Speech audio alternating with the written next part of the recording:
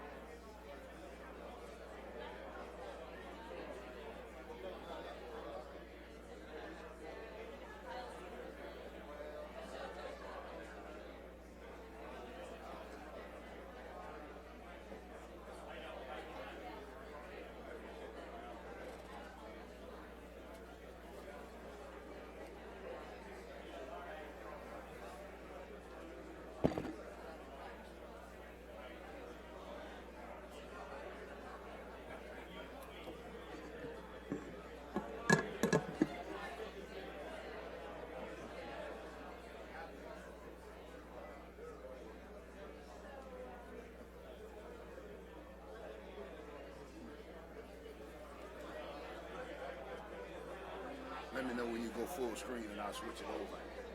Okay? I'm doing it right now. That'll work. Switch it over.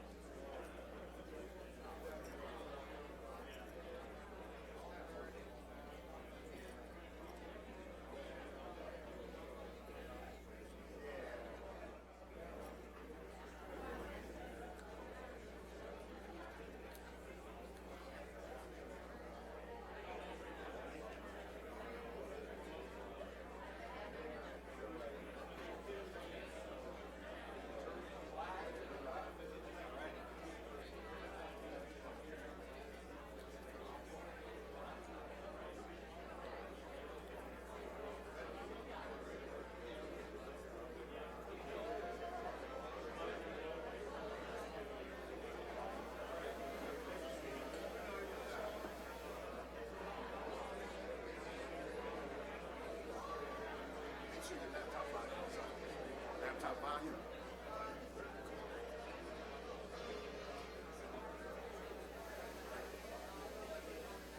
Because I'm all the way up. Huh. That's It don't want to go up, huh?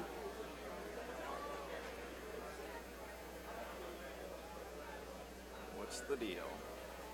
Sound is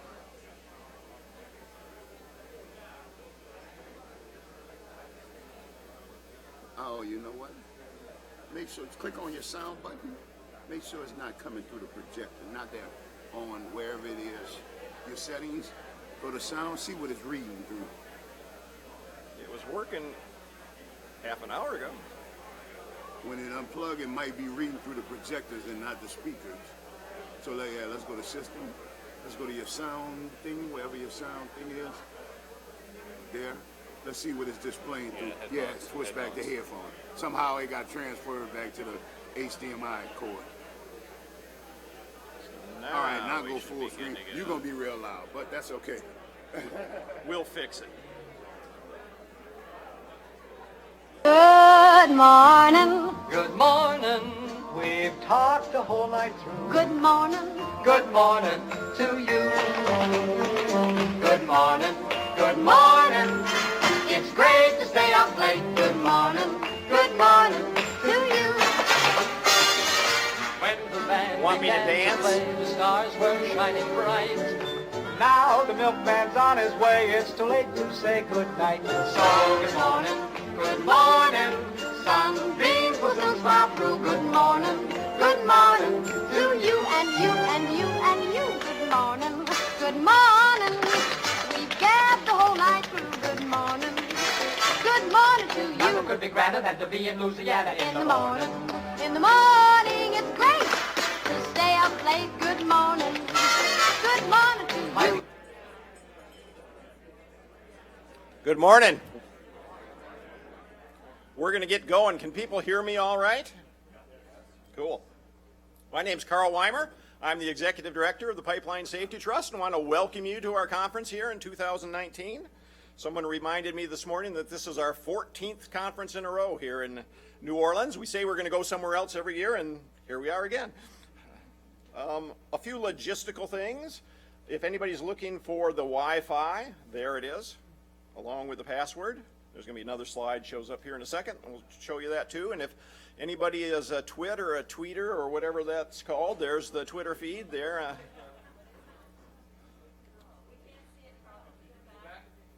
It's right there too.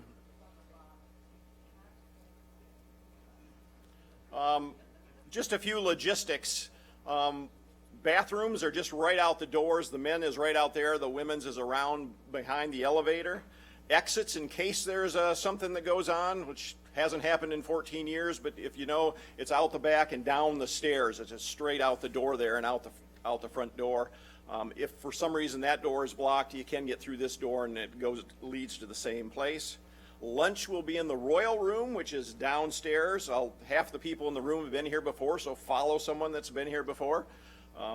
That's where the lunch will be and where the reception this evening will be also. The breakout room, when we get to breakouts, is straight across the hall, Royal and B, right across the hall behind where the registration tables were. We have an annual tradition of a beignet walk down to the Café du Monde, which has got bigger and bigger each year. It started like 6 or 7 of us, and last year, I don't know, there was like 45 people down there. So we used to try to meet in the lobby and walk down there as a group. It's got a little unruly, so you know, I'm sure there's going to be people meeting in the lobby 9:15 to wander that way, or just meet over at the Café du Monde at 9:30 if you're interested. Also wanted to mention that everything in this room today and tomorrow is being webcast live, thanks to PHMSA. And so everything in here is going out to the World Wide Web, and people that are watching, thank you for joining us. Usually there's a couple hundred people online watching what's going on in the room here. And if people have questions from wherever you are afar, you can send questions to that address there, questions@pstrust.org, for the panelists. And if we have time, we'll try to take some of the questions from the web.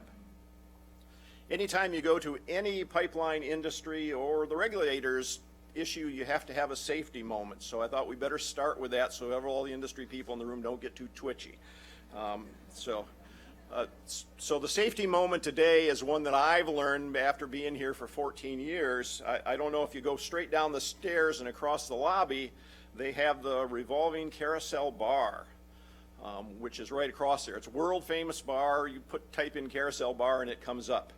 Well, what I've learned over the years is as you sit on that in the evening, the longer you sit there, the faster it seems to go. And when you try to get off late at night, it's hard to get off and you're pretty wobbly. So be careful in the carousel bar. Also want to address some rumors that are going around that I'm retiring. I was supposed to retire the end of this year, but I'm a complete failure at retirement. Yeah, thanks a lot. So the reality is that I'm going to be around for another year. but in a part-time basis. I'll be having longer weekends than work weeks for the next year, so I'm going to ease into retirement because we are going through a hiring process, and it's looking pretty hopeful right now, but I've agreed to stick around to do some mentoring for the next year. So you're likely to see me around for another year. Hopefully I'll be moving from all that nonsense there on the left to more of the stuff on the right over time, but that remains to be seen. Want to cover really quick why we're really here today. The theme this year, it's the 20-year anniversary of the Bellingham tragedy that brought us here. So what we're going to be talking about today is what's changed in the last 20 years. Are we safer? Have things improved? So this is why we're here. 20 years ago, Bellingham happened. 19 years ago, tragedy on the El Paso pipeline. 10 years ago, a couple big tragedies, 3 big tragedies, one in Salt Lake City, one in San Bruno, and one in Kalamazoo, Michigan. Just last year, Merrimack Valley in Massachusetts. And just this past summer, Lincoln County, Kentucky. So this is what we're all here to try to find solutions and paths forward to prevent these. Just because this is the 20-year anniversary of the Bellingham tragedy, and because it dawned on me that when we first had this conference, a lot of people in the room were from Bellingham or somehow associated with that. I think today there's only, I'm counting heads, 3 people from Bellingham in the room. 2 people from Bellingham in the room, 3 people that were there at the time. So I want to show a short film and let the people of Bellingham tell you what happened to them on June 10th, 1999. If I can get the technology to work. June 10, 1999 is a warm, clear Thursday in Bellingham. I'm going to apologize for the quality. I took clips from a whole bunch of different videos that I had and that news people gave us and put this together a few days ago. And the quality's not good, but I'm pretty sure that the message will come through. Small city of 70,000 on Washington's northwest coast. By late afternoon, kids are home from school, already eager for the start of summer. At 4:30 p.m., Bellingham's 911 center begins getting calls reporting a strong odor of gasoline. The smell is coming from a wooded recreation area called Whatcom Park. A call came in for an odor investigation. This is a pretty routine call. So we went to the bridge at Iowa and Woburn, and our captain approached the creek and looked over into the creek, and I just saw his eyes get really wide. It was just basically a river of gasoline. Police and firefighters rush to evacuate the area and locate the source of the leak. Then, with no warning, the gas vapor rising from the creek ignites.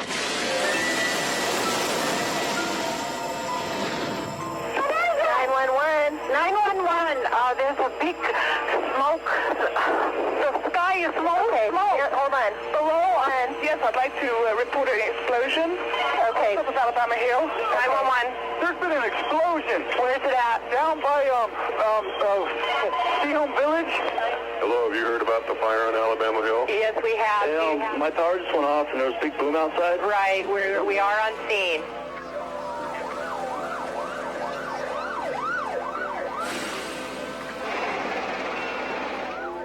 I was at the store and a customer came running in and said downtown Bellingham had just exploded. A house along Whatcom Creek catches fire. I heard the guy that was working on our house say, "Oh my God, look at the fire. Somebody's house is on fire." And I ran out to the front yard and I could feel the heat of the flames on my face. My first reaction is, where's Wade? 10-year-old Wade King and his friend Stephen Chorvis were last seen headed down towards the creek. One of the teenagers down at Stephen's house said he was out on the back trail. The 2 severely burned boys had climbed up on their own from the creek. The teenagers carry them to the front yard just as Wade's father arrives. Well, his hair was all burned off. His face was stretched.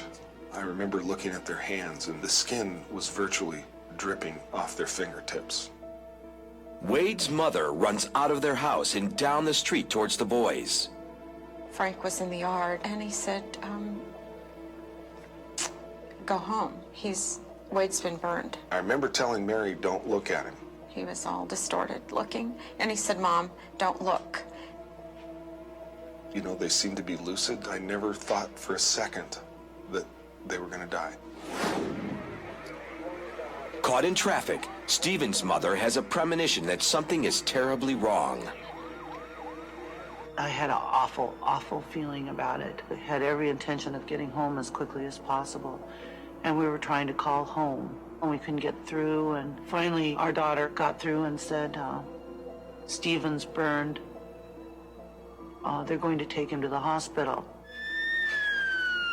Both boys are burned over 90% of their bodies. From the local hospital, they are airlifted to the Harborview Trauma Center in Seattle. We got to the hospital in Harborview, and the doctor said they cannot survive. They have no skin. Back in Bellingham, the fire continues to burn, and another mother is waiting for her son to return home. 18-year-old Liam Wood had graduated from high school the week before. He'd spent the afternoon doing what he loved best, fishing in the park. I had expected Liam to be home because he was going to be cooking dinner for us that night, and I started calling his friends because I started to worry, and they were calling, not having any clue of what was going on, just trying to find him. And then I got in the car and I drove down and tried to find his car.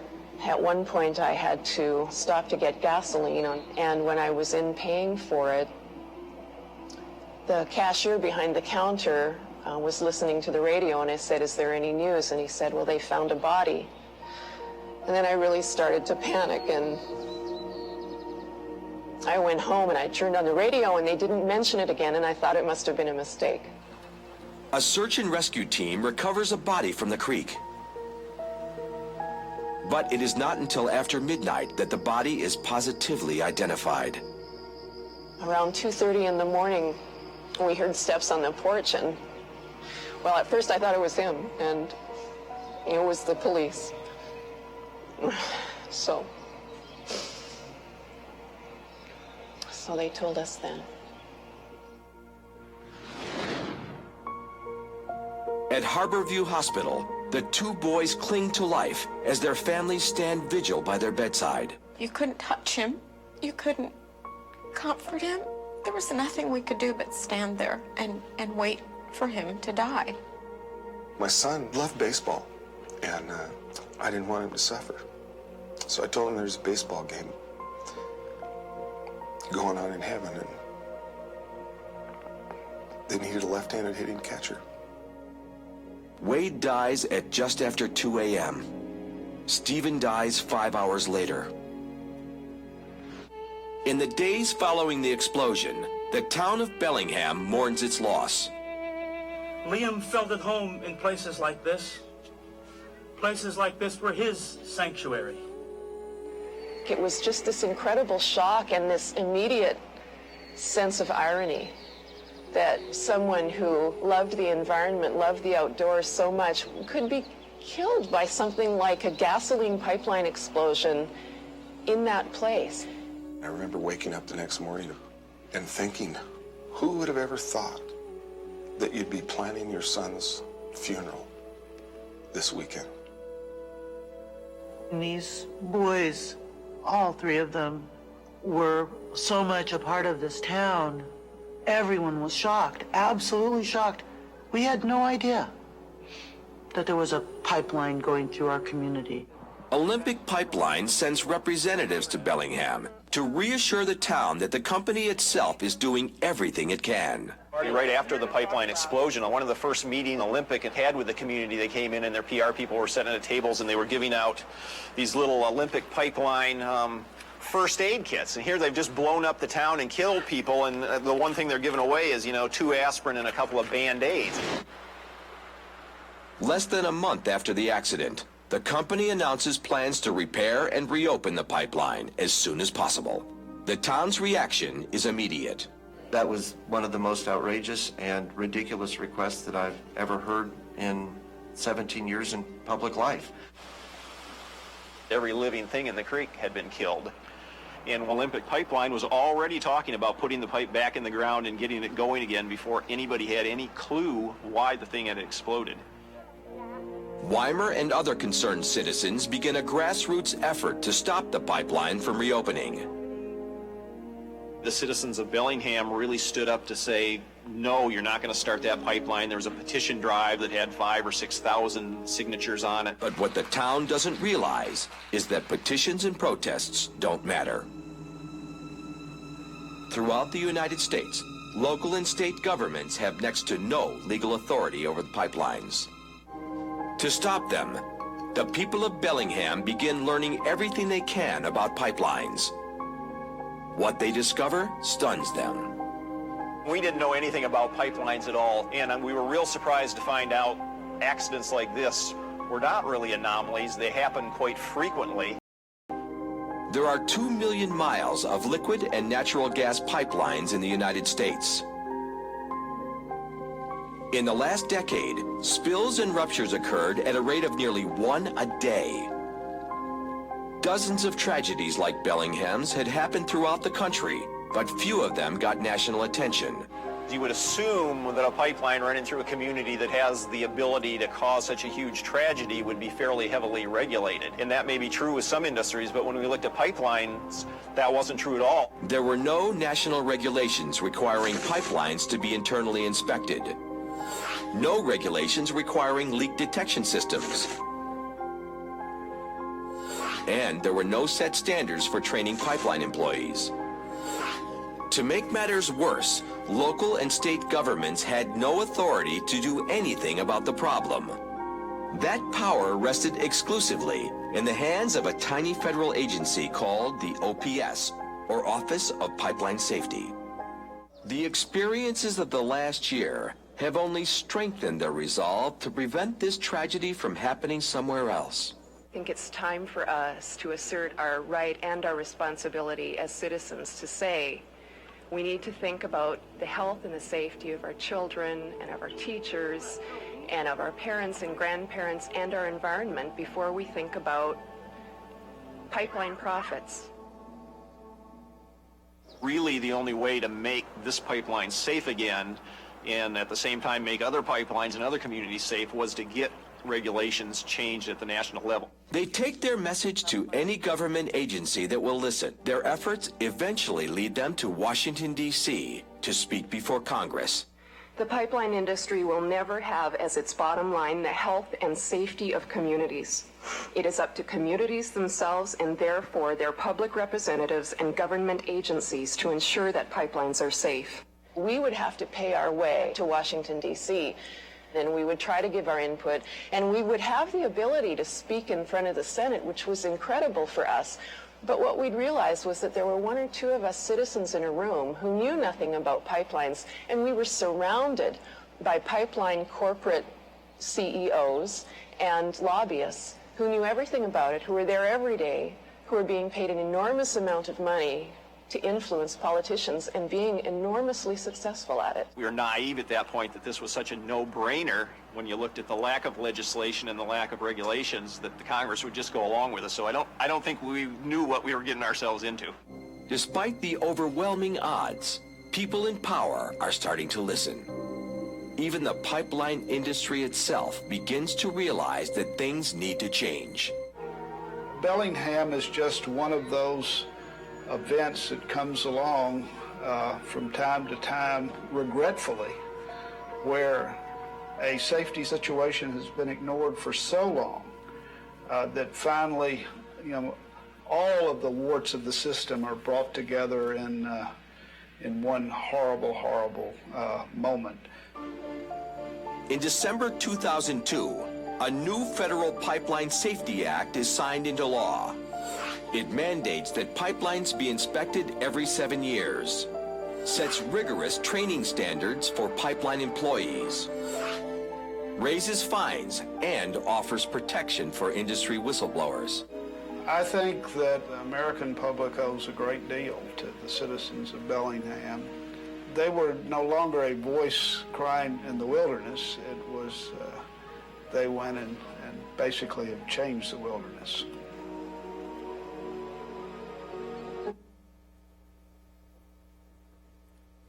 Well, that was cheerful. I noticed that 2 of the 3 people from Bellingham had to leave the room during that. You know, it's still kind of almost like PTSD, I think, to even watch that 20 years later. But that's where our organization came from, as this slide explains. You know, after, as the U.S. Justice Department prosecuted that case, they were so aghast at the way that company had failed to take care of that pipeline, and kind of equally aghast at the way the federal government hadn't provided much oversight, that they went to bat for the idea of creating a national watchdog organization. And the courts awarded $4 million of that criminal settlement to create the Pipeline Safety Trust, and that's where we came from. And I'm glad to say that the board of that trust has done a very good job, invested that money, and we still have all of that money, and that's what we've been living off of for the last 20 years, and that's why we can organize conferences like this.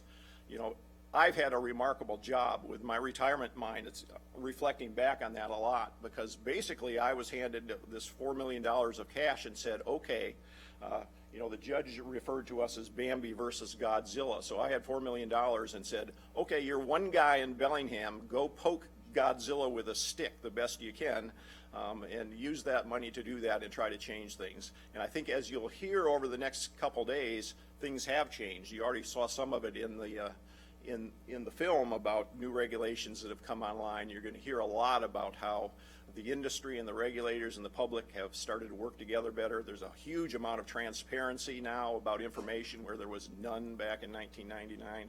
So things have started to get better, but I think you'll also hear in the next couple days that there's still more change needed. Just on to some other things. One of the things people that attend the conferences, you'll often hear about my 3-legged stool and making sure all the different stakeholders are in the room. Well, this is kind of a breakout of who is in the room today, and you can see that when we first started, there was a huge sliver of industry people and a medium-sized sliver of regulators and hardly any public. And this year, you know, it's a pretty equal distribution of the different people in the room. And you should have a list in your packets that describe exactly who. We're from all over North America. That shows a map of where the attendees are from, so pretty good distribution. Just a few quick introductions. I want to, people think one of the things that I did a very good job of poking Godzilla over the last 20 years is that people think that the Pipeline Safety Trust is some big organization, and they call up and they want to talk to my IT person or something, and I was like, okay, I put the phone up on the other ear and say, okay. So I wanted to make sure people know Rebecca Craven, standing in the back there. She was one of the 2 of us that had to leave the room. That is the other half of the Pipeline Safety Trust. We also have a part-time person that does a lot of logistical stuff for us. Also want to introduce our board. I think we have 7 or 8 board members here. I don't know if board members want to stand up. You'll be seeing some of them. Sarah, Bruce, Beth, Glenn, Jeff, I think Lois I saw, Bob up here in front. These are the guys that kind of make sure I'm not poking Godzilla with the wrong stick. There's a number of high-up folks from a whole bunch of different organizations, and I can't acknowledge all of them. I see some of them. You're going to hear from Skip Elliott in just a couple of minutes. Alan Mayberry and Masood up front from PHMSA. Dave Merck is here, I think, from API. John Studi from the Association of Oil Pipelines. Christina Sames, I saw, from AGA is here. CJ Osmond from INGA, and Patrick. Is Patrick here from SEPA yet? There he is over there. Well, the Canadian counterpart for the industry associations. We find ourselves working a lot with the industry associations, something we never saw coming, as you can kind of tell from me shooting my mouth off 20 years ago. Also just want to acknowledge one person in the room, kind of specially. Where's Bill Bird? He's hiding. Bill Bird there's an industry consultant engineer, makes his living mainly consulting for the industry and training the industry and that type of stuff. He was the first industry person that really reached out for me, and I don't remember what year that was. It must have been like 2004 or 5. I was at a thing in Houston, and he showed up and took me out for dinner, and it's like, oh, this is weird. The industry people are taking me out for dinner. And he's been, we run a national listserv that has about 800 people on it that talk about pipeline stuff. He's the only industry person that has consistently chimed in on that listserv, and if people have questions, he consistently answers those questions. So he's a great quick source where most of the rest of the industry and the regulators are kind of afraid to chime in there or afraid to be quoted wrong. And Bill has no such fear. And over the last couple of years, we have run a couple of training sessions through his operation in Houston where he's trained 20 to 30 citizens to make sure that citizen groups that are talking about pipelines around the country actually know what they're talking about. So I just wanted to point that out and thank Bill for engaging properly with the public for almost 20 years now. Thanks, Bill. Just a few quick thank yous. Like I said earlier, the webcast today and the equipment in here is all being provided by PHMSA, so we really appreciate that. A lot of people can't afford to come to New Orleans to a conference, so hopefully there's 200 or 300 people watching online, and all the videos of these sessions will be on our website probably by early next week. Also wanted to thank Inga and the Inga Foundation this evening from 5 to 7. We're having the ILI Technology Showcase downstairs where you'll be having lunch and where the reception is, and they're going to have a number of smart pigs down there to look at and talk with, and the people down there to describe what they do. So really appreciate that. And also, one of the reasons that the sliver on that pie chart is so large of the number of public here is because every year the Pipeline Safety Trust spends $10,000 or $15,000 of our money helping to get public in the room because it's an expensive thing to come to New Orleans. In the last few years, we've reached out, and these industry leaders have helped pay for citizen travel to get down here to New Orleans. It's the only money we'll take from industry is to help pay citizens to engage better, and so we just wanted to make sure we thank these folks. Just to kind of start to wrap it up, I want to encourage people to speak your mind the next couple days. This is a successful conference because people ask questions of each other and we work to find solutions. Also hope people will kind of focus on pipeline safety and not get off too far in the weeds on other things. One of the things I want to point out, mainly for the people watching on the webcast, but anybody in the room too, we're going to try something really weird and different tomorrow afternoon after lunch. We're going to have an open roundtable discussion of questions about what we've heard over the last couple days. Are things really safer after the past 20 years? And is safety really the highest priority, or is that just a slogan that comes off of people's lips? So we're going to put a number of brave souls have volunteered to be on these panels. We're going to kind of rotate them in and out. But if people have questions along those lines, you can send them to me at that email address, and we'll try to get those panels discussing some of that. So that's what I had to say this morning. I want to move on with our first keynote, which is going to be Skip Elliott, who's the current administrator of PHMSA. Skip came to Bellingham, was that last summer, I think? And spent a whole day with us in Bellingham, walked the creek where the tragedy happened. It's a picture that was taken. One of our congressmen tagged along, the head of the Washington Utilities and Transportation Commission, and Alan Mayberry was there too. And we had a good day, really appreciated that. I think it's great that the administrator reached out and wanted to get a sense of what happened in Bellingham, since Bellingham has been kind of a touch point for pipeline safety. So, Skip, it's all yours.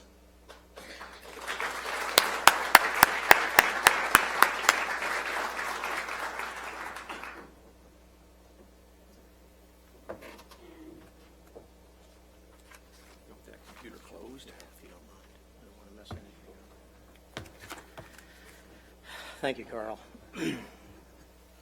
Well, good morning, everyone. Quite a humbling way to start a conference, especially as Carl said.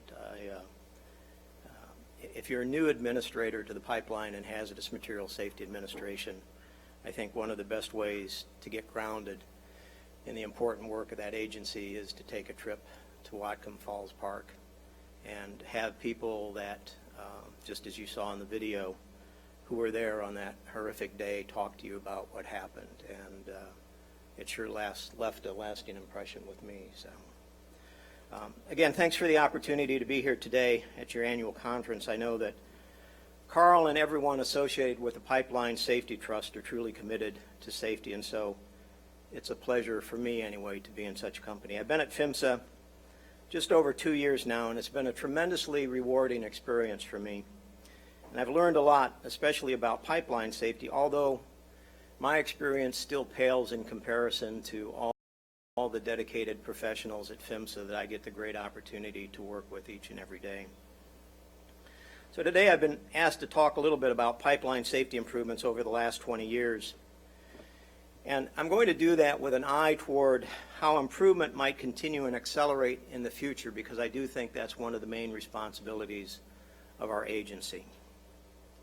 As was pointed out, PHMSA is a rather small agency with a very large responsibility, and also one with pretty close to a pure safety mission. In fact, around the halls at DOT, it's been said that PHMSA punches above its weight, referring to the quantity and the quality of our output as a relatively small modal administration.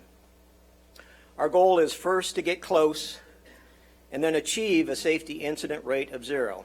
And I've consistently said several things about that. First, I agree with Carl, who's testified that we still have a long way to go to reach that goal of 0 incidents. And second, regardless of the various ways one can interpret pipeline incident data and whether you conclude that things are getting better or worse, I do believe that 0 incidents is and must be an attainable goal. And third, getting there will require more than just further prescriptive regulation, so I'm pleased that the Pipeline Safety Trust shares our optimism about the value of culture-changing safety management systems and the potential values that are inherent in well-designed and strongly implemented information sharing programs. Now, I know that you might not necessarily agree with all of those statements, so I'd like to expound on those beliefs here today. To say that activities beyond prescriptive regulations are necessary is not to deny that making and enforcing rules is central to what PHMSA does, because it is. Rather, it acknowledges our regulatory responsibilities that we take very seriously, while insisting that more effort will always be required. And if anyone doubts our commitment to executing our regulatory function, I urge you to check the Federal Register for September 29th of this year, just a little over 2 months ago. On that single day, they'll find that PHMSA published 3 new rulemakings, each of which closed a long-standing congressional pipeline safety mandate and several NTSB recommendations. By the way, on that date, the reports that pigs were seen flying and hell was freezing over were probably entirely coincidental. We continue to work hard on closing the few remaining mandates that are left, just 5 to be exact, from the 62 mandates dating back to the 2011 Pipeline Safety Act and the 2016 Pipes Act. Of those 5, 2 are currently at the Office of Management and Budget going through final review before publication, which we hope will occur before the end of this year. One is the final rule on the safety of underground natural gas storage facilities, and the other, a notice of proposed rulemaking to require valve installation and minimum rupture detection standards. The third mandate that would identify coastal, ecological, and usually sensitive areas, including the Great Lakes region, is being readied as an advance notice of proposed rulemaking. However, in an important step that helps accomplish a significant part of that mandate in advance of the final rule, PHMSA recently reclassified the entirety of the Great Lakes region as an ecologically unusually sensitive area and has updated the National Pipeline Mapping System to reflect this important designation. Now, I know there are some in the land and probably some in this room who might assume that we're opposed to the very idea of regulation and can't be relied upon to put forth meaningful pipeline safety regulations. But I would offer that PHMSA's current record on closing pipeline safety mandates and the work that we're doing to close all the rest, some that were open for many years previously, make that position difficult to defend. The reason for that is the intensity that every employee at PHMSA has in pursuing our important safety mission, and that includes inspections, enforcements, and rulemaking that advances pipeline safety. To that end, we will always be relentless. Last week, I think, or maybe the week before, I as did Carl. We spoke at the fall meeting of the Pipeline Leadership Council of the Association of Oil Pipelines and the American Petroleum Institute. I want to repeat here what I told that group. After 40 years focusing on safety and the environment, working in the heavily regulated railroad industry, I saw firsthand how, in some cases, overly burdensome and inflexible regulations hindered and didn't help in achieving greater levels of safety on the railroad. But nowhere in my railroad career did I ever tolerate any ideas that would sacrifice safety to any other lesser consideration. I didn't do it then, and I'm not going to do it now. Safety for me will always be first, and it's not just a word, Carl, that comes off of my lips. As long as I'm at PHMSA, I'll not even consider sacrificing that to industry concerns any more than I would to ideologies founded on hyperbole and not true fact. The goal of zero incidents is not rhetorical. It's real, and it's the North Star of my approach to all things safety. Now, I know that we all focus on pipeline safety statistics, and I, like many of you, regularly review the record of pipeline safety incidents, looking carefully for trends or other indicators of what approaches or safety actions seem to drive improved outcomes. So first, I cannot dispute that we've not seen over the last 10 years a year-over-year reduction when you look at total incidents, although there has been a modest downward trend in those that involve injury or death. And yes, I too am disappointed that there's been a plateauing or even a slight increase in some other incident numbers over that same 10-year period of time. But to evaluate that data correctly and fairly, I also have to evaluate it against a growing 2.8 million mile domestic pipeline network that's seen a 7% increase in total pipeline miles, a 16% increase in the number of pipeline operators, and an appreciable increase in the amount of liquid and gas energy products delivered over the same 10-year period of time. I also need to recognize that while the liquid pipeline industry has been delivering some pretty impressive and steady safety improvements over the last 5 years, the gas pipeline industry has lagged a bit. And just so you know, my commitment to pipeline safety is not administered by just sitting in a government building in Washington, D.C. This past weekend, I was up in North Dakota at the site of TransCanada's recent oil spill near Edinburgh. As a precautionary note, I urge caution when we talk about pipeline safety statistics. And perhaps it's because we, PHMSA, do too good a job of posting data on our website and not so good of a job in communicating those things that are affecting pipeline safety both positively and negatively. It reminds me of, and Carl had a picture of it, it reminds me of some of my experiences at some of the congressional hearings, where I watch people with different agendas use the very same statistics highlighted in different ways to argue essentially opposite points. We all know that sufficient cleverness can twist numbers into saying whatever one wants them to. That kind of cleverness, though, doesn't get us any closer to zero incidents, and that's why I have very little patience with it. When it comes to the important topic of pipeline safety, we all need to be saying the same thing with the same goal in mind. It's that simple. Another truth, as I reviewed the history of safety improvements, is the overriding theme of how they were reactive to adverse safety incidents. A disaster strikes, dumping over 800,000 gallons of crude oil into a tributary of the Kalamazoo River, or forcing the relocation of 2,000 households near Aliso Canyon, California, or 30,000 in Merrimack Valley, Massachusetts, or causing the horrific results that led to the creation of this very organization.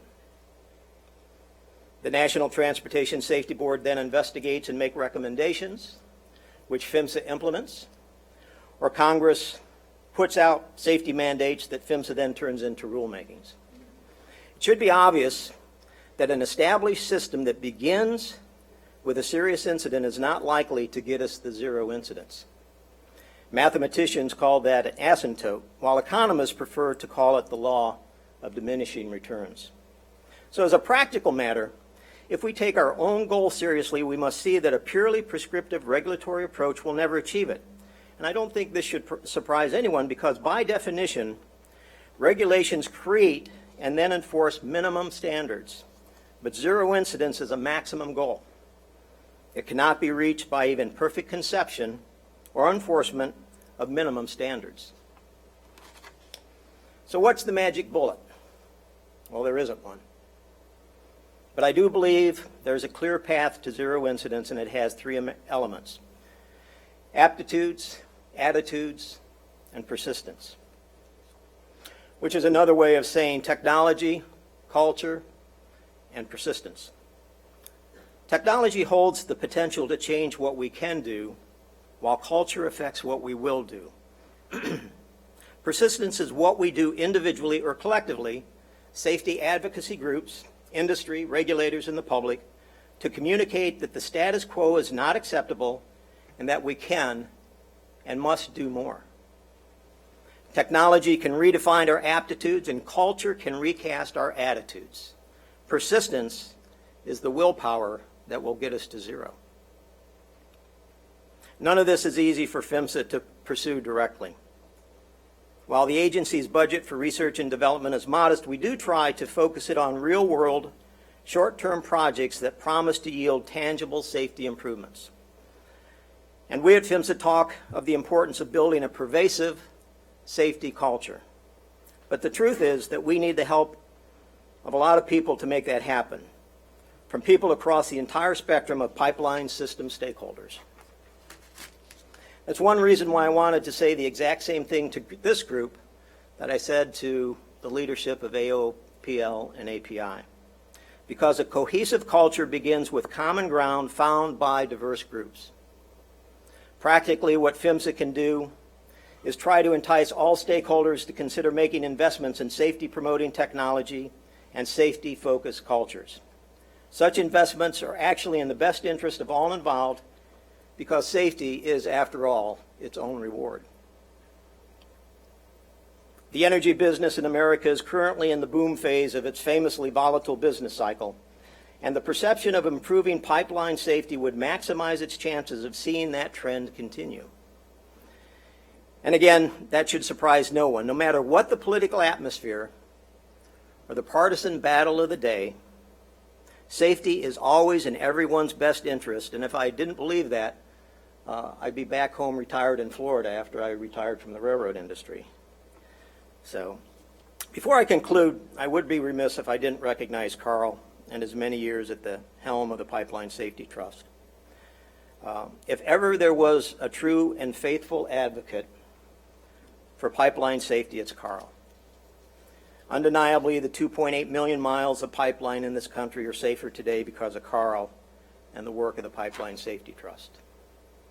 We are all better people because of his unwavering commitment at bringing stakeholders together to pursue, with an unrelenting focus, more and greater advancements in pipeline safety, so that we may arrive at the day in which there are no more releases, no more impacts to the environment, no more injuries, and no more loss of life.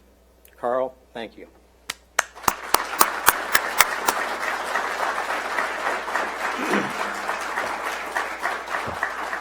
Ladies and gentlemen, I just want to say thank you for the opportunity today.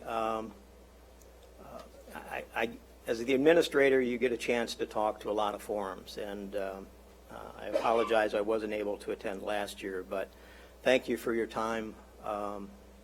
Probably been one of the more outstanding opportunities I've had in my 2 years as administrator. So thank you and good luck over the next couple days.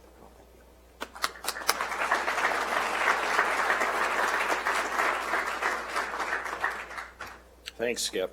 Appreciate that a lot. While we let the computer wake back up, and we invite our next speaker up, I just want a true confession. I normally wear a tie, but I think it's either senility, old age, because I am retirement age. I'm actually on Medicare already. I start getting Social Security the first of the year. I finally get some back. So I unpacked my bag this morning and I had no ties. Or maybe I'm just easing into retirement early, one or the other. But so anybody with a tie, this allows you for the chance to take it off and and let the blood actually get to your brain. Our next speaker is the mayor of Lawrence, Massachusetts, where last year, there was another tragedy where homes started to blow up. So I want to bring to the stage Mayor Dan Rivera, and I will try to find, with my squinty eyes up here, his presentation.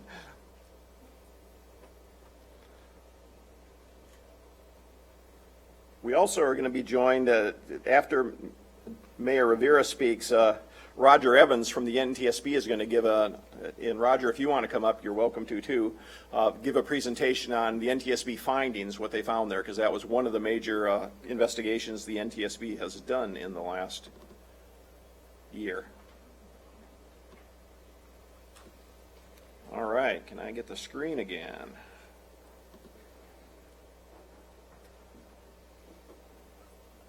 There you go. It's just a up and down button here. Just the up and down button? Yep. The video doesn't. Yeah, I'll jump up and help. Okay. Good morning. It's a pleasure to be here with you today. Thank you, Carl. Thank you, the Trust, for inviting us down. I didn't really want to come. As anybody in the room that has had something like this happen in your community, the last thing you want to do is have review these things in detail over and over again. And we just passed the 1 year mark, and things still aren't well. I just got a call from Columbia Gas, said, hey, we're going to have, DPU wants to have a meeting in your community. Is that okay? I'm just thinking, why didn't DPU call me? And so I'm like fighting with the secretary. So this thing is like everlasting in our lives. And talking to some folks who were impacted that are going on their 10th year anniversary in California. I'm hoping this stuff starts to be less and less part of people's lives. I'm Dan Rivera. I'm the mayor in the city of Lawrence. We weren't the only community affected. We're also affected was North Andover and Andover. I thought it might be interesting to show some quick footage, stuff that I hadn't seen because I was on the ground that day. See if this works. I think I'll have to monkey here a little bit. I won't do the whole thing. I just want to get some.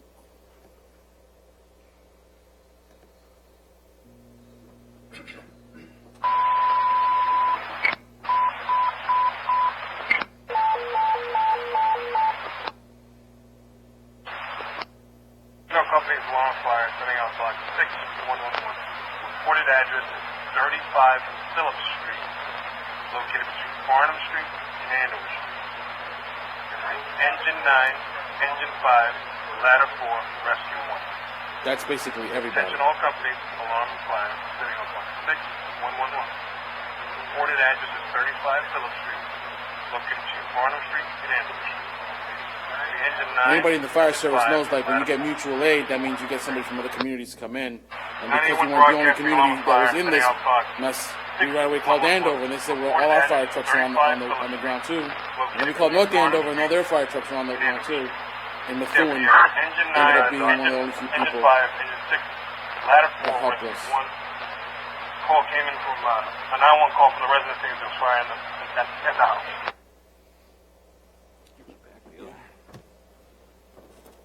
Is that right? Yep. We're all over the TV.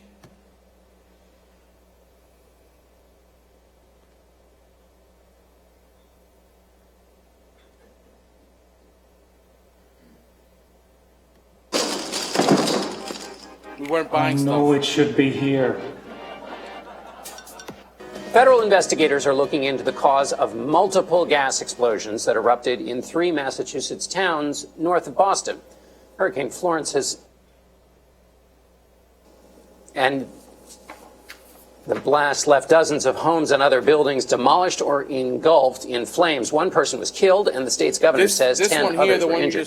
Crews responded to 70 reports of fires, explosions, and gas leaks across Lawrence, Andover, and North Andover. Kenneth Craig is in Lawrence, where fire crews have been working throughout the night. Kenneth, good morning.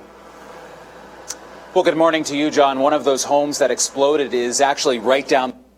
funny to watch this. Lionel Again, we had not Robinson I had not was seen this inside a stuff. car right down the street from This where is I'm the standing. kid who lost when his a ch- life. His name isn't Lionel Robinson. His name is actually Lionel Rondon, the one kid who, the one person we lost in this incident. But it's not a thing that you want to be part of your community to be on the news for. So this is what it looks like when your whole 3 communities are blacked out. I had the unfortunate responsibility to call the ball on this. I never thought that I had to do that. And we are 85,000 people, and this is half of our community. From the line you're seeing there is kind of artificial. It's basically the Merrimack River. Everything north of the river was still okay. Everything south of the river. Those little dots are basically those light towers running all the time. But it was a spectacle, to say the least. So it was a huge mobilization, largest in the state's history. 15 regional task force, 167 engines. It was just an amazing show of force, and that line was a thing that never really went away. People just kept getting replaced in place. The incident was something although we had been the site of a fire in the turn of the century at one of the mills, the Pemberton Mill fire. It was just one building, and we lost a bunch of folks in that labor environment. This seemed a lot more tragic. What I want to show you is the response was just so big that was fired. This in the police side, 660 officers, 140 different law enforcement agencies. You can see down the bottom, the pipeline inspectors came from Arizona, Connecticut, all those states. Statewide mutual aid helped out, EMS, 54 ambulance staging across the area. So what we looked at initially was there was 60 to 80 structure fires across the 3 communities, multiple reports of explosions. No one really knew what was happening.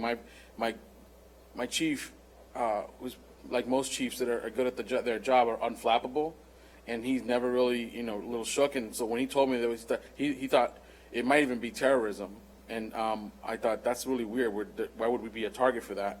Because the randomness of it. We find out later that it's really not that random. It was the pipeline. And if you had good equipment that didn't have a fire in it, an active pilot, you didn't have a fire in your house. But if you had an active pilot in any piece of equipment and got gas to it, it basically became a blowtorch. But all of this was happening at the same time. We're trying to stage this stuff. There was organized chaos. The company in charge, the Columbia Gas, had really no command and control. They were the least informed and the last to act almost in every instance, to the point where the governor had to call a state of emergency and give another gas company control of the Columbia Gas equipment and organization, and that was Eversource. Sometimes when I talk about this, the weekend of the RVs, because we started in our little RV. There's not a picture of our RV here because it's just so ugly, the one that we had. It was like 1960s Winnebago with orange carpet, and nothing worked. So try to imagine 17 of us trying to charge our phones in this little Winnebago. But by the end of the day, the governor had been with us, and we got this one here in this big corner. It's an 18-wheeler, double wide, air-conditioned, Wi-Fi. It does not have a bathroom, though. They did set up those up for us. Again, of the things that I thought that I would do as mayor, sending out a text message to everybody in 3 communities telling them to leave your homes was not one of them. People text me on the anniversary pictures of their screen captures of my text. I'm not even the mayor in those other 2 communities, and they still got the same thing. We immediately, shelters were opened in all of our communities. I'm not sure if I'm going to get a chance to say this later, but I'll say it now. If anybody's ever been in the military service, peacetime military is like 17 levels of bureaucracy. And you ever really think, are you going to get that tire you need? Because the lieutenant has to say yes, the captain has to say yes, the mayor has to, everybody has to sign off on it. But wartime military is like, you ask for 1 tire and you get 4. You always feel well supported. And local government, it has that problem. They're just it feels like there's all this bureaucracy. The moment this happened, from clerks to inspectors, politicians, it just, all that madness just went away, and people started working. I've never been more proud since my time in the service to be with a group of people than I was with dealing with local municipal government and state government in a way that I think everybody would be very surprised. And if you're a part of that, I think that you would have been proud of it as well. The Dadmus assessment, this is the picture of the home where the one person passed away. We even used the Civil Air Patrol to get aerial views of this. We just had the NTSB finding. They just came out with 14 findings at the cause of this incident. They came out in the end that Columbia Gas's weak engineering management that did not adequately plan, review, sequence, and oversee the construction project that led to the abandonment of a cast iron main without first reallocating regular sensing lines in the new polyethylene main. What that boils down to is that little signal that sends to the place, hey, we need more gas or not gas, never happened. And so they kept saying, well, once they cut the line, the message they were getting, I believe it was in Ohio, because it wasn't nearby, was they needed more gas. So they just kept putting more gas into the pipe. And that's what overpressurized those the pipelines and caused explosions. There was a lot of mitigation efforts. We had the National Guards out, giving out, because no one could use their stoves, so we had hot plates. We tried to do heaters because we're getting ready with the snow. But in the end, no one's home could take the heaters because it was just would overpower the grid. So what they had to fix, Columbia Gas, and I always say that the Columbia Gas and NiSource, they know pipe. They don't know people that well, but they do know pipe, and they were able to replace 43 miles of gas line, replace 5,000 service lines, and didn't have not one incident where somebody got hurt. And we're 6.7 square miles. It was really tight. People were getting locked in with traffic and stuff. But at the end of the day, they did all that stuff, and not one person got hurt. The one plumber did get bit by a dog. That's it. The rest of the stuff is, I want to make sure you guys saw the humanity of this. I always talk about this, the pipeline safety. Pipeline safety is basically just a way to get people to be safe. And so the humanity of this process was, they had to put up 6,300 hotels. We had 1,800 families living in them at the cost of about $65 million. It became an issue. No one could just call one day and get a hotel that day. So we had a big fight with them to try to get that process up and going. We finally did. We had this big thing that we were going to bring a cruise boat in to put all the people in the cruise boat. And we talked about that for a hot minute, and they said, yeah, we're going to do that. And we moved on to trailers, and we thought, well, the FEMA trailers are kind of hard, all this stuff. And then we talked about RVs, and we fought for like 2 hours about the RV.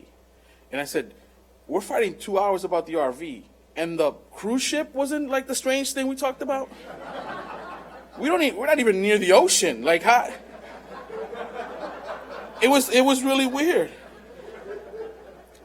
It happens if you're the mayor and you put your hair on fire, things do happen. So we got the trailers, and this was what it looked like on the South Common. I played baseball on that field as a kid in street hockey and that little thing. I wasn't good at either, but I did play. This is what it was. We stood up some cities in these communities and in these areas. So we had one on the South Common. That was 250 trailers. The Pemberton Park, it was a big parking lot where the fire was, I mentioned earlier, 99 trailers there. 75 trailers on a small park near the high school. North Andover had 60 trailers on their site. And it's a really good idea until you have to watch the process to get imported. It felt like a concentration camp. These little kids and their parents like going through this process, getting their pictures taken, getting an ID, and there's fencing all around all these things. In the RVs themselves, they were like warm places where people were living and they became home to people. But from the outside, it was not. It did not. The administration of it was not as well. They spent $50 million to stand up those sites. I went backwards. Sorry. We did have some problems with them because you basically have to set up all this stuff underneath it. It started to get cold. We had a lot of rain. Although it was early on for the work in the street, it was seasonably warm temperatures. It was the coldest Thanksgiving on record in 100 years. And trying to feed people who weren't in their homes, who didn't have hot water, who didn't have, it was a big challenge. but the weather was not, and it's because everybody was watching Game of Thrones, so this idea that winter was coming, it was funny to everybody but us, because it was really coming. And as you can see here, I think it shows you we're at -7 degrees on Thanksgiving. No heat, no hot water. And then it snowed.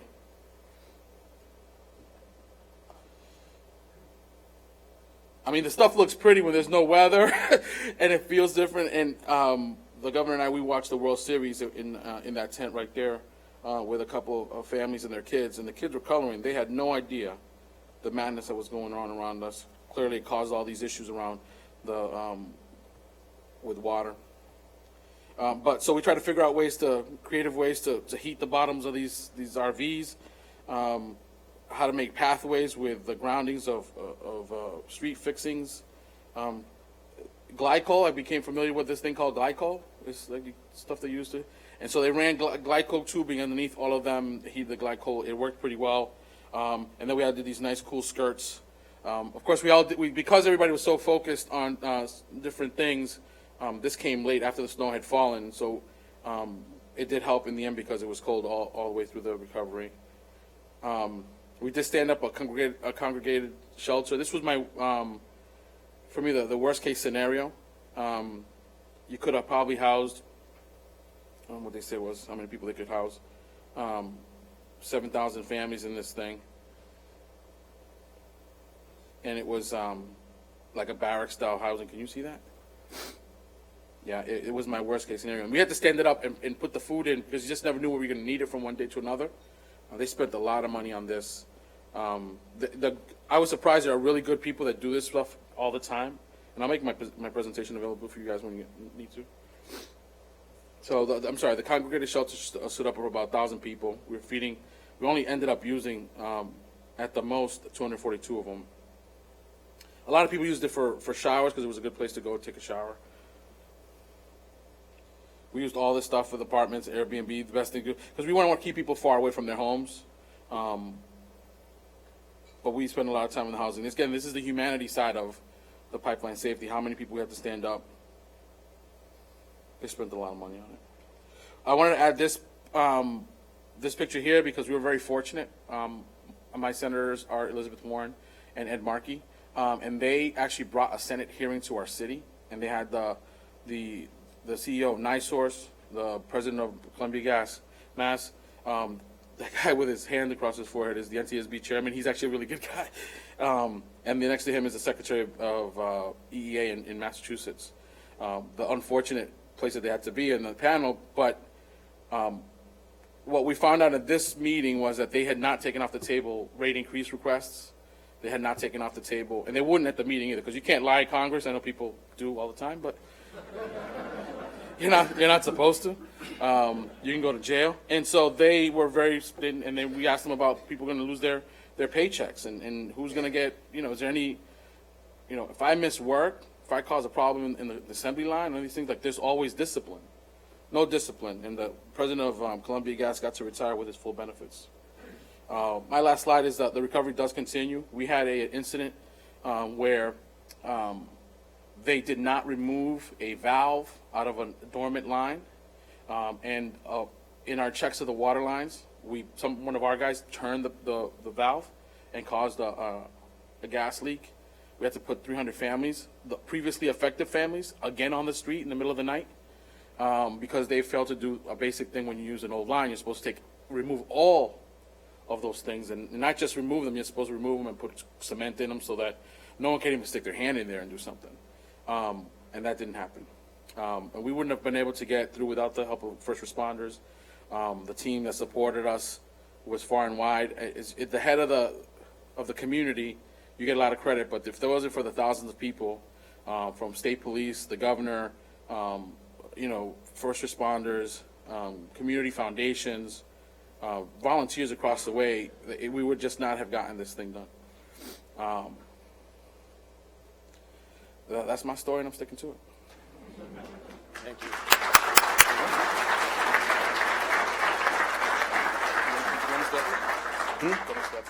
Sure.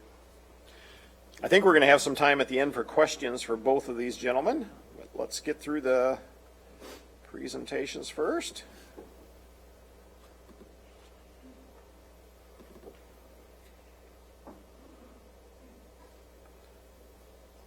This one. Roger Evans, who is one of the chief investigators for the NTSB, and I'll just let you go for it, Roger. Thank you. Okay. It's an honor to present to such a crowd as this. This is my first time with anything with the Pipeline Safety Group, so it's really an honor. First, I'd like to extend condolences on behalf of the NTSB, because I know it's only been a year, a little bit over a year, but I know the family's still suffering. There's plenty of people that went through a lot. You saw right there that are probably still homes have not been rebuilt, by the way. There's a lot of hustle and bustle there, but it's not back to normal by any means. So the other thing I'd like to do is at least mention the fact that we have our former chairman in the room today, Mr. Jim Hall, and it's really an honor to see you and meet you today, so thank you. Anyway, I'd like to hopefully not repeat a lot of this, but I'm gonna kind of read through mine because there's a lot of material to cover, and I can't ad lib this whatsoever because I will definitely run over time. So I'm gonna kind of stick to a script. So on September 13th, about 4 p.m. local time, a series of structure fires and explosions occurred after high-pressure natural gas was released into a low-pressure gas distribution system in the northeast region of Merrimack Valley.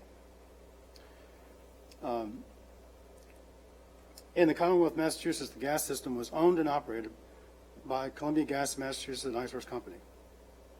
Most of the damage occurred when fires were ignited by natural gas-fueled appliances. Several of the homes were destroyed by natural gas-fueled explosions. 140 police departments responded, and over 180 fire departments from 3 states dispatched to the fire. This graphic shows the relative location of the Lawrence, North Andover areas that were impacted by the accident. The dots on the graphic represent the structures. This event occurred while NiSource was improving their system. As mentioned, there were 1 fatality, 22 individuals went to the hospital. Over 50,000 residents were asked to evacuate. Electricity was shut down for almost 18,000 customers. The low-pressure gas system was shut down, and they deprived 11,000 customers of gas once this happened across the area. We work with a party system. I think many of you have been on our investigations before, and you probably understand our party system. The party system was we rely on party members for technical expertise that the NTSB investigators may lack. Parties to this investigation include the state police, the CGA of Massachusetts, there, NiSource, Massachusetts Department of Public Utilities, and thanks so much for PHMSA. They were a big part of our investigation.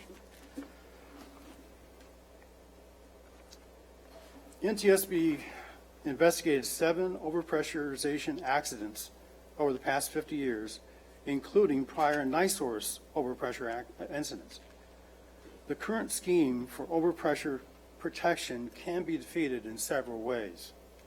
In a 1977 accident in El Paso, Texas, was nearly identical to the accident in Merrimack Valley because it occurred when a cast iron main and sensing line attached was isolated as part of the pipe replacement project. In this accident, when the cast iron main with the sensing lines attached was isolated from the distribution system and abandoned in place, regulators responded to the decreasing pressure detected by the sensing lines by fully opening. Both regulators were disabled simultaneously by the single event of isolating the cast iron main. This eliminated the design redundancy that was provided by using dual regulators. In this accident and earlier accidents discussed above, the overpressure occurred as a result of a single failure.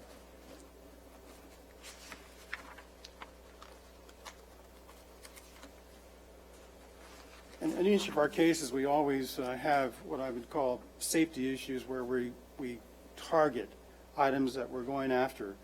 And, for this, we identified overpressure protection and low pressure distribution systems, engineering management by, for gas distribution systems as it relates to design and construction, and emergency response to large scale accidents, which of course this was a huge response. This again is one of the structures of the 131 structures.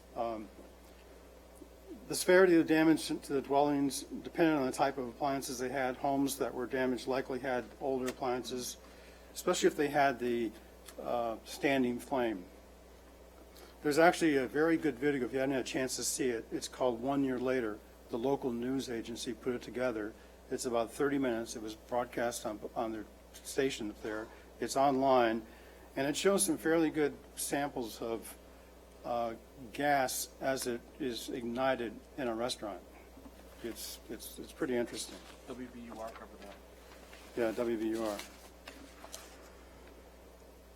This is the property where the fatality occurred in Lawrence. Gas explosion occurred inside the house, causing the upper portion of the chimney to collapse, and it toppled over on a vehicle, and the person was sitting in the driver's seat. He was killed. 2 other people were also injured, one inside the home, and the other was in the vehicle. I think this is the home, the policeman's home that we were talking about earlier.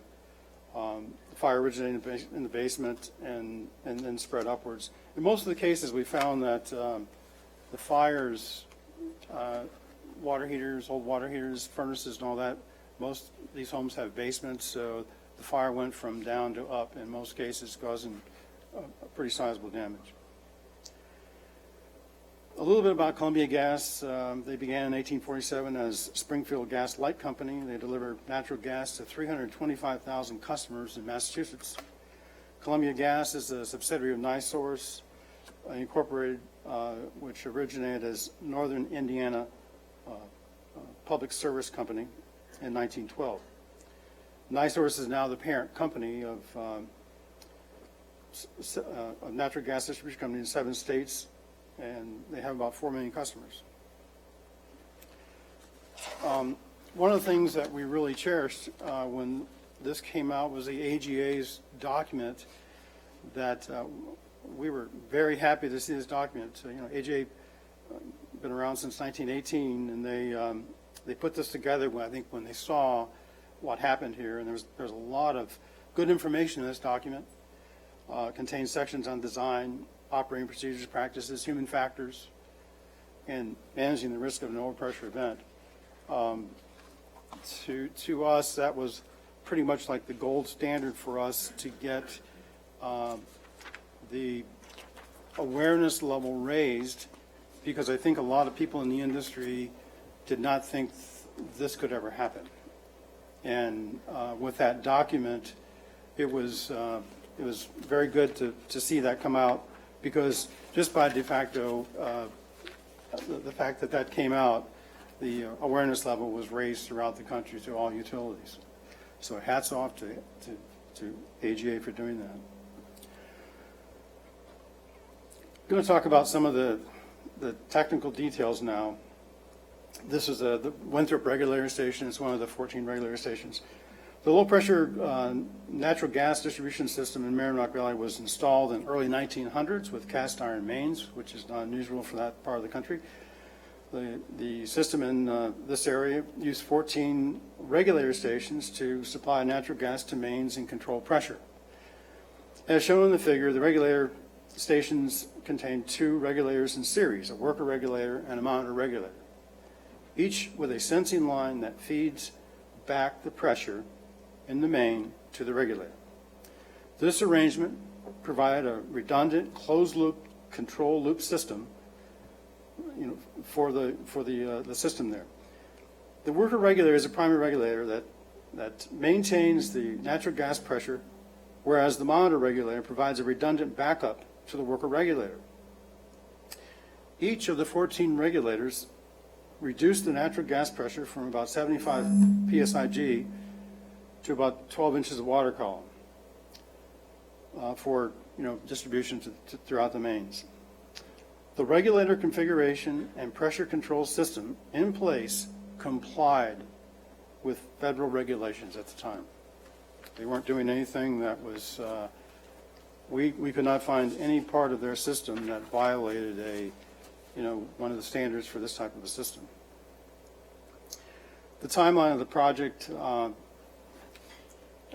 kind of want to go through this. It's telling to see some of the background of this construction.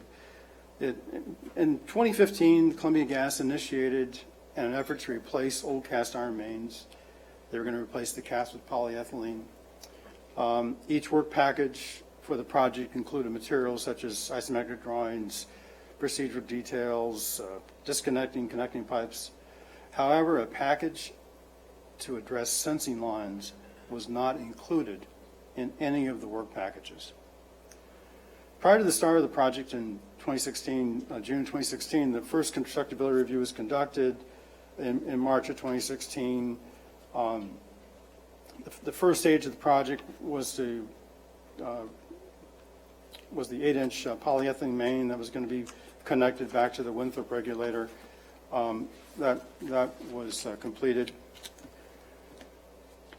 In October, the sensing lines from the main was underway, and we had the final line tie-in completed. They installed a new main and attached to the output from the Winthrop regulator station. They then started the new main in all the other existing pipelines. Because of the interconnections, the systems, both the new main and the old main, were supplied with gas at the correct pressure. After the final tie-in at Salem Street, the old main was to be isolated. Until it was isolated, there was a bypass that connected the old and new mains. At the time of the accidents, workers were completing the final tie-in for the South Union project. The tie-in was the only package within the South Union project scope that included isolating an existing main. The very last piece of work they were doing, essentially all the tie-ins had been completed, and all they had to do was just close these valves and it would be done. Shortly before 4 p.m. on the day of the accident, the crew isolated the existing cast iron main. To facilitate this, the crew closed the valves on the 2-inch plastic bypass between the cast iron main and the polyethylene main. The crew then cut the bypass pipe to complete the abandonment process. Once the old main was completely disconnected from the rest of the system, the gas pressure dropped.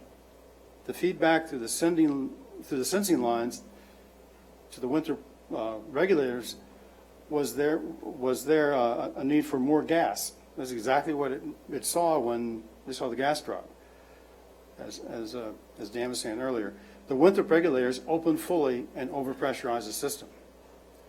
Once the bypass was removed and the valves on the bypass were closed, pressure control was lost. Within minutes, workers observed the pressure indication on the local gauges to be well outside of normal. Columbia Gas did not prepare a work package to relocate the sensing lines to the new 8-inch poly main. The sensing lines, had they been attached to the appropriate main, would assure that pressure control would be in place once the cast iron main had been isolated. Without this important facet being done, there would be no pressure control to thousands of customers.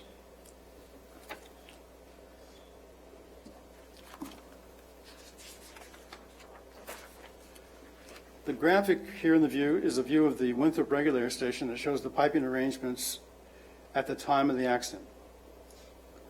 As you can see, the new 8-inch polyethylene has been tied into the Winthrop regulator station. The monitor is tied into the green or the high pressure piping side. The worker regulator is shown within the blue or low pressure side. The gold colored sensing lines remain connected to the 8-inch cast iron main.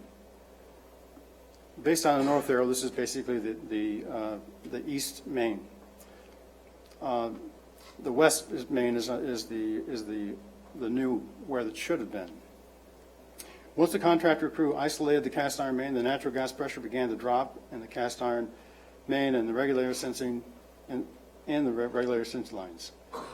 As the pressure dropped, the pressure regulator responded. The regulators, as designed, opened and increased the pressure in the natural gas distribution system. Again, the regulator configuration and pressure control system in place at the time of the accident complied with federal regulations. The lack of relocating the lines to the new 8-inch plastic main allowed high-pressure gas throughout the community.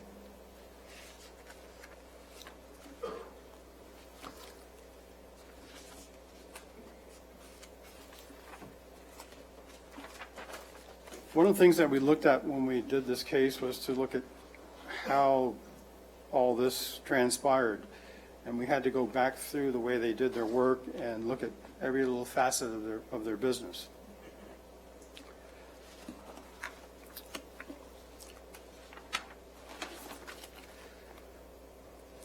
New construction projects originate within the engineering department of Columbia Gas.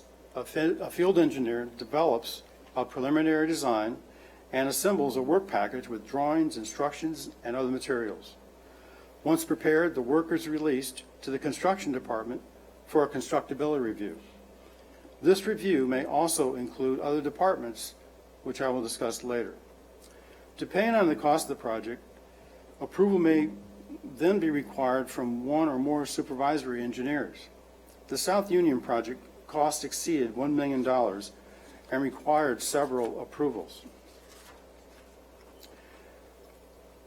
The computer-based centralized record system of Columbia Gas is known as the GIS system, Geographic Information System. It was used in the development of the project. Sensing line information was not included in this system. So as engineers were looking and planning jobs, looking at the GIS system, they never even saw these sensing lines anywhere in the work. According to the Columbia Gas, sensing line information was maintained in alternative hard copy record-keeping systems. However, interview evidence revealed that this was not clear to all employees where to find the information.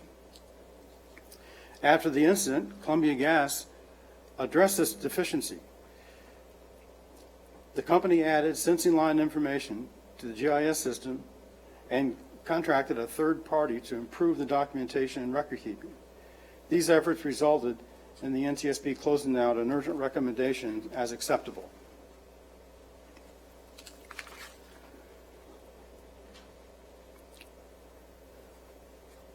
A second deficiency is the documentation practices of Columbia Gas as they pertain to the relocation of sensing lines.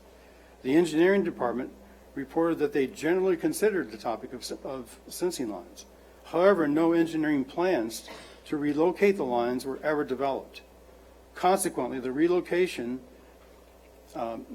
was not directed in an orderly top-down manner from the engineering department.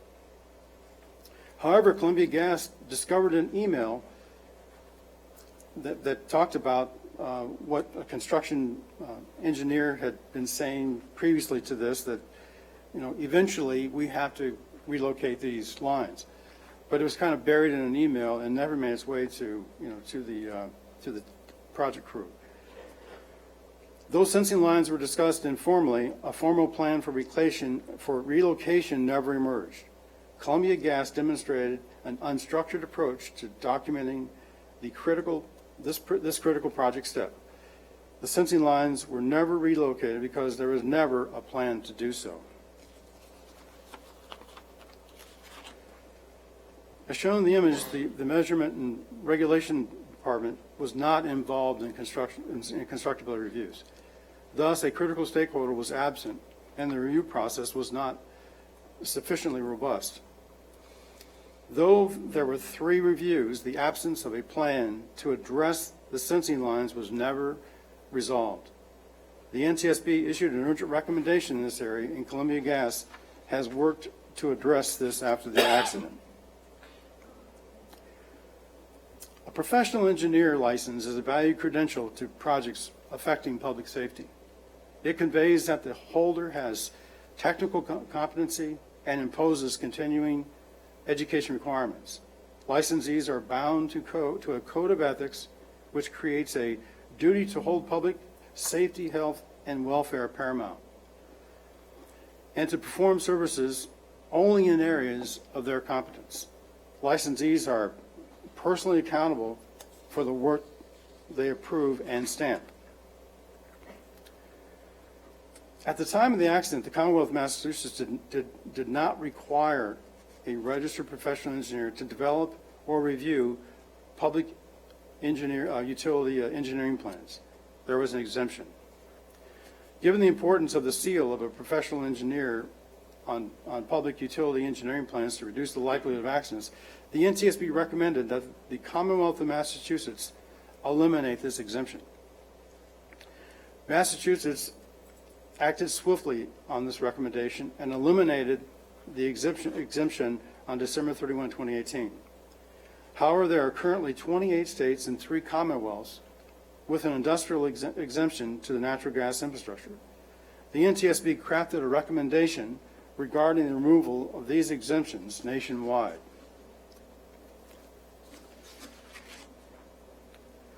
In 2014, Columbia Gas of Kentucky, an iSource company, experienced a near miss. Sensing lines were nearly struck during excavation. In response, NiSource issued an operational notice on September 2nd, 2015. The images is from this notice, which applied to all of its subsidiaries, including Columbia Gas of Massachusetts, circled in red above. The notice revealed that Columbia Gas was aware that if a sensing line breaks, the regulator will sense a pressure loss, causing the valve to open further, resulting in overpressurization of the downstream piping system, which may lead to a catastrophic event. Columbia Gas observed that the same result occurs if the flow through the sensing line is otherwise disrupted, as the case on the day of the accident when the cast iron main was isolated from the distribution system. The notice requires that sensing lines be located prior to excavation within 25 feet of a regulator station and for personnel to stand by throughout the excavation. However, the notice requires no broader mitigations to prevent the disruption of low pressure flow through sensing lines. Though Columbia Gas understood that a catastrophic overpressurization could occur should flow through sensing lines be disrupted for any reason, they only implemented mitigations to address direct strikes during excavation. Thus, Columbia did not mitigate all the risks they identified. Columbia Gas also demonstrated inadequate risk management in that they did not conduct an effective risk assessment for the South Union Street project. The company failed to comprehend that the work package, upon being executed, would have a catastrophic impact on the system pressure. Moreover, Columbia Gas did not ensure that the necessary engineering controls were in place to provide overpressure protection for the low-pressure distribution system. NTSB issued 2 urgent recommendations in this area, with which Columbia Gas has worked to address by accelerating their development of a new safety management system and installing automatic pressure control equipment. They are big users of SMS API 1173 now, which is, we're glad to hear that.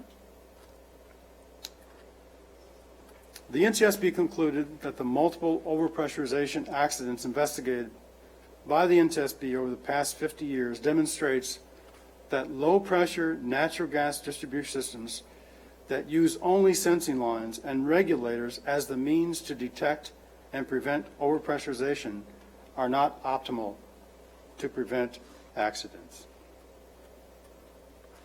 And that completes my presentation. Thank you.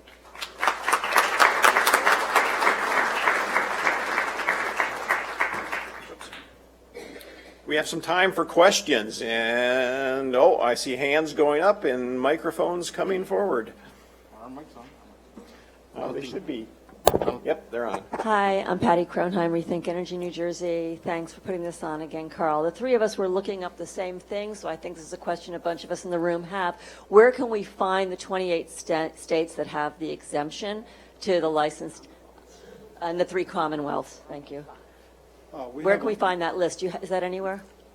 Thank you. We have that list. If you give me your email after this, I will be glad to send that list to you. Yes. Yep, we can post it along with the presentations if people are interested in that. Just before you do this question, that whole GIS thing, what that feels like on the ground is that they could not provide first responders with a map of the pipe. Like literally no map of the pipe, how that overlays to the national grid, which was the electricity. All electricity was off, but they couldn't figure. We didn't know where the pipes went, and so that's what that not having the GIS looks like. Good morning, Jonathan Perez, Environmental Defense Fund. Thank you, Mayor Rivera, for not only being here, but also the leadership that you clearly exercised during this event. I'm struggling with one aspect of this that really was mentioned in passing, but was not discussed by the NTSB. You spoke, both of you, very eloquently about the cause for this tragedy, but you also mentioned that the utility that caused the tragedy was unable to effectively respond on the ground. And I'm wondering if somebody, one of the two or both of you, can comment on the cause for the utility being unable to effectively respond on the ground. Yeah, I got some too. That's a great question, by the way. One of the things that hindered this response was the fact that they had a reading at a SCADA center in Ohio, and that reading had to have been since the local area, all they have is indication. The SCADA center cannot do anything. They can't make a movement on a valve at all, nothing like that. It's totally indication with alarms. So an alarm went off in the SCADA center in Ohio. They responded well within the required time. They notified the manager of meters and measurement regulation that we have an indication. So once they had that indication, what they had to do, which was difficult for them, they had 14 regulator stations. They didn't have any way to know which of the 14 regulator stations was impacted. Where was this overpressurization occurring? At what valves? So the gentlemen were working on that graphic you saw. They were working at the top of that graphic where it was almost a half a mile away from where the sensing lines were connected. And they immediately thought that perhaps it was a regulator close to where they were working. So essentially what happened was a technician, a gas technician, was going around the community looking at each of the 14 regulator stations. When he came upon the regulator station in the photograph we showed, he heard the noise, and he depicted that this has got to be where the problem is.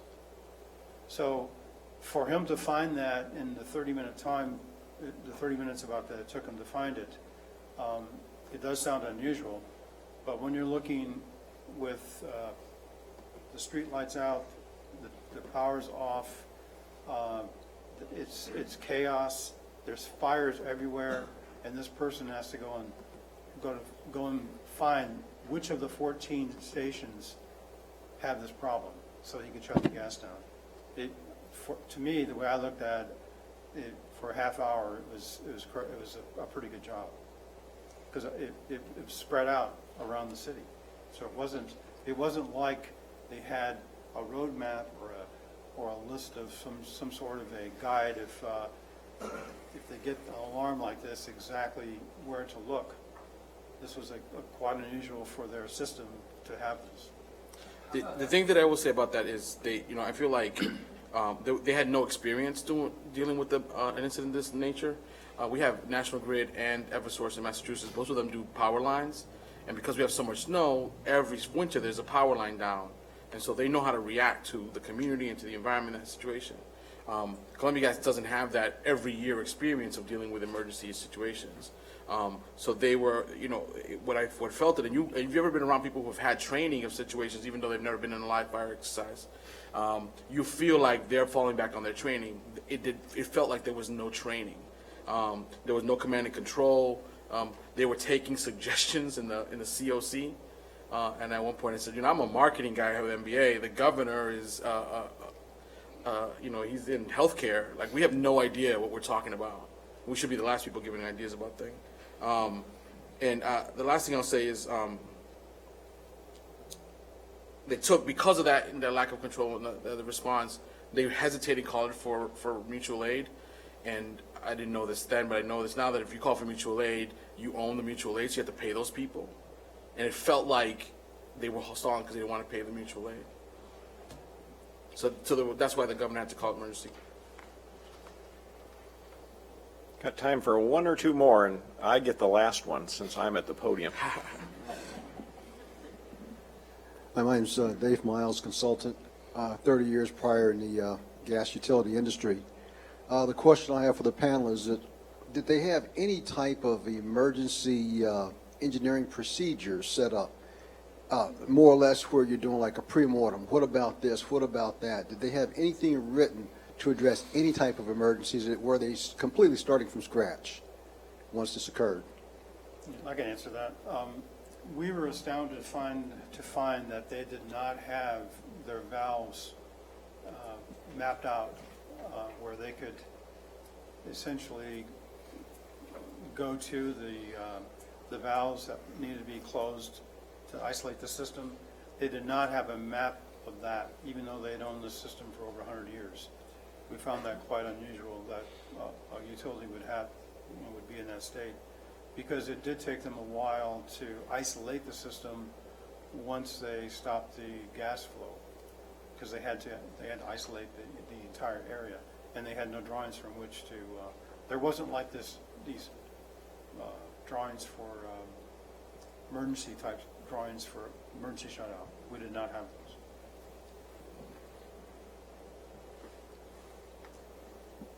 Hi, my name is Jamie Manti. I'm vice president of the local union that represents NIPSCO workers, also a NiSource company. Just wanted to ask again about the root cause of the overpressurization as it related to planning the job, engineering the job, et cetera.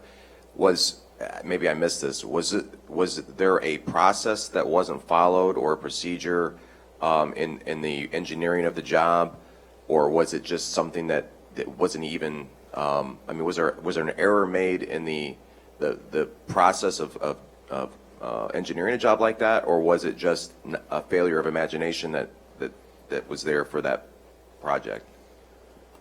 Yeah, what we found there was that we have we had a situation where when we started asking for documents, we were asking for the design package to relocate the sensing lines. We asked for that in every way we could possibly ask for it, and we were surprised that was not done. The design was never completed. So that piece was just not thought of. Also, they have a checklist. It's got 28 items on it that they use for their engineering. Unfortunately, sensing lines are not on that checklist. That's the other thing. So, and the constructability review does not show a box on there for sensing lines as well. So it's just out of sight, out of mind on the whole process. What we heard too from the workers, the crews that were doing it, also that it used to be a standard operating procedure to have an engineer on the ground watching the hull, and that was removed from the process too. It didn't come out in the report, although they did say that the policy calls for somebody to stand by, and we thought the person would be the engineer that would stand by, and they weren't present. My reading of it, my layman's reading of it, was that the whole engineering process failed to deal with that one piece. All right, I get the last question because I've got the mic. And I guess this is to Mayor Rivera. You know, it's a year after your tragedy now. We've heard that, you know, the industry's kind of stepped up through AGA's overpressurization directives. Your legislature's changed some rules. Some things have changed. How are you feeling about the safety in your community now in Columbia Gas? Listen, I'd like to say that that the work that the people from the ground up do every day that work for these companies are hardworking people. They're thoughtful. They don't want to blow people's communities up. And so I think that they're doing a good job ensuring that those people are motivated to do the best they can, because you know, they take a Columbia Gas check home every week, and you know, they want to be part of their work. I will say that because of the size of these companies, they just don't have the best interests of the communities in heart. You know, you can't be in Ohio and understand the plight of the people in Lawrence, and you can't. You know, the NiSource president on occasion will come in and do press with the Boston media and not come to the city. And so it's like almost a T every time they call, they say, "Did he come through?" And they say, "No, of course he didn't come through. The Boston Globe isn't in Lawrence, it's in Boston," so he goes there. You know, I think that the number one reason why this is the case, and the reason why we have the valve problem, they also found 700 lines abandoned inappropriately and didn't follow DPU standards. And you know, it wasn't a general public safety issue, but they took 3 months to tell us. They took 3 months to tell us that they actually had it like that. And that cavalier attitude, the attitude that this thing is not really about people, that it really is about pipelines, will continue unless they remove the license. I think Columbia Gas's license should be revoked for doing work in the state of Massachusetts. That's less about punishing Columbia Gas. It's a little bit about punishing Columbia Gas. I don't want to tell you the truth, a falsehood, but it's more about the culture that's created. A person dies, 3 communities get turned on their heads, and you can just go back to doing business. If a kid in my community takes a gun, holds somebody up, and shoots them in a convenience store, they go to jail forever. And I just think that you know, went to a DPU hearing, the first DPU hearing they've had since the incident, and this incident wasn't even on the agenda. I had to actually make a public statement at a public hearing that had nothing to do with this. And if you've ever seen that, if you've ever been in a public hearing, they're talking about licenses for something, and some crazy guy comes in and wants to talk about Mars. I felt like that. Everybody's like, "What does this have to do with the licenses on the Cape?" And I said, "Nothing, but this is the first chance you've given anybody to talk about this." So that's what I think about it. You know, I feel like if we're serious about this stuff, you got to make real punishment. And if we change people with licenses, when they come, they're sure they're going to do, because the cost of doing business is what? The cost of the insurance. $1 billion insurance thing. You go through the $1 billion. You know, NiSource made $300 million in profits. And if you're counting at home, that's the profit, not the revenue. And they were connecting revenue the whole time this was happening from the north side of our city and other parts of the Commonwealth. So this is not a money-starved situation. You can't punish them with money. You got to take them out of business. And if you don't do that one thing, whoever comes over, even whoever continues to do that, they're going to, even across the other people, they're going to keep doing this cavalier attitude around safety. All right. Help me thank these gentlemen. Can I have one sentence? Yep. We didn't announce this, and we should have. The community is safer because they have a modern system now. They have regulators at each home. They have access flow valves, on their systems. They do not have the old system, which was put in the early 1900s. A lot of those systems do remain in the network around the state of Massachusetts, but Dan's community is much safer from the standpoint it has a modern system. With one caveat, and that is that if you puncture a low pressure line, it sounds like. If you puncture a high pressure line, it's a cloud of smoke. For long times, the effect of a punctured high pressure line is greater. And so we fear that more. Great. Help me thank these gentlemen.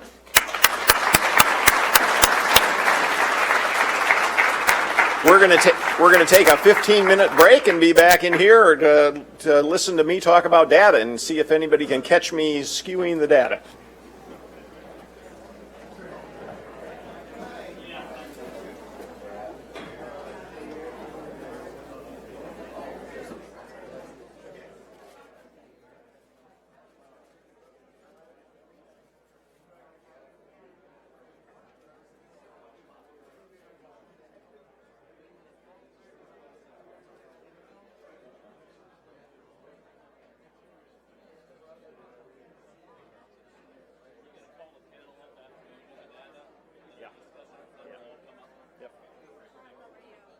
right, how are you?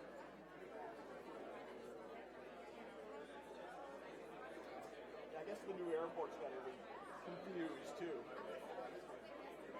Yeah, we flew into the old one the day before, and they say, oh, you're going to be flying out of a different airport. It's like, oh, okay.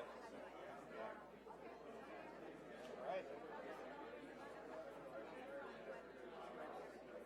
Yeah, it'll start thinning out a little bit. Yeah, I think by tomorrow. Yeah. Because we're like the last. Yeah, a lot of people will be catching flights. Hi, I just wanted to introduce myself. I'm Joe Nye. I work in the Office of Information and Regulatory Affairs. Oh, yes. OMB. So I'm the one who's I'm the FIMSA desk officer. So All right. You all. Oh. Work with the FIMSA folks. You get talked about a lot at meetings. I do, all right. and I'm that. You're the one. That mysterious bureaucrat that's behind. We should have you up here explaining how things happen. But happy to be here and happy to talk to you further just about the work of your organization. Great. All right, appreciate that. Yeah. Thanks. I'm glad you're here. Yeah, it's very interesting and informative. All right. Good. We get, I know so many industry folks here because they come in a lot for meetings with us when rules are under review. And it would be great if we could get you guys to come in also. Yeah, love to. Yeah, and sometimes we get invited to come along with the industry folks. Yeah. We're both on the same page. And, so, but we're on the other side. We're in the other Washington, so it's difficult sometimes. Yeah, well, we can do it over the phone also. Oh, yeah. Great. Yeah. And if you go on reginfo.gov, you can see rules that are under review, and you can request meetings now through that portal. Oh, great. Good to know. Thanks.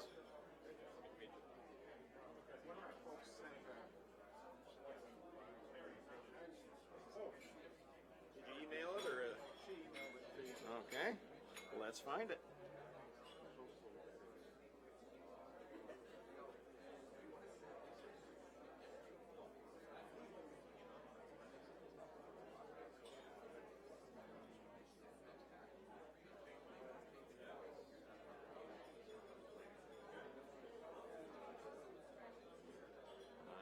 Got it.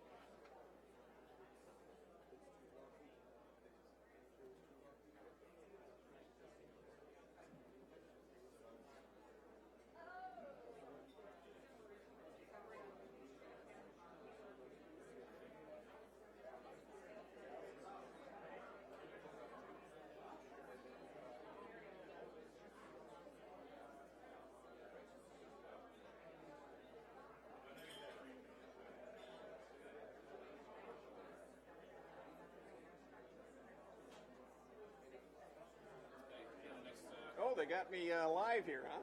Yeah, well,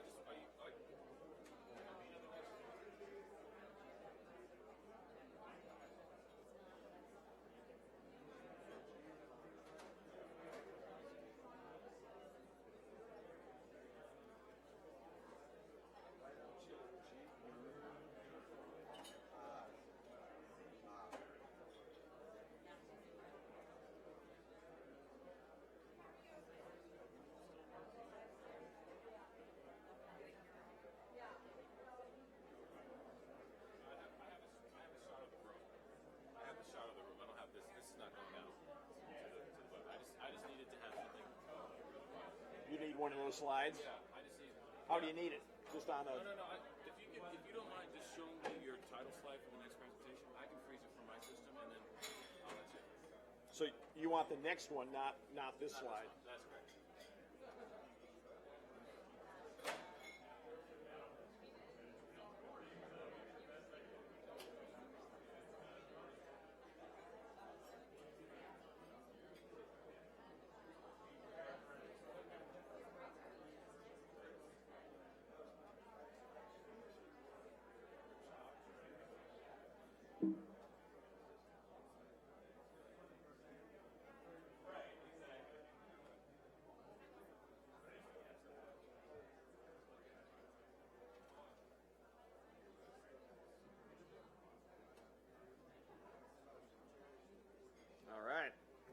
that away right now.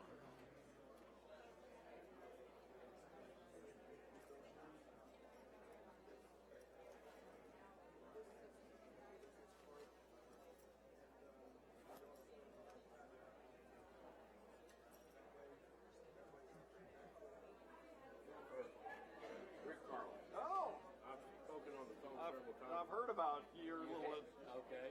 adventure in Oklahoma. Well, I'm trying to decide. I understand the focus of this is existing pipeline safety. Safety for existing pipelines. Is there anyone in here who is working on the initial phase of the condemnation, the eminent domain part of this? There's a number of the citizens here. Tomorrow we're going to have a session on public engagement. It's going to talk about how when you're dealing with your situation and when FERC's involved and when initial evaluations are done, how that sets a bad taste and gets landowners all ticked off so they don't cooperate with the company from there on out. But it's not. There isn't going to be a major session about it. There's people from FERC here that deal with eminent domain all the time. I guess what I'm asking is there a regulatory agency that has that on their radar at all? How these pipelines... FERC does it all the time. What? FERC, Federal Energy Regulatory Commission, but only if it's a natural gas pipeline. That's what I've got. Right. Like BISMA... PHMSA pays no attention to it at all. Yeah. It's not in their regulatory thing. And the problem is, and I can't remember your situation exactly, if it's an interstate line, it's across the state border. Yes. Yeah, so FERC would be involved, so they would be the ones that... It's a 24-inch pipeline. And the thing I'm trying to analyze with research is, they want a 100-foot wide easement. They want to condemn that. Yep. That's all they want to pay for. And the fact that it seems like there's nobody giving any thought to the fact that they're impacting the land. Much bigger area. Much or bigger. how you develop outside of that 100 feet. Right. And of course, the pipeline company has all kinds of cameras where the market doesn't react to this. Which I've got to prove. One of the things you have to prove in court is, well, there's a market reaction. Right. Well, no, the market doesn't exist because the market's uninformed. Nobody realizes the danger of this thing.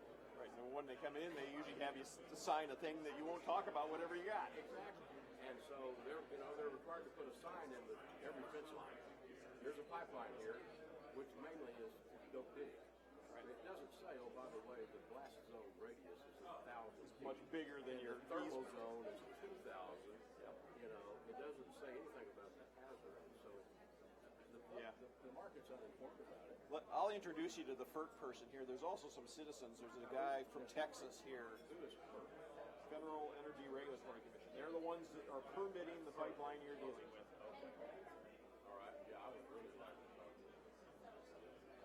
And they try to stay out of those eminent domain things, but they're the ones that are giving them the right to use it. Yeah. And it is true that, I don't think anybody wants them to be placed in a position to be told, no, you have to condemn more land. But there needs to be, they only need to condemn the 100-foot wide strip, but there needs to be some... The valuation of it is the rest. Yeah. Right. They have to recognize they're impacting more than that. And there's a new group that's formed, and I think they're out of New York State, but they've been getting a lot of money to fight about eminent domain and to take up that issue. We can get you their contact information too, because that's really their focus. Okay, cool. Yeah. I got to grab something to drink before I have to start again.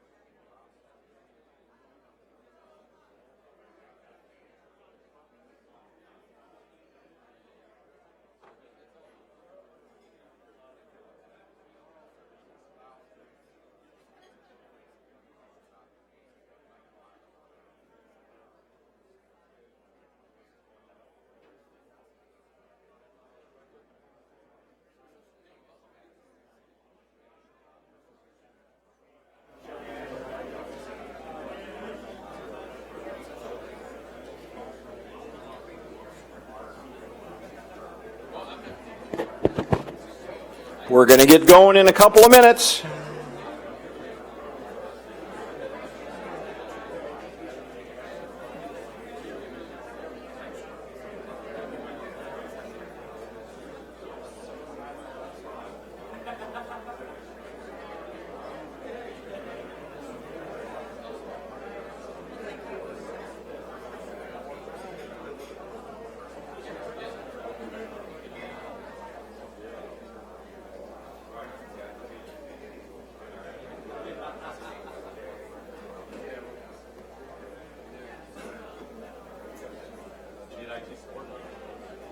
I always need IT support.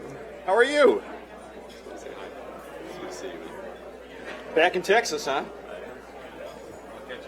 All right.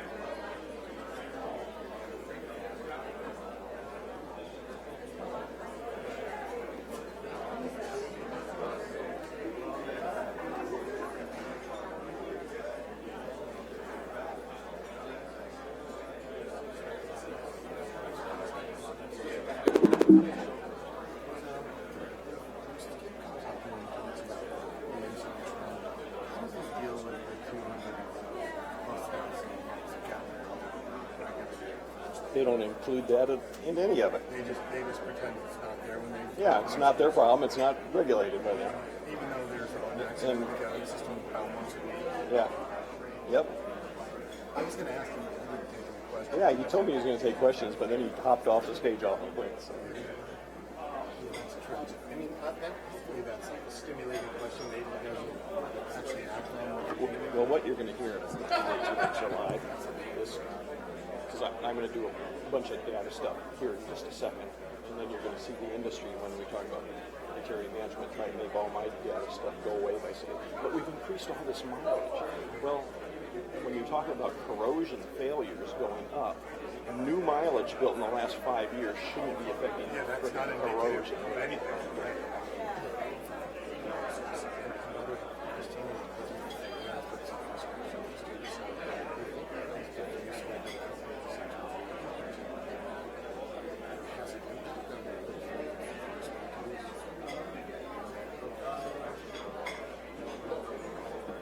Huh? Yeah. Yeah.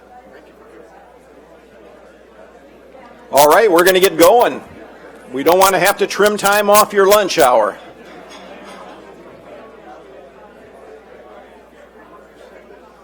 I'm going for 15 minutes first, so you don't even need to come up yet, Alan. Yeah. I got me between you.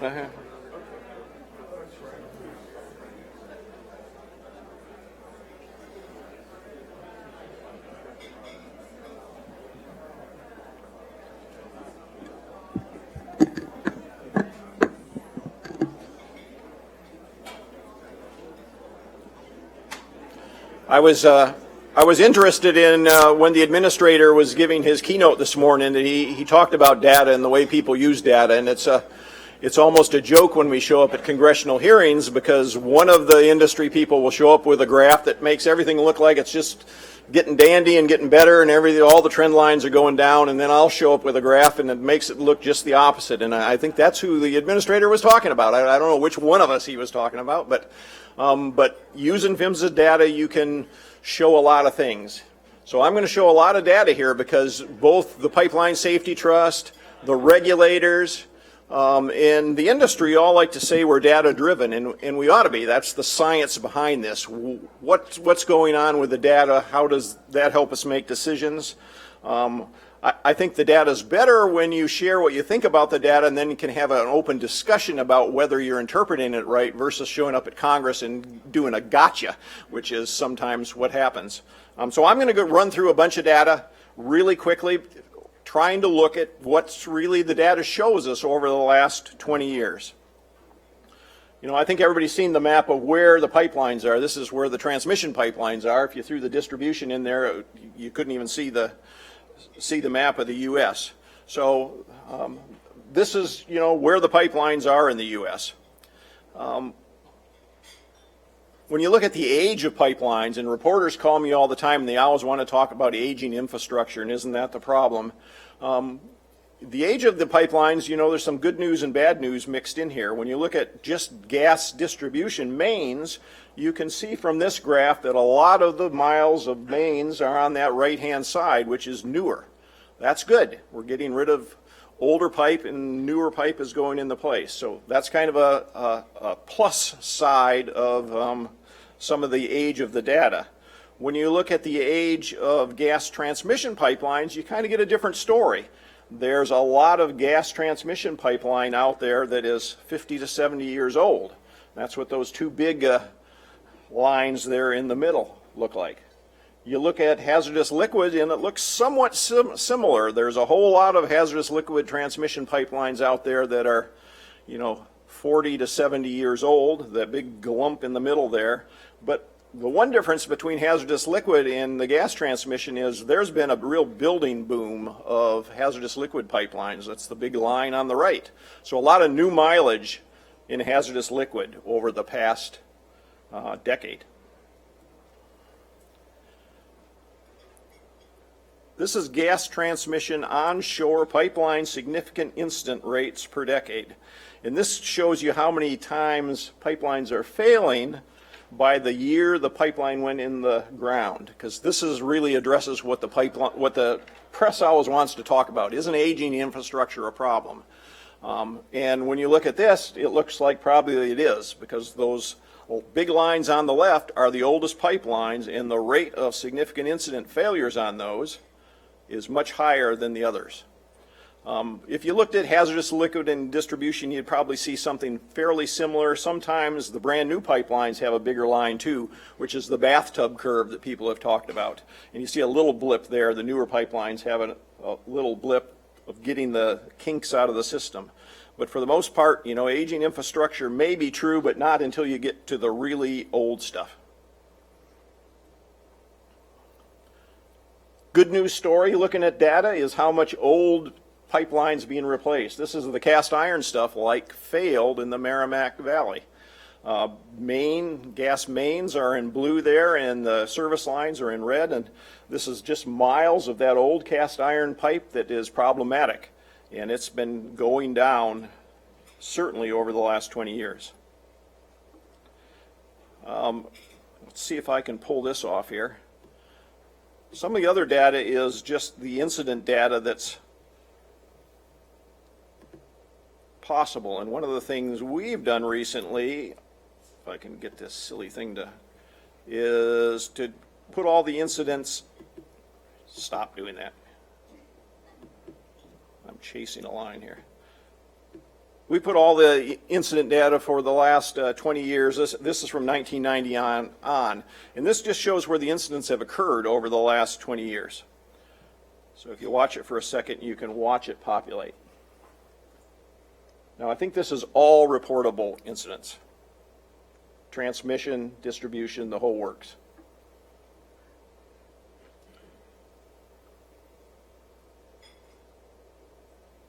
It's just another data point showing that incidents kind of happen everywhere, but if you overlaid that pipeline web of pipelines on there, you would see that they tend to be where pipelines are, because it's hard to have an incident if you don't have a pipeline.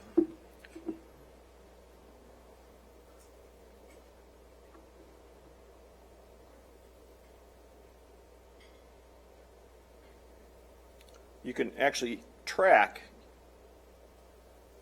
certain pipelines as you watch this, and we aren't going to make you do that again, but as their incidents occur. Okay, how did I do this, and where did it go?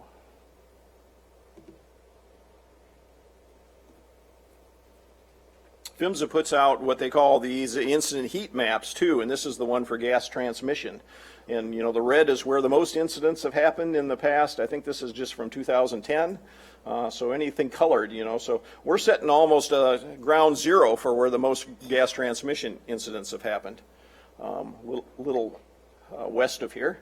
And then the green areas running up and down makes sense because that overlaps. Here's the same heat maps that PHMSA puts out for hazardous liquid, and it kind of, the main hot spots move towards Texas. Some really good news over the last 20 years are what PHMSA refers to as serious incidents. Those are incidents that involve deaths or injuries, and you can see that that is a good declining line on the number of people that are getting killed and or injured significantly by all types of pipelines. Been some pretty good blips in the last couple years, but overall it looks good. When you look at significant incidents, which are ones that kill people, ones that injure people, as in put them in the hospital, do $50,000 worth of property damage or have a certain threshold of spill, the graph starts to change a little bit. And this is if you lump all pipelines together, this is the graph of significant incidents since 1999. So you can see that the trend line is slightly upwards. So you have to drill down into the data to figure out why that is. So if you look at gas distribution pipelines, the same significant incidents, you can see that gas distribution pipelines over the last, since 1999, 20 years, have trended downwards. So that's good news. If you look at that a little more carefully and you look at the last 8 or 10 years, it looks like something's turning around a little bit. If you look at significant incidents for gas transmission pipelines, overall the trend is slightly upwards, although if you take out those first 4 or 5 years, it's been fairly stable, the number of significant incidents. So the real cause of the increase in significant incidents over the last 20 years is on hazardous liquid pipelines. And that's trending upwards right from the get-go. You know, from 1999 till about 2000, there was kind of a downward trend, and then it's made up for it since then. So an inquiring mind would want to know why that is. And I think Skip this morning alluded to some of it. There's a lot more mileage. You know, we saw that big blip of new mileage on hazardous liquid pipelines been added in the last decade. So if you add more miles of pipe, that makes sense that you might have more incidents. But if you start looking at the specific types of hazardous liquid pipelines, it kind of tells a story too, because this is refined hazardous liquid pipelines, gasoline, diesel, jet fuel, those types of things. The incident trend for those significant incident is pretty stable, slightly upward trend. When you look at significant incidents for crude oil pipelines, the trend is much steeper, especially in the last 10 or 12 years. And when you look at significant incident trends for HVLs, things like propane, butane, those types of things, it's a very steep curve. So what's going through the pipeline seems to make a difference. Some of the other data that's easily available, and I say easily available, PHMSA has so much. When we started in 1999, there was no data. You couldn't find anything. PHMSA has so much data now that you almost need a guidebook to figure out where it is. And that's one of the things we spend a lot of time doing, trying to talk people through the different types of data that's available. So if anybody needs to figure out where to find this, because all this stuff is pulled right off the PHMSA website, let us know, because it's something we do.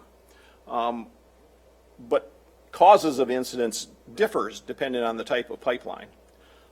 So, you know, with gas transmission and with hazardous liquid pipelines, the biggest cause is the big thing in yellow there, which is materials, welds, and equipment failure.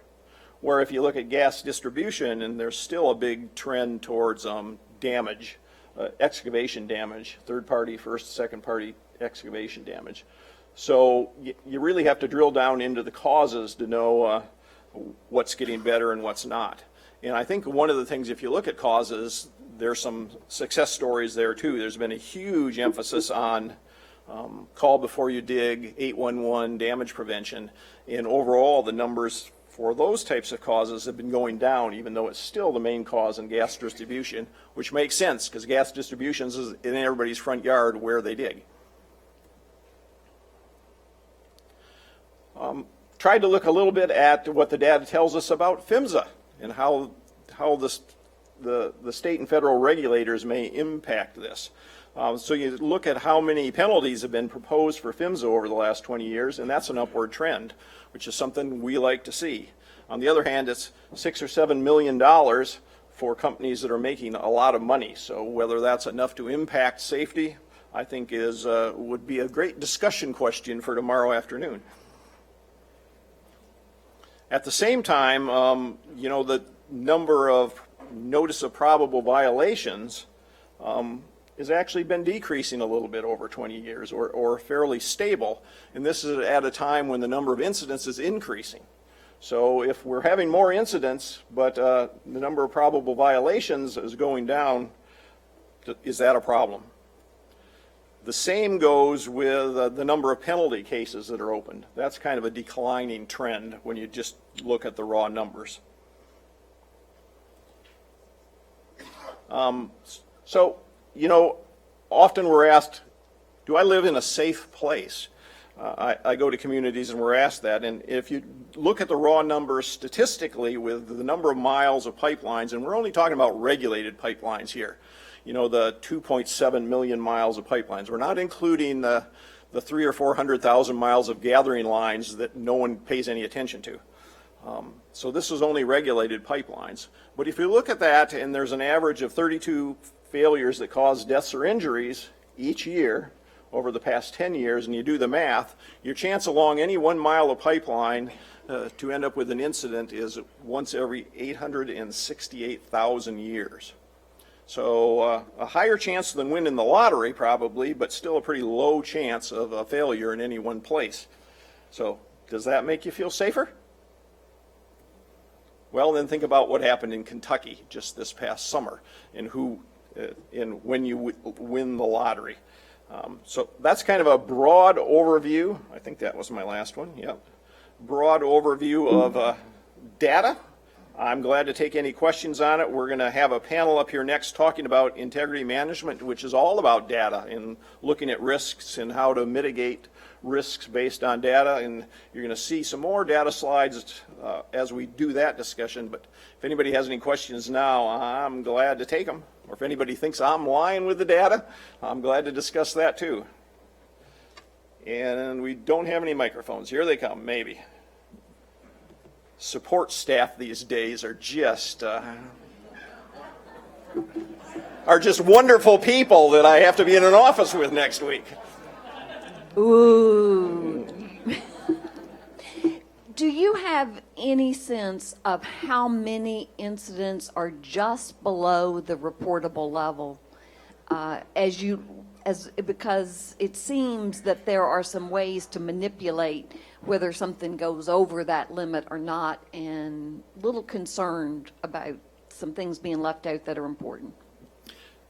That's a good question. I think maybe the next panel that's in here on integrity management can talk about that too. But, you know, the reportable levels has even been an issue in front of Congress this year as they're talking about it, because and one of the reasons you see so many more significant incidents on the hazardous liquid side is they have a much lower threshold for reporting. You know, they have to report if they spill 5 gallons, even if it's 5 gallons into a bucket that doesn't affect anybody. So, you know, they report way more incidents, where on the natural gas side, you have to spill 3 million cubic feet before it becomes a significant incident. So, you know, the rates aren't apples to apples between hazardous liquid and natural gas, at least from our standpoint. I see CJ from Inga fiddling with his phone there, so I'm going to hear about this. But yeah, CJ is going to explain that to us. So I think, you know, changing the data and making it apples to apples might help, because I think there's lots of probably natural gas leaks that don't get reported because they're under that threshold. And it was never thought of to be a problem before because they're out in rural areas and they aren't polluting water, they're not polluting someone's field, it's just going up into the air. These days, I think we're starting to think about methane differently than we did 10 years ago, even. So, you know, there's some push to start accounting for that better. So, yeah, so I think that's my short answer on that one. Anybody else? Oh, let's wait for the microphone for the people on the web. Good to see you, Travis. Now, when you're doing data, I always emphasize that not all pipelines are the same. Some are driven by the dollar and willing to live with risk, and others aren't. But do you have any data that compares something like this Keystone, which has had numerous spills because of the product being harder to move, it's a sludge, versus compared to that of the DAPL, which hasn't had all these forecasted incidents because it's very viscous, being sweet crude. Do you have data comparing those type of things as far as the product being transferred? There is. It's harder to do because the incident data doesn't track the specific products that way. You know, crude oil is crude oil to the incident data. Yeah, because the public is always going to blame, and they've had a tendency to do this. When Keystone has an incident, they use that incident against the DAPL.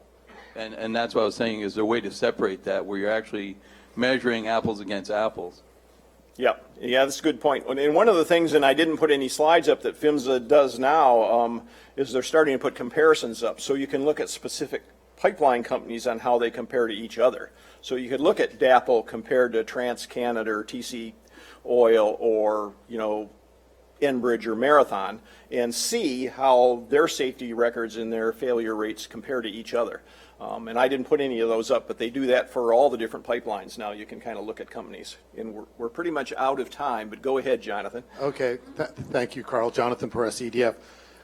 This is a bit of an unfair question. There's about 300,000 miles of gathering lines, and the vast majority of that, 90% or so, is not regulated and therefore doesn't report. Do you have any sense, even if it's just anecdotally, about what the incident rate is or any data about what's going on with those gathering lines?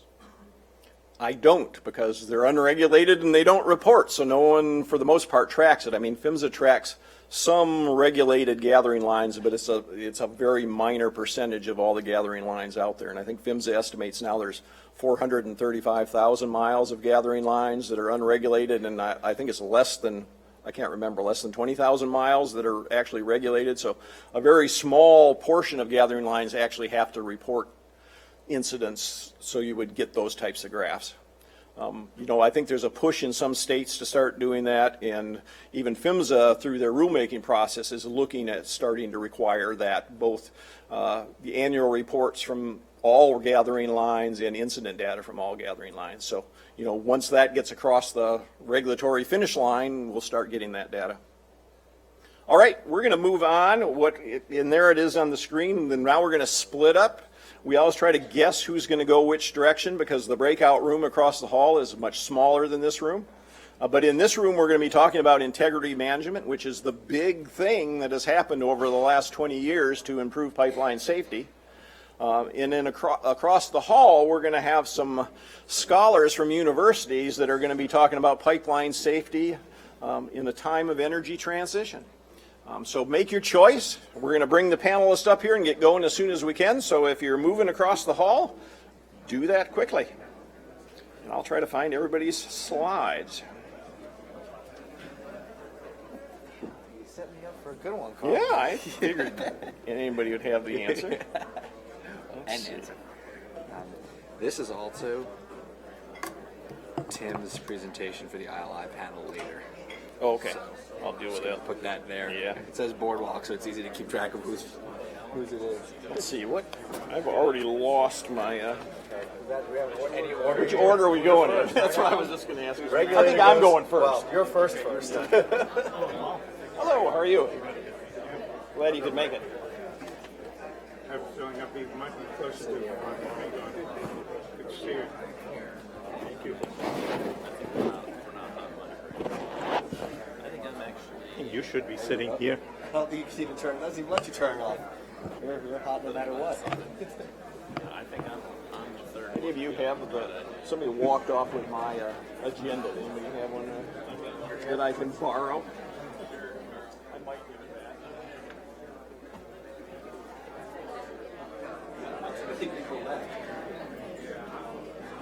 Oh, I guess nobody wants to relive their college days in Queen Anne Beach.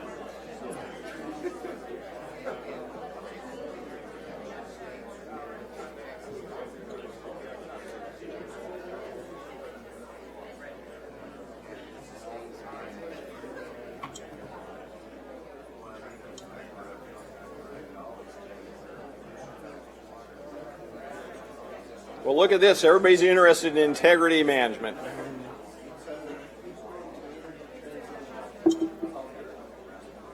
Can I get the screen back? All right.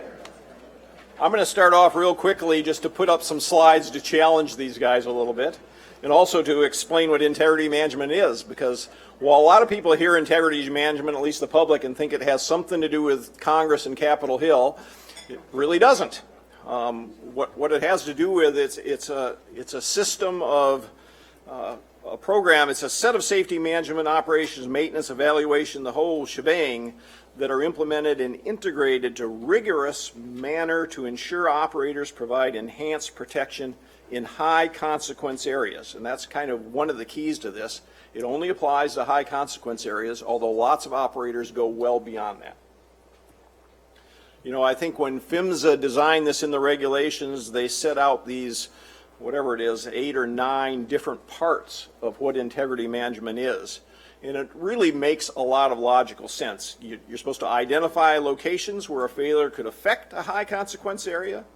You're supposed to conduct risk analysis to identify what the threats are within that segment of pipeline. What could go wrong? Corrosion, land movement, bad welds, looking at your threats. You're supposed to identify ways to mitigate those threats.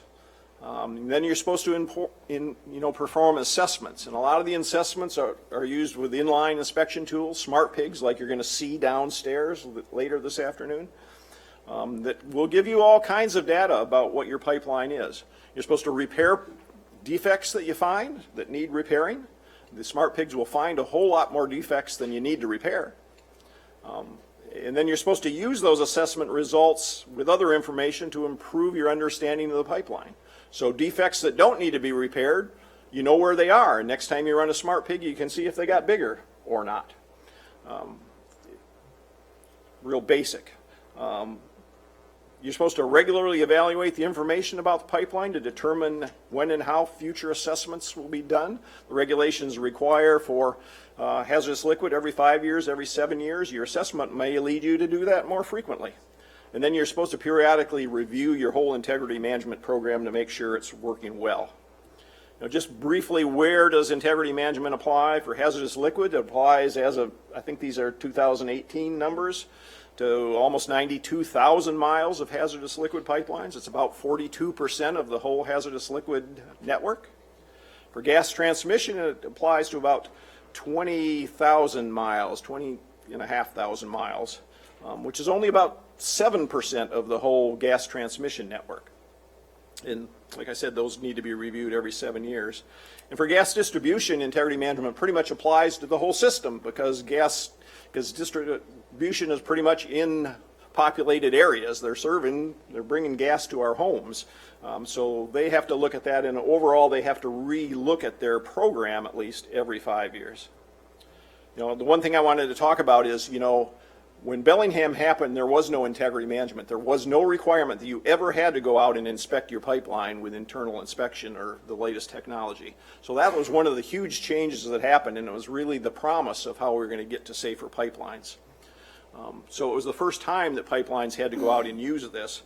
And, you know, since that time, on hazardous liquid pipelines, just for example, over 350,000 miles of pipelines have been assessed that way. That's more miles of pipelines than exist out there. So some of them have been assessed numerous times. And 81,000 flaws have been found that have been repaired. So it makes sense that this would make the system safer. So has it really?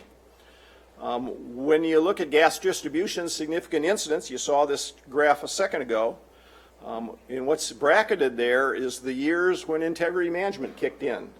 Unfortunately, when you look at that, those are the years when the number of significant incidents seem to be going the wrong direction. So this is the challenge of these guys, to explain why, once we started paying attention and doing integrity management on our pipelines, the incident rate seems to be going the wrong direction. If you look at hazardous liquid pipelines, you see the same thing. The yellowish green lines there are the pipelines that are outside of high consequence areas. So those are the ones that they don't have to do integrity management on. The rate of incidents there is pretty stable. When you look at the red lines, those are high consequence areas. That's where they do all this fancy stuff. And the rate of significant incidents is increasing in those areas. This is taking it one step farther, because when you think about integrity management, it's often you think about time-dependent things that can get worse over time. Corrosion being one of those. Corrosion grows as it ages. And the same thing is true on hazardous liquid pipelines when you look at just corrosion failures. Outside of high consequence areas, the trend is going down. Inside of high consequence areas, the number of failures is going up. This seems to be counter to what you would think. Look at gas transmission and you kind of get a different story. In gas transmission, the areas outside of high consequence areas is actually going up slightly, and the number of failures is very low inside high consequence areas and is probably pretty stable. I couldn't say if that's going up or down. And even if you look at corrosion on gas transmission pipelines, the trend line is stable inside of high consequence areas and actually trending down outside of high consequence areas. So that seems to be more what you would hope to see. So that's my challenge to these guys, and we'll let them explain to us how integrity management's working and why some of those graphs may look that way. And I can't remember which order we're going in. I think, Alan, you're going first? Sure. Now that I've set you up like this, there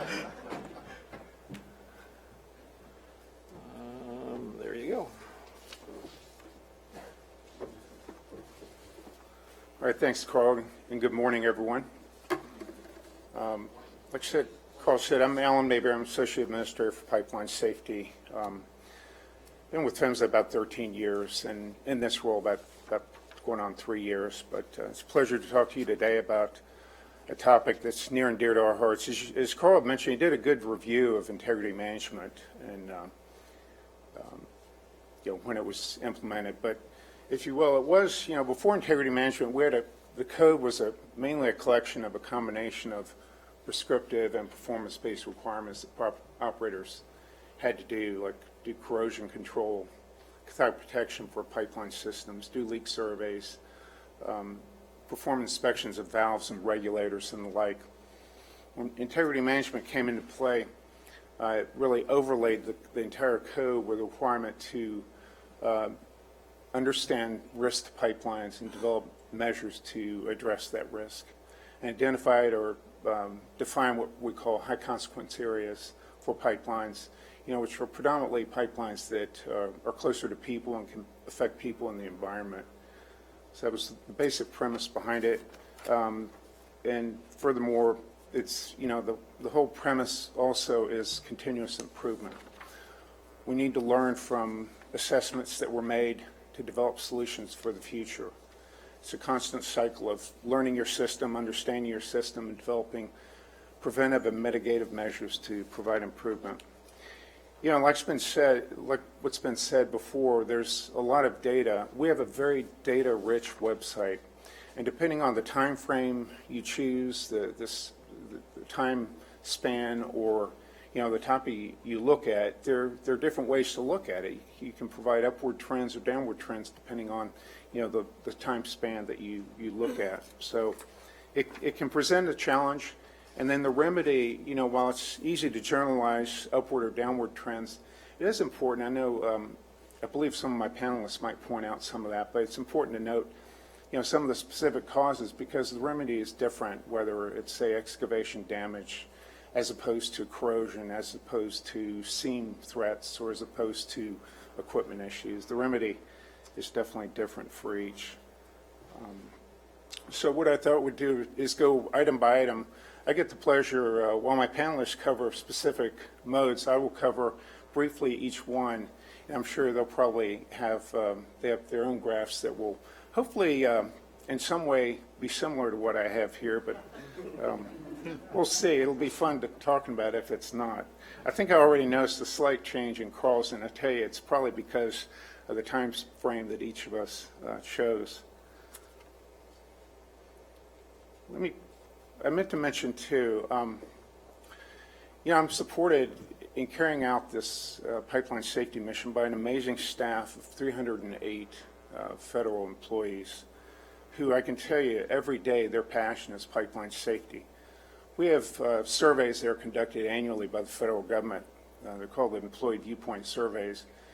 And one area where is really a strength for PHMSA is the passion for pipeline safety, the passion for the mission. I think that's what brings people to, take the job as seriously as they do. And I can tell you they have a passion to do the right thing and to be out there every day on behalf of the American people to help ensure the safety of the 2.8 million miles of pipelines that are out there. And I'd be remiss if I didn't mention that over 400 state partners that are doing the same thing. Just very much appreciate, that support. And I'm here merely to represent the good work that they do. So just to get right into the nitty-gritty, let's talk distribution integrity management. If you look at serious incidents, which, as Carl pointed out, there are incidents with fatalities, injuries, and injuries. We really see kind of a roller coaster up and down trend, predominantly caused by third-party excavation and vehicular damage. There's a slight rise in in what's reported annually for hazardous leak repairs by the operators. On the annual reports for distribution, there's a category for hazardous leaks repaired and then also for leaks scheduled for repair that are reported there. And those have slightly risen over the years, but just as far as an observation goes. And then looking at the time frame I have from 2011 from when the distribution integrity management program was effective until through 2018. It's been, like I say, largely up and down. But again, what is really driving most of this is excavation damage and other outside force damage, vehicular damage. And as I mentioned before, the remedy is important to understand for those types of issues. While integrity management is designed to address threats such as corrosion and the like, it could also apply to vehicular damage too, to develop preventive measures to prevent things like that. But in particular, it's designed to address maintenance type items. So the story here is, as well as, the system is vast. As Carl had shown, there's about 2.2 million miles of distribution lines. There's a good bit of still aging infrastructure out there, and I think it's really too soon to tell the results of integrity management. We hope to see improvements. We would have liked to have seen more improvement, but I think the story really is yet to come as systems are upgraded. There's still a lot of replacement work going on in the country to replace the older systems.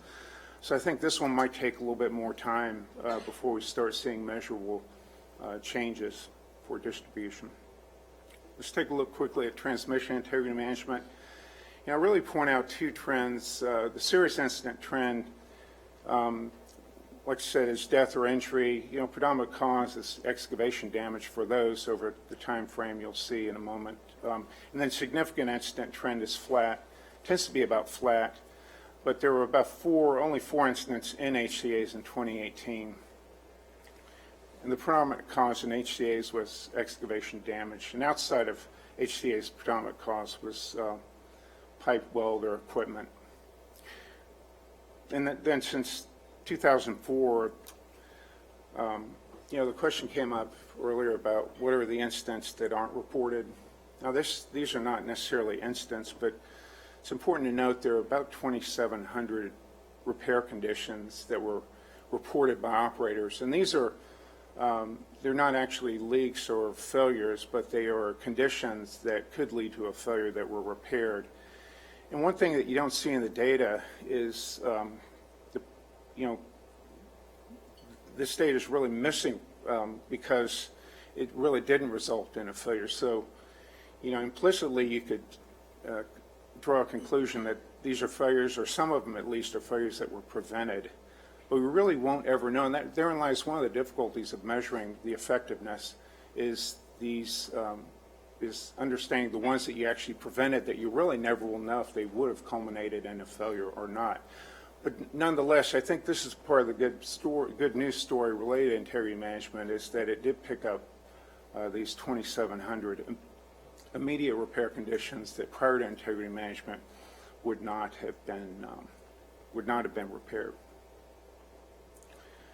And this is just a line showing the significant incidents. The blue line at the top is the all significant, and then the bottom just shows whether they involve evacuation or property damage. Granted, we'd like to see more improvement. We'd like to see improvement, and we expect to see that over time. There are a number of initiatives I'm going to talk about. This is probably the most important thing I talk about today that I think, part of what we're doing to make further improvements. Let's talk a bit about hazardous liquid integrity management. The serious incident trend is down, although the predominant cause was incorrect operation, and we average about one incident each year for the past 5 years. For the overall significant, the incident trend is slightly up. I think that matches your data there, Carl. And then predominant causes in HCAs are equipment, corrosion, and incorrect operations. And since 2004, here again, like on the gas side, on the liquid side, there are about 12,800 immediate repair conditions. And these are items because of integrity management, they were repaired. So here again, you could say that some of these are incidents that were avoided. So that, but we won't know because they're just not, they never grew to failure and they won't be in the incident data. The one graph I have here for liquid, I'm sorry for the busyness of it, but I think the important note here is if you look at the time frame from 2002 to 2009, the top 3 causes were corrosion, material weld failure, and equipment failure. And then if you look from 2010 to 2018, top 3 causes are equipment, corrosion, and incorrect operation. What's notable there is for the former case, 2 of the 3 areas, that's corrosion and material weld failure, are ILI detectable. That is, the ability to detect that type of issue by ILI tools were the predominant cause. Whereas in the latter data, you just have corrosion as the leading cause that's ILI detectable, with the other 2 being equipment and incorrect operation. And by the way, on both sides, whether it's gas transmission or hazardous liquid, we've noticed that there's a fair number in the equipment operation. This is why it's so important to understand and really dig down in the details to understand the issue specifically so you understand the remedy that's needed. But for gas transmission, we see a number of things like relief valve failures, or relief, not failure, but where relief valves are going off, creating a reportable incident, or a blowdown of a pipeline that would create a reportable incident. On the hazardous liquid side, similarly, we see a fairly, I thought I had another slide that I took out in the interest of time, but it shows an upward trend that Carl had also pointed out. There's a reflection of releases on station property and an upward trend there that showed things like pump seal leaks and flange leaks and the like are a good amount of the data that's included in that. Now, I'm saying that not to make excuses for any of this because, this is about continuous improvement. And honestly, we're not where we need to be. We need to improve. We need to do better. And therein lies some of the other things that we're looking at that I've summarized here. And Skip had mentioned earlier today, we recently finalized 2 major rules on gas transmission, hazardous liquid. And those were designed to address issues that go back as far as 2010 and probably even further, because they're designed to address one main issue was implementing integrity management the way it was intended. And so we addressed loopholes in the gas transmission rule, or to address the grandfather clause, which was a big part of the gas transmission rule. And then the hazardous liquid rule that extends leak detection to all pipelines. So, we will have to wait and see what those updates will do. They were improvements to integrity management, and it will take time for those to take effect, but I imagine those will have an impact that we will just look, maybe be standing here in a couple of years talking about, well, what did we do? What's going on? And then, as I started saying, integrity management is built upon the premise of continuous improvement. we're not where we need to be, and it's a continuous cycle of learning from what you have found with your system through the assessments that are done and developing remedies for the future and developing new remedies that might be needed.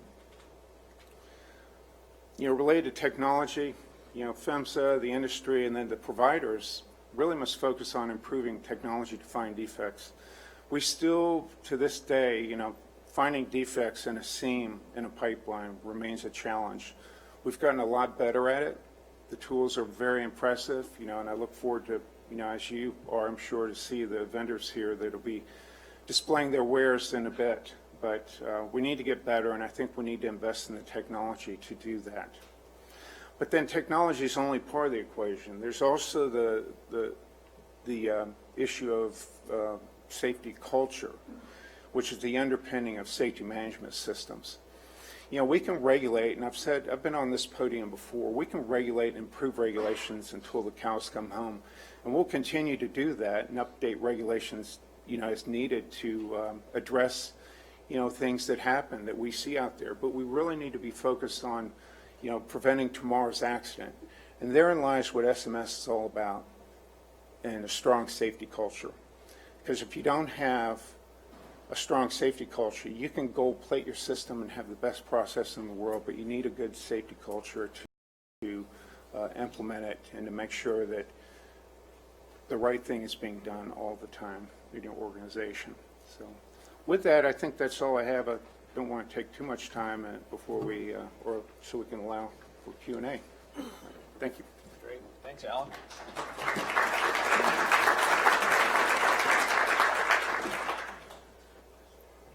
Who's next? Distribution. All right. Gas transmission. Let's see if I can.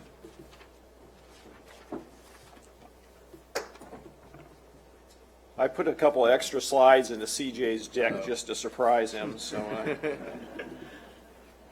maybe I won't go next. That look right. That looks like the last slide. Well, that's because you're using PDFs instead of. It's supposed to make it easier. Maybe not. Let's see if I can figure out how to make it go full screen. There you go. I have failed to do many introductions right. Alan Mayberry is the chief guy at PHMSA when it comes to career non-political appointees. So, so if you have questions about PHMSA, he's the guy that can answer them. CJ is the Director of Operations, Safety, and Integrity at INGA, and we put bios of all these folks in your packet. So if you want to know more about any of them, they're in your packet. We don't want to waste half the presentation time reading through those, but people have impressive bios, and I encourage you to check out people as they're chatting. CJ. Thank you, Carl. All right. So again, thank you to Carl and the Pipeline Safety Trust for the opportunity to come to the conference again this year and talk a little bit about integrity management. I hope to do in the 10 minutes or so that Carl's given all of us to talk a little bit about where gas transmission integrity management is working well, or we've had the successes that we're expecting when we implemented the program, and how we can continue to keep those positive trends going, and also talk about some of the areas that Carl and Alan identified where we're not having the successes that we want to, and what we can do, steps we are taking, the steps we can take to improve in those areas. In some cases, it involves expanding the use of integrity management and the types of things that integrity management is all about. But in other cases, like Alan and I'm sure the rest of the panelists will say, it's going to take things outside of integrity management to get to the perfect safety record that we're looking for. Integrity management is a great tool, but it's not the only tool, and not the only. It's certainly not a cure-all. So hopefully that comes through with some of the data I'll show. And I think most of my presentation is visuals and data, because I'm an engineer and I find that stuff interesting. But I just think it's important to say at the outset that the data is only a means to an end, right? It doesn't, having good trends just shows us that we're doing something right. Having trends that aren't going in the right direction just means we need to focus in an area. And at the end of the day, the point of all of this is to take tangible steps to improve safety and to prevent incidents. So make some suggestions in that regard at the end. Just as by way of sort of background of integrity management, and Carl covered most of this, but really in sort of the pipeline operator lingo, we refer to the different types of things that can cause pipeline failures, different types of problems that can cause incidents as threats. That's the term that we use. So an example of a threat that's been mentioned already could be corrosion, could be excavation damage, could be weather and outside force. So when we use that term threat, that's what we mean, something that can cause a pipeline failure. Integrity management was designed to get after all threats, but as Alan said, I completely agree, it's really most focused and most targeted, at least the regulations behind integrity management, at a smaller group of threats. Specifically, things like internal and external corrosion, environmental cracking, manufacturing, construction defects in the pipe. These are really the focus areas of at least the gas transmission integrity management program. These are the types of threats that our tools that you'll see later this afternoon at the reception are really designed to be able to find before there's a pipeline failure. And it's not sort of random that integrity management is most focused on those threats. There's a policy and a public safety reason why that's where PHMSA spends a lot of its time on when thinking about new regulations, and where industry spends a lot of our focus on. It's because these things like corrosion, cracking, manufacturing, construction, those are types of threats that are most likely to cause an incident that will affect the general public. These are the types of things that tend to cause a sudden, unexplained pipeline failure and to hurt people. And in comparison, that's not to say that other types of threats can't cause serious incidents. They can and they have. But in general, at a high level, things like equipment-related failures are much less likely to affect the public. They're more likely to be something that the operator has to deal with within their own property. Another example is excavation damage. The individuals involved in an excavation damage incident tend to be professionals performing some work, not members of the general public. So there is sort of a public safety and a policy reason why integrity management is so focused on a group of these threats, and why you hear Alan talking about things like corrosion and pipe and weld failure. That's where these integrity management programs have focused. So with all that background, this is another way of showing the PHMSA gas transmission data that Alan had for the proportion of the gas transmission pipeline system, the 7% of miles that is in high consequence areas. This is the incident data for the past 9 years, since 2010. I've broken it down by the types of threats on the sort of left-hand side here, and by the year on the top. And each of the numbers in the box is the number of failures that we've had related to that type of threat for that year. So the green boxes show where we've met our goal for a specific threat, where we've had no failures. And as you can see, sort of as you might expect based on my lead-in, for the types of threats that integrity management is really focused on and was really designed to get at, we're seeing what we would expect. Many years for many types of threats having no failures, some years like 2018 having absolutely no failures in external, internal corrosion, environmental cracking, manufacturing, construction. So the stuff above the red dotted line there is my sort of perspective on really the types of failures that integrity management was designed to get at and is good at. Below the red dotted line, it's not to say there aren't elements of integrity management that get at these things. There certainly are, but this is not where we spend the most of the focus when talking about integrity management regulations and programs. It's not because we're ignoring these things. We just look to other areas of the regulations and other areas of our programs outside of integrity management to get at issues like damage prevention, equipment damage. So that's high consequence areas, and I'm sure there's lots of folks in the audience thinking, okay, well, we heard from Carl that high consequence areas is only 6.9% of the gas transmission mileage. What about the other 93.1?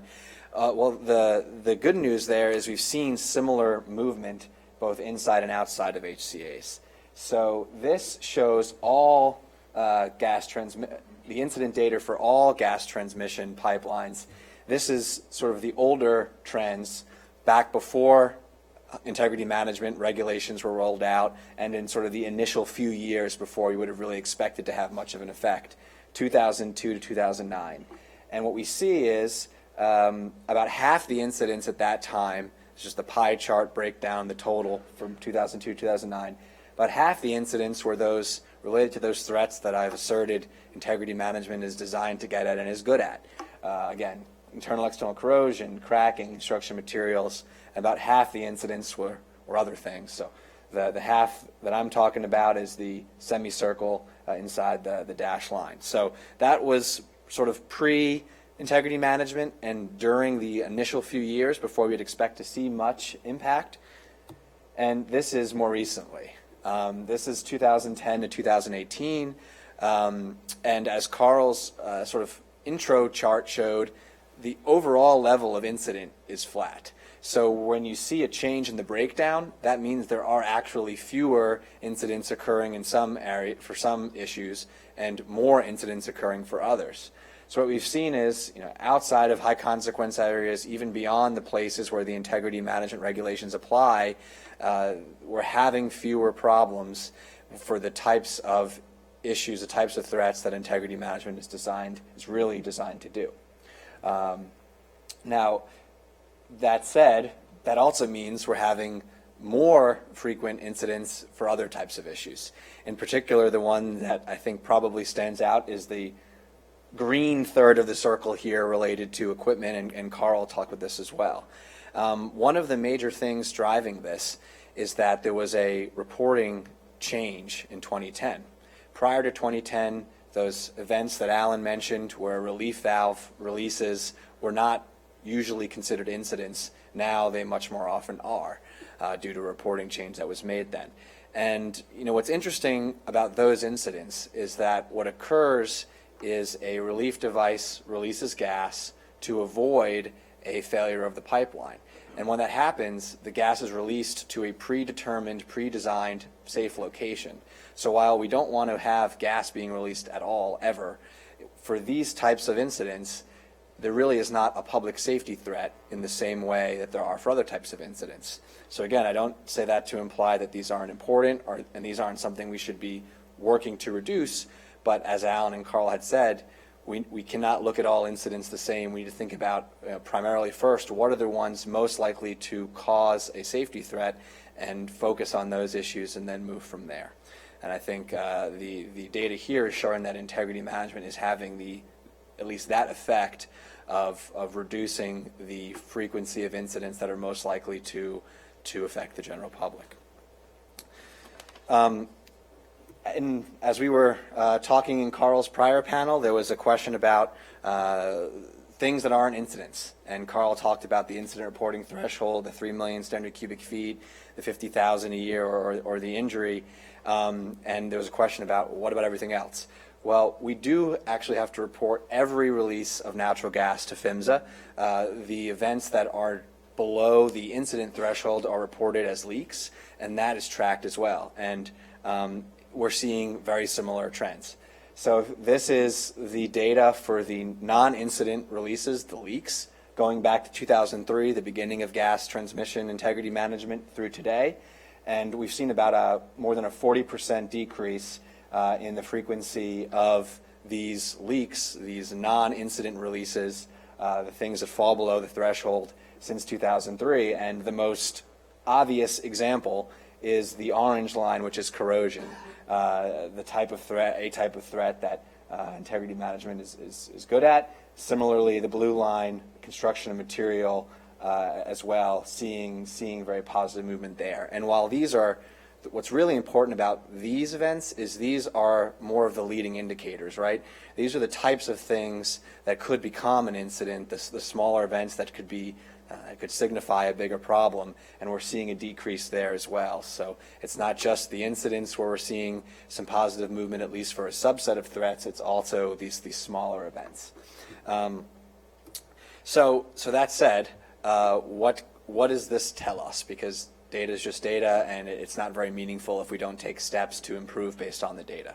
So the first is that I believe it shows that gas integrity management is good at certain things.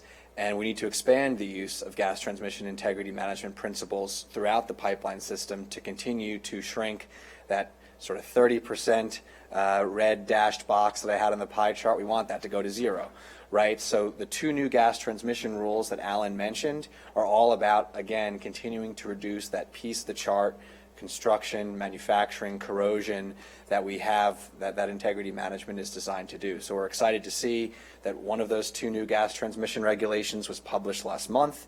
I think hopefully the second one will not be too far behind, and that'll really help us drive that shrinking piece of the pie chart, hopefully all the way down to zero. That's our goal. For other types of issues, it's probably not going to be integrity management that gets us to our goal of zero. One example is excavation damage, which continues to be a big portion of our incidents. Running tools to the pipeline to inspect it are not going to prevent somebody from hitting the pipeline with a track hoe and causing a failure. So we need to come up with other strategies and focus on other strategies for that. The single biggest thing we can do is find a way to convince every single person who ever puts anything in the dirt to call one call. 50% of those incidents, which are a big portion of the chunk, still involve no one call at all. In some cases, that's because there's exemptions for certain type of work, such as municipal work. In other cases, it's because people just don't do it. If everyone calls that number, we would see that change immediately, and that's something that we have to work on as an industry that goes beyond just engineering stuff, right? Also, we need to focus on the biggest components of those excavation damage incidents. So more than a third of them happen in Texas and California. I'm sure that doesn't surprise anyone based on the amount of energy industry that there is in Texas and the amount of people and activity there is in California. But we need to focus on solutions in the places where these things are happening a lot. And also talk with the people who are operating the type of equipment that tends to cause these incidents. For gas transmission, these are big, thick pipelines. A shovel probably is not going to harm the pipeline. More than 3/4 of these incidents involve backhoes and track hoes, farm equipment, graders and scrapers and trenches. Heavy-duty equipment. So we need to be making outreach to the types of folks and companies that operate that kind of equipment for gas transmission. It's a little different than what my colleagues in the distribution side of things will focus on, but for us, it's the heavy-duty stuff that's causing most of these problems. So I don't want to go through every single bullet because I know we're tight on time, so I'm actually going to jump down to the last one here because I do think it's the most important one. One thing that we hear time and time again from our members after failures is we just don't have simple failures anymore like we used to in the past. And what that reflects is something that Alan was getting at, which is our regulations are getting better and they're preventing the easy stuff, and we see that in the trends. But when we have failures, it involves a sort of complicated set of things that went wrong, usually, that's harder to predict in something like a specific regulation. It really takes a focus on safety culture, a focus on putting the processes and the people in the right place to identify more complicated issues and more complicated problems before they occur, that in order to continue to drive that incident rate down. So I do believe, and I think all members believe, that a safety management system approach, a safety culture-based approach is really going to be key to continuing to drive that incident rate towards zero. And I think you've heard that already a few times today, and you'll probably continue to hear it because it really is the next opportunity to make a big jump and to follow up on some of the successes we've seen on integrity management. So I appreciate your time, and I look forward to the questions.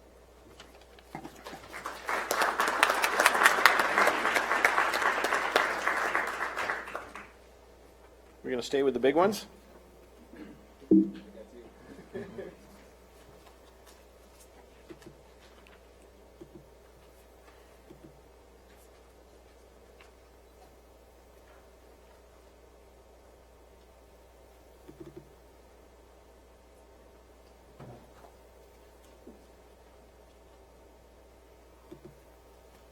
Okay, sounds like next up is Steve Ernst from Marathon Pipeline. He is the Integrity Engineering Manager, so he ought to know about integrity management. Steve. Thank you, Carl. I guess we'll let the room be the judge on that. My name is Steve Ernst. I'm the Integrity Engineering Manager at Marathon Pipeline, And the focus of my presentation today is going to be on liquids. And I do want to share a personal experience as I get started here. Earlier in the year, I had a chance to accompany several from Marathon and Carl out to Bellingham and toured the Whatcom Creek site. It was very humbling, and it just really underscores the importance of what we do. So quite an honor to be here and review what we're doing for integrity management. So, as Carl said, he did send all of his slides ahead of time, which appreciated. So I want to dive right into the information that Carl opened with, and that being a chart on the overall significant hazardous liquids incidents. And I'm going to focus on the line that's shown as increasing. I also want to acknowledge Bill Bird. Bill gets 2 shout-outs today. Bill is a member of the data mining team, and he helped me with some of these charts. But I want to dissect it a little bit on what is included, and we had some discussion today on the scope of really where some of the integrity management rules focused. So just to dissect the chart a bit. This chart includes facilities. It includes what we call high consequence areas that I'm going to call mainline, so outside of facilities on the right-of-way. And it includes releases that have been designated to potentially affect high consequence areas on the main line. The primary focus of the integrity management rules have been the HCAs on the main line, so I want to dive into that data and take a little bit closer look. So this chart is a little bit different. As Carl said, there's a lot of data, and I think that's a common theme that you've heard from the panelists here. When you dive in and you look at the target of the integrity management, what you see is a gradual downward trend. And I think a key point here is there's been growth in the industry, so this is a rate, not just a count, but a rate of change. And with the mileage growth, what you see is, yes, integrity management practices can make a difference. If you expand your chart a little bit further, this follows a big drop from 1999 to 2003, where you had a pretty significant drop after a very tragic incident. So I think there's 2 ways to look at this data. One, you can say, all right, great, we've made it. We've popped the champagne, we're making progress. That's not the way to look at it. The way to look at it is we are making progress. And that's what we want to see, because it shows integrity management programs can be effective. The second way to look at this is to say, hey, there's some more work to do, so we got to continue these practices to continue keeping pipelines safe. So I think to do this, we need to look a little bit closer at the causes. This is a chart, the breakdown of the previous chart I showed. This is the causes of the hazardous liquid incidents. And I'm going to touch on some practices that I have seen from my position in place in industry that I think are influencing the gradual downward trend, and practices that I think we need to continue to leverage to keep that trend going downward and hopefully accelerate it in a downward direction. So what you see on this chart is you see the primary categories. Corrosion is the largest pie slice in red. You see failure on pipe or pipe weld. So this is failure of the pipe. You also see a chunk of about 20% on excavation damage, which there's been a lot of dialogue on so far. The one call or 811 call before your dig laws have been great for that. But we also can detect for delayed failures from excavation damage. And then finally you see outside force and natural forces. So yeah, these are the areas where you're seeing that gradual downward trend. And I'd like to kind of segue into a discussion on progress at this point. Lots of information we've looked at, lots of charts, lots of data, and really those are lagging indicators. It's an event that's happened. And I think Alan did a good job here pointing out the if my math is right, 15,000 or so immediate conditions that represent the good work that's being done, potentially reduced releases. But I think we need to discuss the practices that both represent the progress that's being made and how we continue to make progress. And I just want to present an idea that we need to be looking at the leading indicators, which are these, I'll call them the practices that can move the needle, or the practices, you can think of them as value improving practices that can cause the change that we're looking for. When I think about those, I see in my mind kind of three big components. And I'll step you through the room through this, but it's a cycle. It's the safety management system that a lot of the people have talked about today. And it revolves around technology. So I see it as research and development, technology, and then information sharing. And these are very important because they are the basis for continuous improvement. Skip Elliott started, I liked what he said. He mentioned persistence and culture.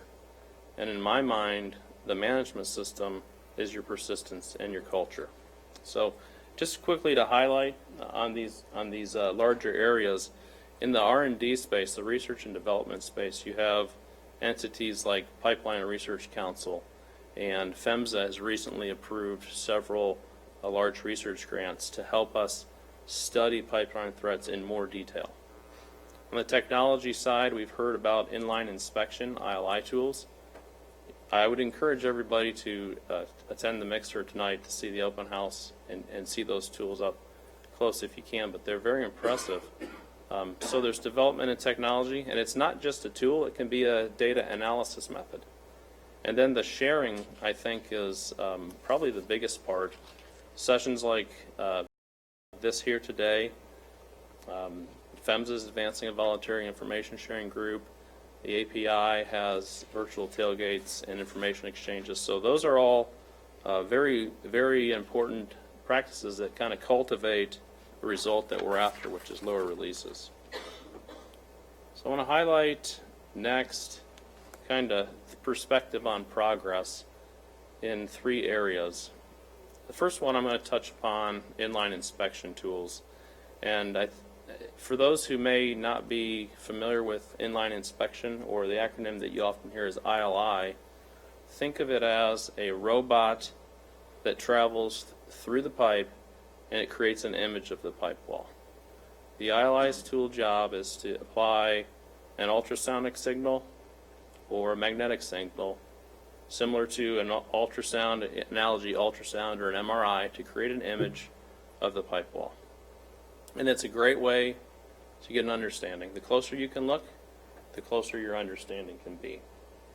So the image on the left, I don't know how well it can show up in the back of the room here, but this is a picture of one of the ILI inspection robots. If you look in 2013, you may see 180 sensors. Fast forward to the next generation technology just hitting the market today, you have close to 300 sensors. So what that does, it provides better resolution. And just as an example, for illustration purposes, if you're looking at a pipe cross section and you say, what does that do for me? The older technology, you might see the sliver that's shown inside the black diamond. With the newer technology, it opens up what the tool can detect. And so these are practices that are being invested in the front end. In my opinion, this is something that's going to lead to the result as these technologies penetrate the market. Now, I do also want to highlight that this is an example for a crack detection tool, which is going to look at your material or weld failures. But you see the same thing happening on your ILI tool for detecting corrosion. The sensors and the resolution are getting better, where you can look for smaller and smaller defects. So one example, you hear the word pinhole, and it means exactly what it sounds like. A pinhole is a very small diameter corrosion pit. The technology is evolving, and where we can get smaller and smaller detail, And in turn, that's an improving practice that's going to lead to the result. You see the same thing on the geometry tools that look for small deformations on a pipeline where a traco may have hit it, didn't fail immediately, but wasn't reported. So that's something that you can look at when you integrate your data. Second item I want to cover, just a perspective, is on corrosion management. And a large part of corrosion management is already on the front end. It's on the prevention aspect, where corrosion engineers and corrosion specialists apply cathodic protection to prevent corrosion from occurring in the first place. It's a very dynamic environment, but 20 years ago you would look to see people driving all the way out to the pipeline. And the pipelines across the entire country, so they're driving out all the time to check the corrosion equipment. The technology change here is we now have technology that you can monitor and remotely adjust, so you can inspect and verify that you're managing your corrosion more closely to real time. And then thanks to improvements in analysis methods, and I do cite Google Earth down here as a tool that we use quite frequently because it allows you to spatially see your data. Our analysts can visualize the data in new ways. So I think everybody in the room's probably heard the buzz phrase big data. I really think in the last 2 to 3 years we're getting into the realm of big data for pipelines. And I think it offers some exciting prospects to continue a downward trend for releases. The last item I want to touch on is just on natural forces. And I think CJ made a good point. Your ILI tool or your integrity management program inspecting with an ILI tool isn't going to tell you which river is going to flood next. But there's advances being made across the board, and this is why I wanted to introduce it to the group as well. You know, in the past, when you have a flood, you may see the picture as shown on the screen. Looks like a flooded river, but you can't see what's below. With new technology that's we're starting to see available for integrity management, you can see the full picture of what's below. And this is an example of a new sonar technology that can show a full picture of a waterway crossing of a river.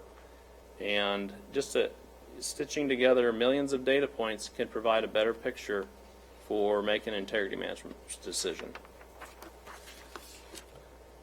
So I want to close with just it's an equation, and it's also just a perspective on the safety management systems and technology. So we've heard a lot about pipeline SMS.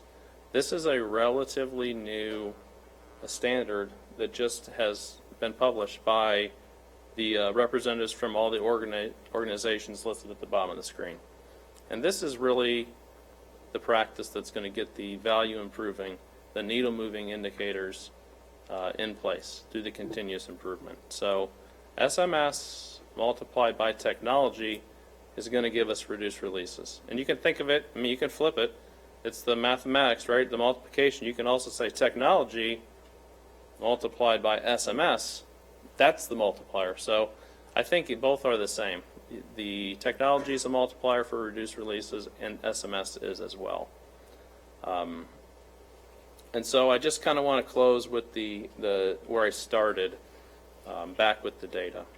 And if you drill in to the data and you ask the question, can integrity management move the needle? Has it been worth it? What have we prevented? I think that the question is yes. It can and is moving the needle. Is there more to go? Yes, there is. And we need to be investing on the very front end in the practices that move the needle to ultimately target zero. Thank you.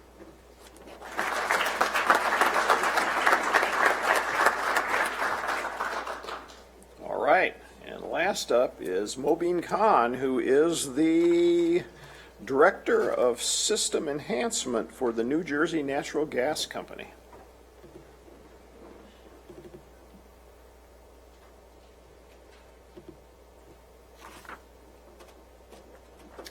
Thank you, Colin. Good morning, everyone.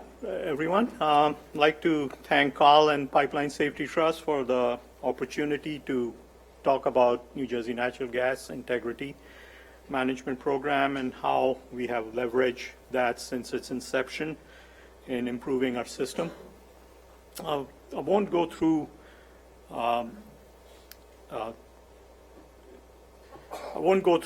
what distribution integrity is or what the requirements are, but this is the first slide. New Jersey Natural Gas operates in 3 counties in New Jersey. 2 of them abuts the shoreline. Both are very populated, and there's one in North Jersey where we have approximately 60,000 customers.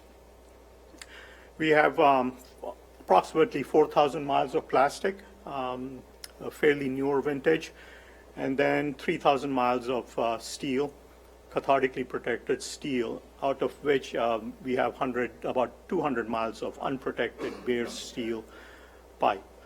Approximately 530,000 customers. I'm going to go through this DIMP as I'm standing between lunch and the data. So how New Jersey Natural Gas is using the assessment models. We have classified it into 2 asset class and segment-based relative risk models. Asset class is basically the assets that we have in the ground, that's steel, plastic, and whatnot, and the segments are basically used in designing these in our software program that we use to rank risk and do our planning. Since the inception of DIMP in 2011, we right away identified cast iron as one of the material that must leave our system. All right, and we started the program, and in March of 2012, we approached our state regulators for monies to expend on replacing cast iron, and that was approved in March 2012. And then Sandy happened, and everything got accelerated, real access. So in 2015, we eliminated cast iron from New Jersey Natural Gas distribution system. One of the other good thing that happened with the removal of cast iron is we eliminated all our low pressure system. So at present, we don't have cast iron and we don't have low pressure system. But what we still have is the bare steel, approximately 150 miles of bare steel. And the second program, the New Jersey RISE, New Jersey RISE is basically giving us some monies to eliminate bare steel and at the same time install EFVs in some of the more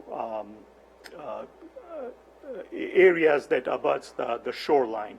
During Sandy, we saw most of the damage occur through the storm surge, houses shifting and moving from their foundations. So we decided to install EFVs, and at the same time, we identified the weak distribution regulators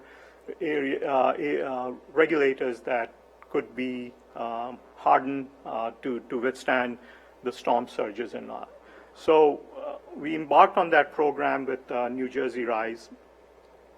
And then right now we have SAFE 2 that is also being used to eliminate the bare steel pipe. So hopefully by the end of 2020, we won't have any bare steel remaining in the system. The results, basically no cast iron, and our leak numbers are going down, and they've gone down significantly. At present, we are below 0.1 leak per mile of steel. This chart shows the figure with total steel and cathodically protected per mile. The story is good. The results are showing. We are developing quite a bit of data in helping the states understand our needs. And I must point out that the state regulators have been very, they have very positively helped us in tackling some of these issues that we have. We continue to see excavation damage as an issue. With having plastic pipe, even a shovel can cause, unintentional release of gas. We've embarked on a number of programs, partnered with the state damage prevention group. They have a good enforcement program. We put programs in place, and we're moving forward, and we continue to see improvements there. And the results are our baseline of 3.2 has come down drastically this year, even though this shows damage rate of 2.4 per thousand. So far in 2019, the number is below 2 damage per 1,000 tickets. So DIMP is benefiting us. It is giving us a structured method where we get our message across. We get our message across not only to our employees, but also to the other stakeholders, the population, the general public, and also the regulators. So in that sense, DIMP has really, really benefited New Jersey Natural Gas. That's it. Great. Thank you. We have time for just a couple of questions, and we actually got one from online. It was the first one we've got, and if I hadn't put my phone in my pocket, I could. And I think it doesn't say who it's for. I'm thinking that it's probably something CJ said. Alan Guest. Yeah. And basically, it looks like the pie graph where you had part of it outlined in red and said these were the things that integrity management focused on. The question wasn't all threats supposed to be part of integrity management? And is it fair to focus on just the ones in that pie, or are we now to a phase where we need to start focusing on all the other ones? Yeah, so a few things. I mean, the first is, I think I said, but as the PHMSA regulations have developed and as the operator programs have developed, the most energy, the most regulatory code language is focused on that subset of threats that are likely to cause a sudden failure impacting the general public, the corrosion, the cracking, the manufacturing construction.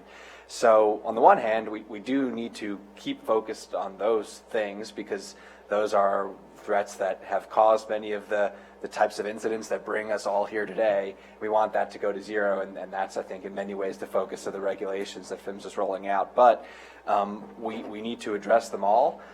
Integrity management can get us some of the way on some of those threats, but on others, equipment-related issues, excavation damage issues, it's going to take other types of programs. It's going to take things like voluntary information sharing. It's going to take things like looking at why one call isn't always working. It's going to take safety management systems. So when I say, integrity management is focused on the subset, that's not to say that pipeline safety is only focused on the subset. It just means integrity management is a piece, and we're going to need other programs and policies and things to address the rest of that pie chart. Great.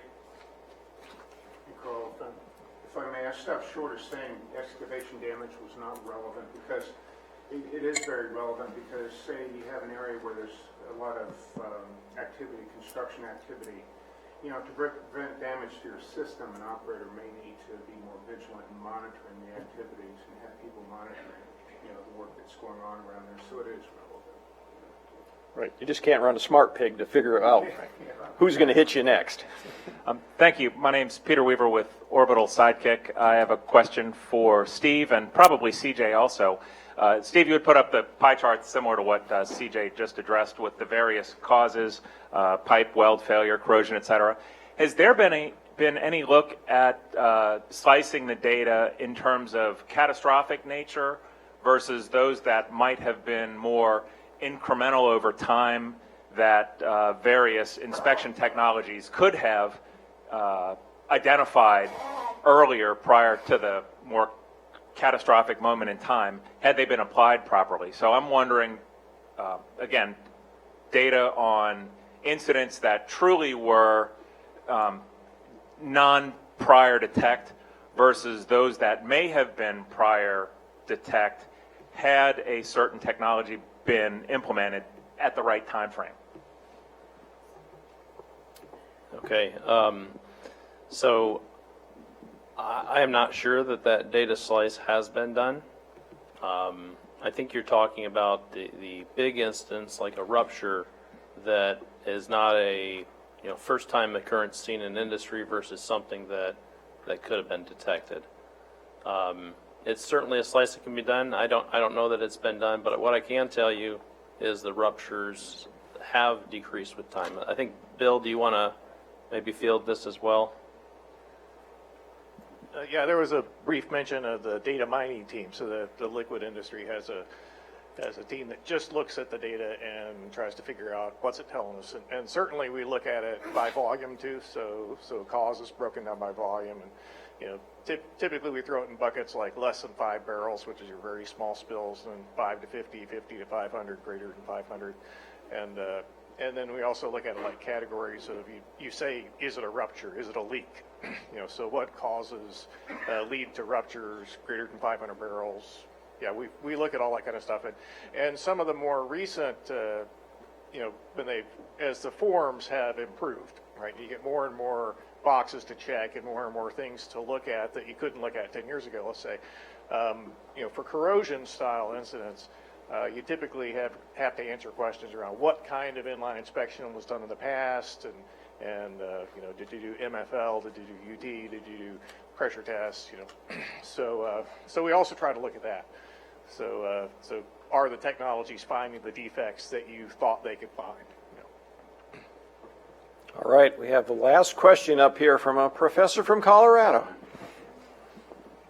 Thanks. I think this is for all the panelists, although Steve nucleated it with his math. You put math in front of this kind of professor, he's going to ask a question. So my question, I like the idea that reduced releases come from the product of this SMS and technology. And I thought that was beautiful, but I thought there was a term missing in the equation that I've heard so many times today, and that's people. Not only I think about things like training and adequate training for people, the individuals working on the ground. I think about decision making a lot. Just because you put data in front of people doesn't mean they can make a decision out of it.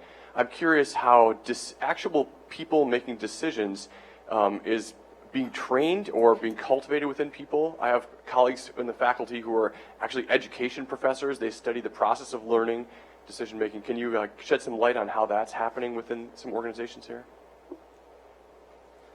Sounds like you just described SMS. Yeah, that's what I was going to say. I don't have my SMS pocket guide with me, but I think if you go into SMS, one of the components is training, and I could reference that. But the SMS would ensure that you have the trained people, the correct oversight, and the continuous improvement, so that if you found through an incident that training or decision making was a cause, that would drive you to go address that cause. I think you're hitting on the common factor, the common thread of all these accidents, whether it's San Bruno, Marshall, Michigan, ones I've been on the North Slope of Alaska, the human aspect, the ability to share information that we talked about, that's critical. That's the common element. It again points to the fact that you can gold plate the system, but you've got to have the right people, trained people making the right decision. And by the way, it's not just the operators, it's us too, because as a regulator, I can tell you, integrity management represented paradigm shift, which it really did for all of us. And just having the trained people in understanding risk management and how to critically analyze the risk management plan is really critical. And it is, as they've said, SMS includes training, and there's a whole bunch of people in here who are true believers in SMS, and they're all going to descend on you now at lunch. So let's take a lunch break. Be back here at 1:15. Thank these people for a great integrity management session. I left the cell phone up here. Perhaps. Yep. I need that. Let's see, and this was Boardwalk, right? Yep, that's. And I think you said there's a few on there, but it's the one labeled like Inga Pipeline Safety Trust. I think it'll be hard to fairly miss, huh? self-explanatory.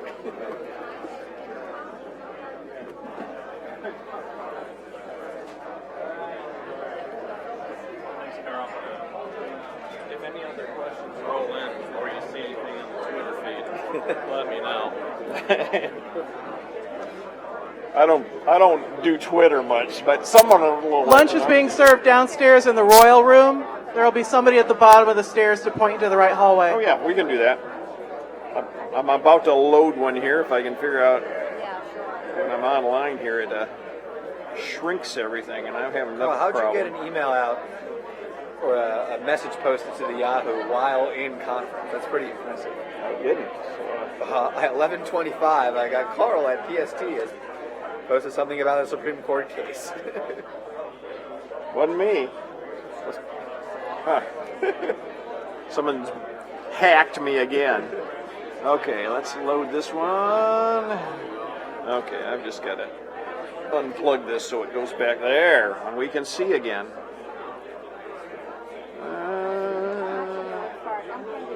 Hey, CJ, nice to meet you. Yes, yep. For about probably about the first year and a half I was at Inga, Rich was there, then he retired. Yep. Okay. He's playing golf and enjoying life. And him and his wife own like a few rental homes in North Carolina. Yeah. So. Okay. You guys are in the same group? Yep. All right. Hey, Christopher, how's it going, man? No, they have lunch here, but I think we should try to huddle up a group of 8. Yeah. And just make sure everyone. Man, I think you guys will. But yeah, make sure there's sort of order of operations and all that.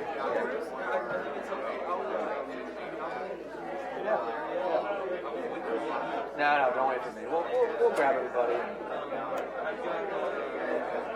I'm hoping it's closer to. Okay, let's find yours. And I said 5 to 10, so that's fine. Yep. We're just getting out. Everyone's 15, and you won't have any audience left because you'll all be drinking beer with your ILI tools. oh, and the title slide? And you guys will still be here talking. Because this is what they have done and I tweaked it, but I don't think this is really very relevant to Okay, so you just want to change this to engaging the public. what, FERC engaging the public? Or Or engaging the public.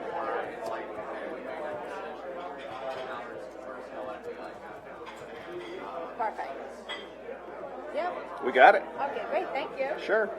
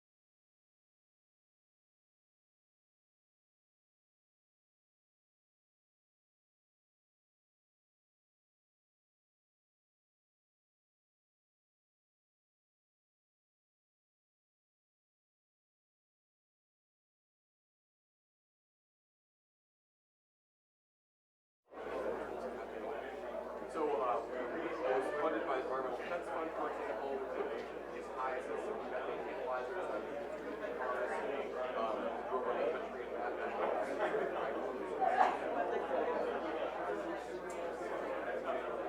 Well, I have some projects in Washington, D.C. There's other people who've done that. We've done work in Syracuse, Long Island, Staten Island, New York City,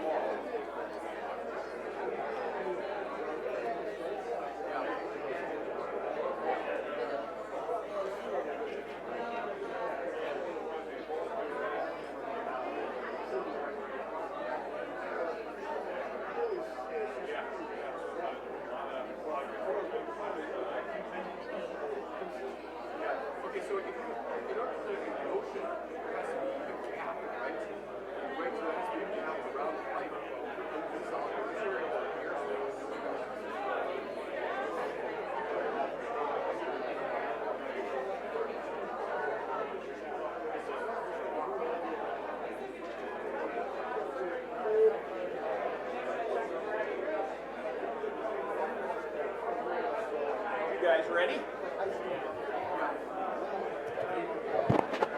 We're going to get going in just a minute, so come on in.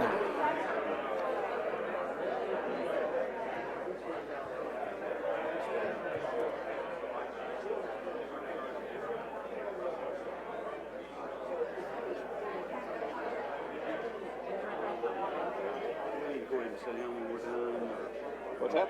We can go ahead and sit down when we're done, or we can stay up. Well, depending on the time, people may have some questions for you. Oh, I better put my coat.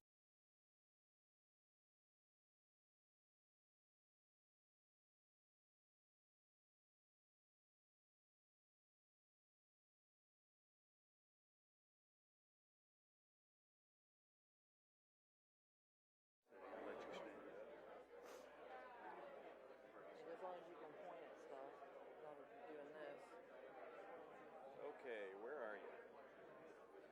New Orleans. Ha, ha. I know, bad joke, bad joke. It's going to be under Enbridge. There it is.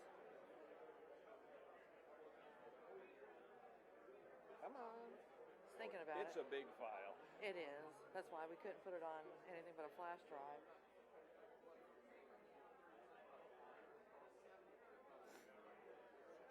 mic on my phone? Well, we'll Are you see. gonna sit at that end or down here with me? I'm just gonna stand down here. Stand down here with me? He can't leave my side.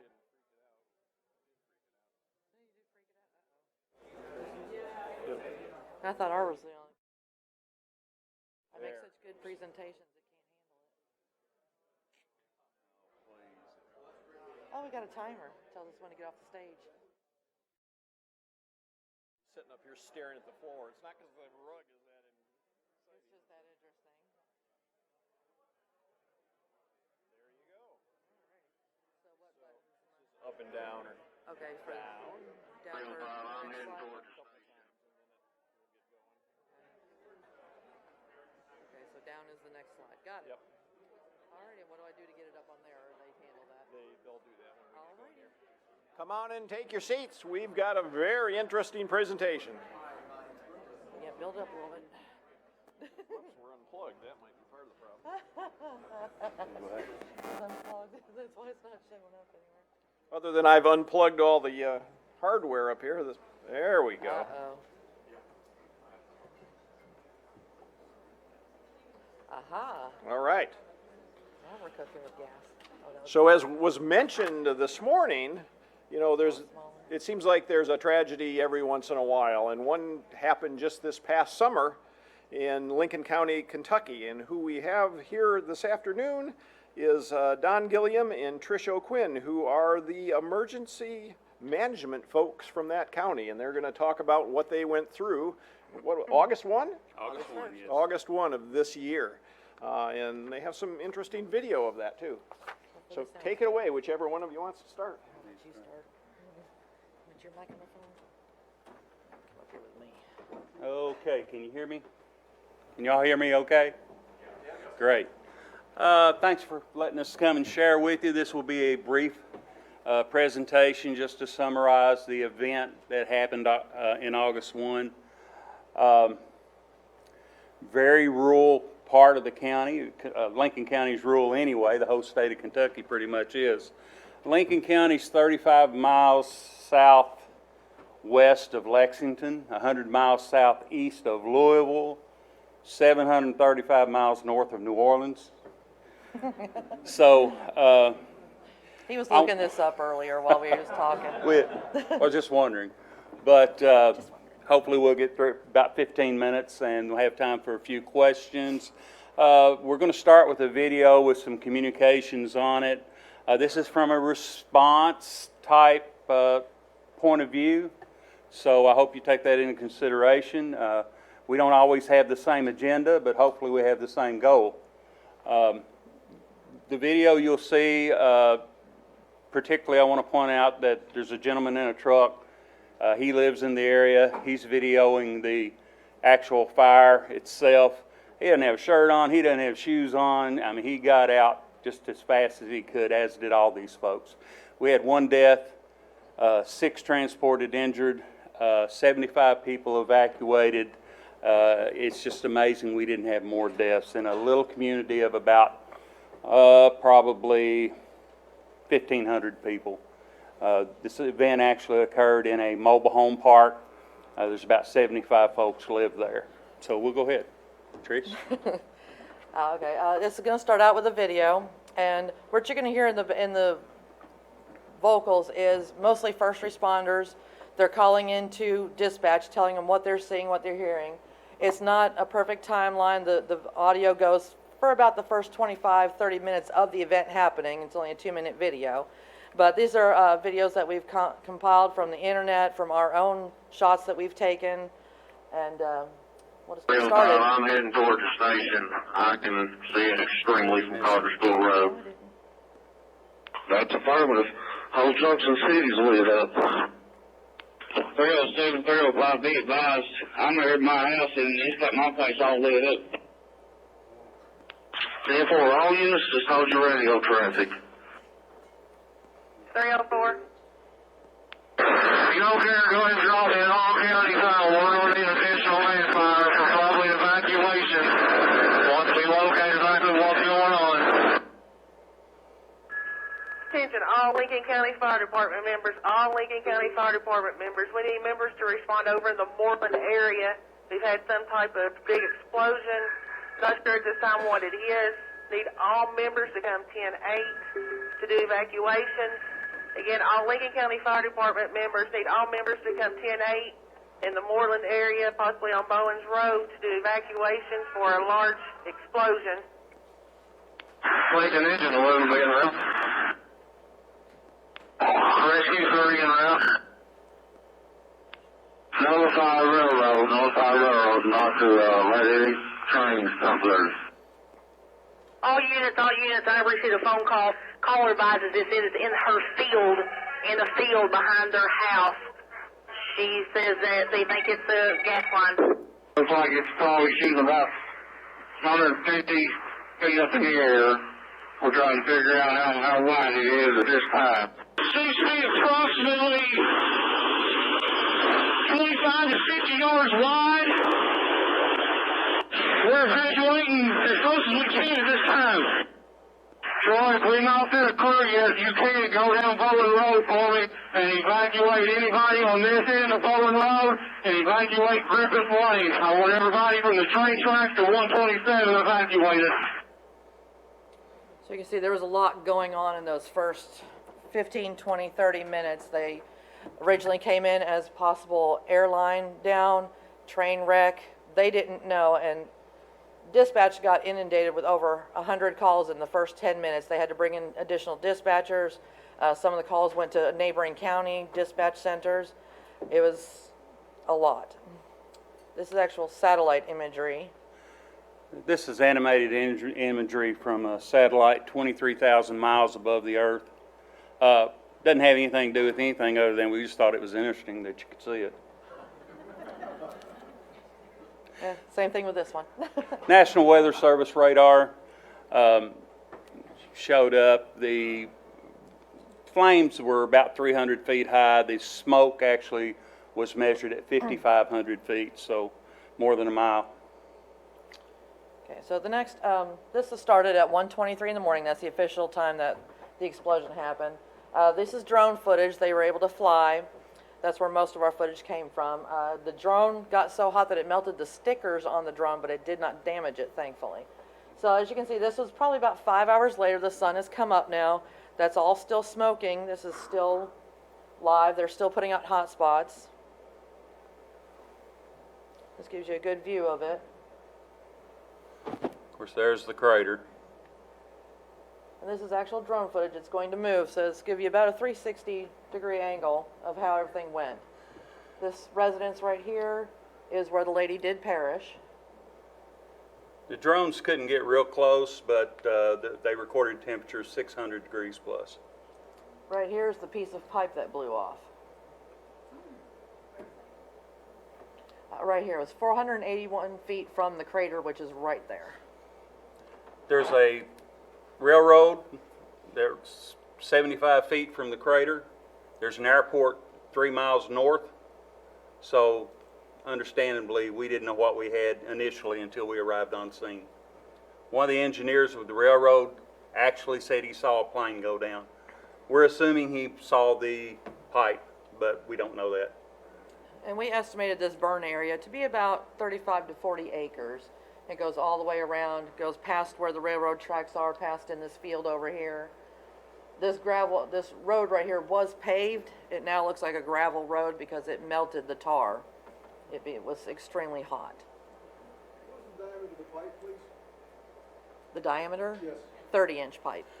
Actually, one of 3 pipes. That pipe was, they're 25 feet apart, 3 to 6 feet deep, resting on shale bed.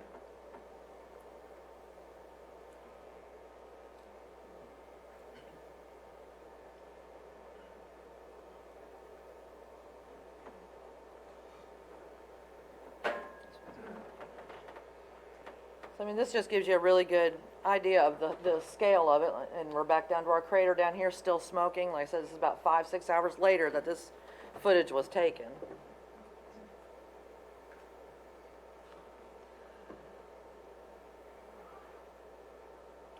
It took Enbridge about, took them about an hour. They responded in less than an hour. It was about an hour and a half getting the gas shut off that was feeding the flame. And then it was about another 35 minutes before the fire departments extinguished all the fires in the area and were actually able to get in there, looking for survivors and trying to account for everyone that was either missing or reported missing. And this is one of the best views we have of the total burn area. We're just missing a little down here that went around right about here. But this was the complete area that was burned. Some of these had like just a little bit of damage. Everything else in this area was completely devastated, which we have more footage of that as well. A good view of you can still see the rail line. Some of the ties are smoking. And I believe this next one's another little video here. That's obviously the crater. There's where it ripped off. Very clean break. The crater was about 33 by 51 feet, about 12 feet deep, very unstable around the rim. And now we're just going to get into some of the damages here. These were the homes that were completely destroyed. This was a shed that was blown by the blast itself. It didn't technically burn, but it was blown. This was a child's playhouse that didn't get touched. It's amazing some of what we saw that day. And just more drone footage. Down here, that's actually puddled metal from the vehicles. It was liquefied. This could be another short video here. Just shows you the crater really well. It's going to do a good turn of the crater. You'll see both ends where it ripped off completely. And the crater was how big, Don? About 33 by 51. About 12 foot deep.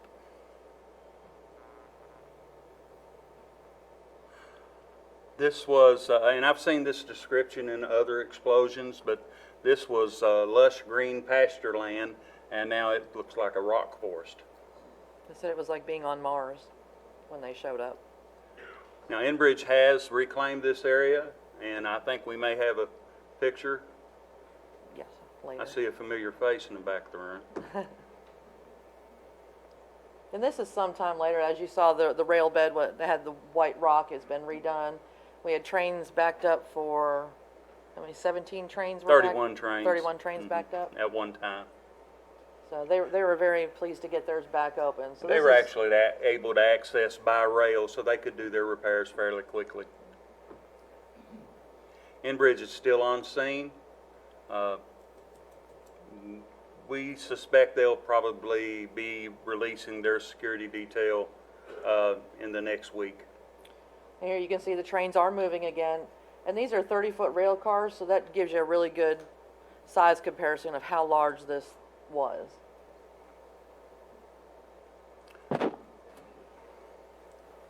The pipeline itself flows this way and turns. Yeah. North to south. So, yeah, they were very glad to get their trains moving. They were losing quite a bit of revenue by not being able to move those trains for hours. So how long after the explosion is this train moving past? Probably 5-6 hours. I don't know exactly. I didn't record that because they were actually moving before I was aware of it. We were staged about a half a mile out, which it's accepted guidelines, but I'm telling you, it was too close. It was a 65-degree night, and after the fire went out, I mean, it was noticeably We realized it was cooler. chilly. So we could feel the heat. It's like having your face in an oven. These are just a little bit of thermal imaging. You can see these are normal human beings, and this is how hot this still is right there. That's where the main flame was burning. And I have a good comparison here for you. Gives you, this is where the main flame was blowing. You can see the blow pattern. And then that was obviously hours later, and it's still that hot. That's just rock that's been superheated by this explosion. Let you go into this one? Is that the pipe? Yes. Yeah, this is just a section of pipe that was in behind the residence. The blow crater's over here somewhere, so it's 481 feet. Go into the squares. The lady that died in this incident lived here. She exited, came out actually going toward the crater, and apparently disoriented and changed her mind, and she was recovered over here somewhere. These little circled areas are her personal belongings. This is just some close-up damage footage of the homes that, well, trailers and homes that burned. Vehicles, boats, lawnmowers, whatever was there. Cheryl She Shed. We're not gonna let Enbridge know that one, though. Too late. I go to great lengths to take my pictures. This was Cheryl She Shed. It got blown over. Like I said, this was all metal, so this was not from fire. This was from the actual blast itself. This was a little further away. That was closer to this residence in this area where the lady was found that perished. And it went from that to this. There was no in between. It was either total devastation, or you can see the siding melted. There was no in between. It was pretty amazing. There's, you know, the boat he was talking about. But they did have to turn off all the power. Every home that was even a little bit damaged had to be inspected, both by utilities, water. And this is one of our favorite pictures because it was shielded from the blast. On the other side of this tree, it's completely brown and burned. But on this side, everything is... The flag survived. The flag survived. The flag is still standing. This is actually from the NTSB report. We have a preliminary report. You can see these were the 5 residents that were completely damaged. You have another 14 or 15 that were just damaged. These are destroyed. Pipeline ejected 481 feet. There's the original crater. There's where the pipe landed. And he can tell you a little bit more about the report. Well, the report didn't give us a lot of new information. Sorry, Mike. But it did,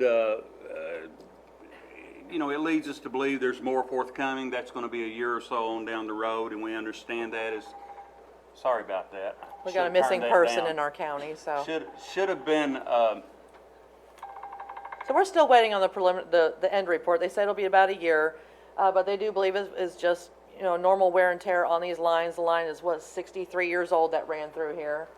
They did tear out all sections up in here and checked every line. About, I think, 60-foot sections they pulled out, if I remember correctly. They checked both lines on either side. The 2 on either side were up and running, I think, a couple weeks later, but it just was recently in the past month that the last line has been up and running. the shutoff valves, one was at the compressor station, which is about 3.5 miles to the northeast. The other valve was 19 miles south. So I've actually talked to Enbridge folks, and hopefully they're looking into some maybe remote valves that could be accessed a little quicker.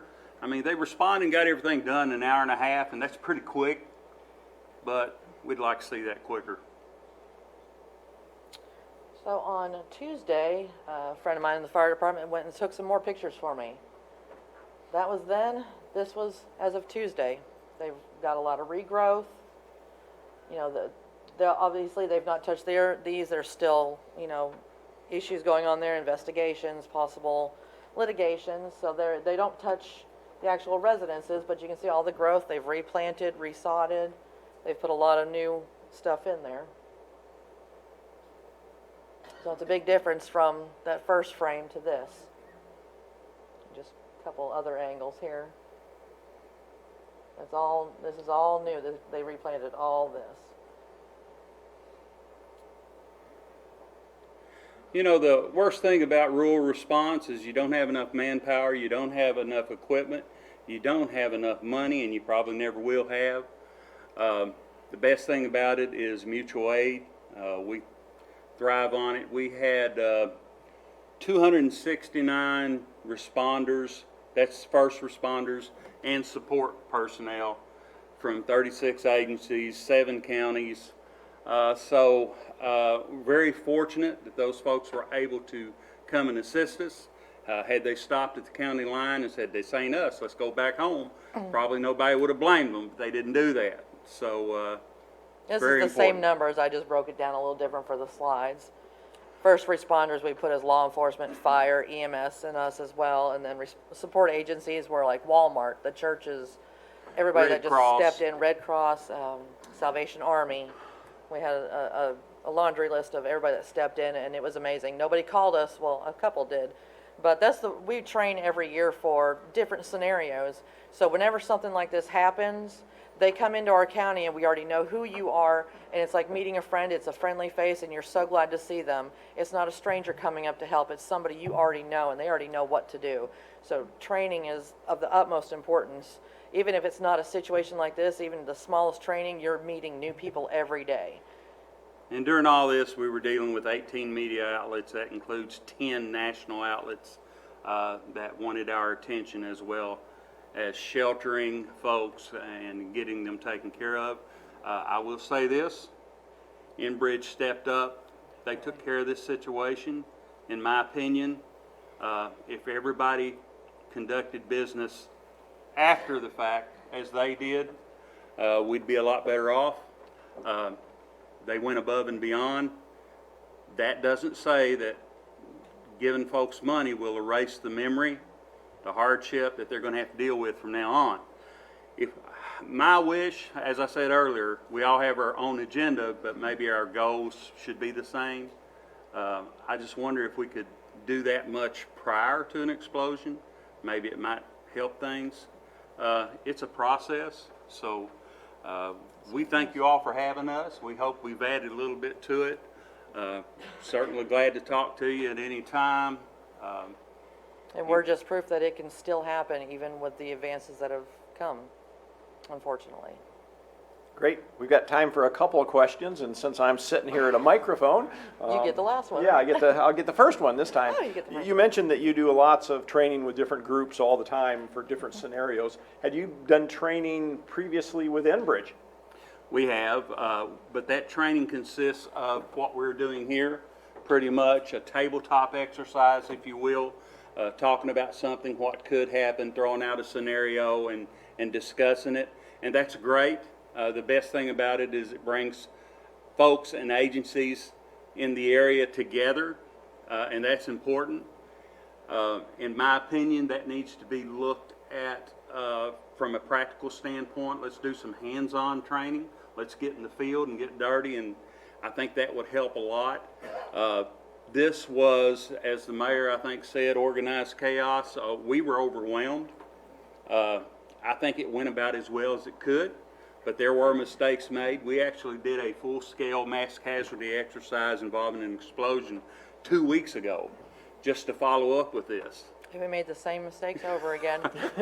So we're working on it, and that's about the best we can do at this point. But Enbridge, Columbia, some of the other agencies, we have 3 pipeline companies that go through our county, and so there's 7,500 miles of pipeline in Kentucky. So we do train with them. We'd like to push that training and get a little more in depth, and hopefully that'll be one of the recommendations that PHMSA makes. Looks like we got a few hands. Oh, we're good, aren't we? Hello, I'm Valerie Wolford with the City of Greene, who also has an Enbridge pipeline that is newly installed, so we are paying close attention to this. Could you go back to the slide that has the yellow and the blue houses? And that report, can you give me the distance to the farthest house from that line? Like you said, so it's 468 or From 480? here to the piece of pipe that blew off was 481 feet. The closest house, and this is memory and I could be wrong, was about 150 feet. Yeah, because this would be the closest The home. furthest is what I'm... Furthest? Furthest? The furthest house would have been, I would say, 300 yards. The furthest damaged house would have probably been slightly less. Maybe And what was the pressure on the line? The maximum allowed pressure is 936 pounds, and I think it was at 925. All righty, thank you. I invite you to come to Greene at any time and do an exercise with our fire chief. And I invite Enbridge to join him, so I think I can say that on behalf of the mayor. I just did. So now we know who runs the city. Well, I just let me say one more time, this went about as well as it could go, but it wasn't perfect. And the key here is getting folks talking about it. And learning from your mistakes. Yeah, absolutely.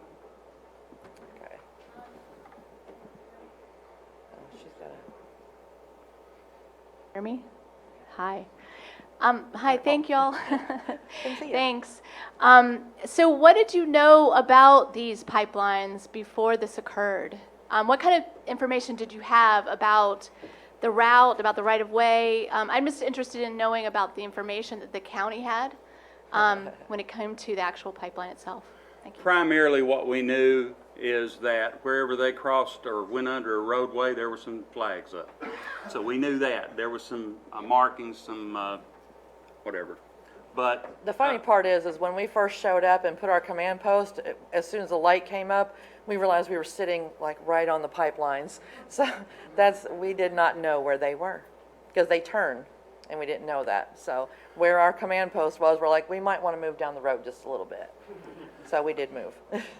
we did have maps available showing us about where the pipelines are, but specifically where the pipelines are, we don't know, and I'm not going to knock Enbridge because they did a great job, but we've worked with some other gas companies here in the past couple weeks. And you know, call 811 before you dig, man, it seems like they miss it every time. So just before we left to come here, we had a small, I think a 1-inch pipe that was hit in downtown. Distribution line, yeah. And so we had to shut down half of downtown to get that taken care of. So it's still happening on a very small scale, but it was right there by all our downtown buildings that it could have been something a lot worse than it was. One more. I've got two questions. I think it's short answers to both. The first is the people that live near the pipeline in this mobile home park, what did they know about the pipeline, and were they surprised that there was a pipeline there, that it had that big of an impact, that sort of thing? And then the second question is, do you know if anybody has compared the area of impact to the calculation and the regulation for potential impact radius? No, I don't know. For the second part, I don't know. For the first part, most of the folks that live there have lived there for some time and were aware. I think that contributed to them being able to get out quickly. There were some reports of some rumblings and noise in the pipeline prior to the event. We've been unable to document that. We do know that Enbridge had been out there in previous weeks doing some testing and some routine maintenance. I know that 3-4 weeks ago in a neighboring county, they began hearing rumblings from their pipeline. It's Columbia, and they were told it's nothing to worry about. So, concerns me. And Enbridge did purchase most of the properties around that. All the empty lots that were there had been previously purchased by Enbridge. So the ones that did know that they were there, I believe they were given the option, but I don't have, exact numbers if they were, when they were given the choice to sell out or not. You can't build a structure under an overhead power line. Why can you build a structure right next to a pipeline? I'm not sure I understand that. Is that local government? Is that federal government? Somebody's, coming up short. All right. Thank you for coming Thank you. 700 and some miles south to talk to us.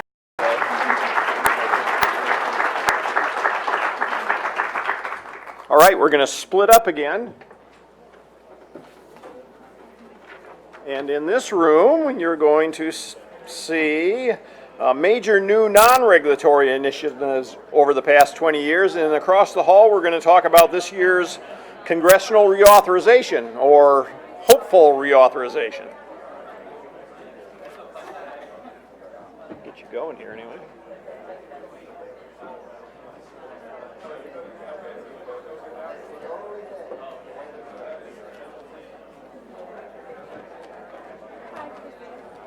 Who's first? Do you know which order you going in, Bruce?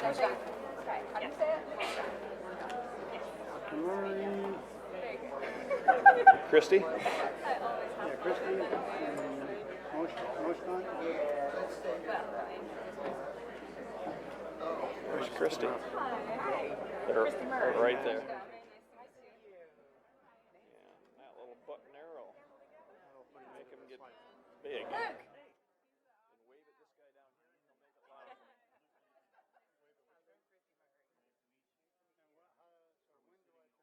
slideshow. I'll wave to him, and then he turns on the slideshow.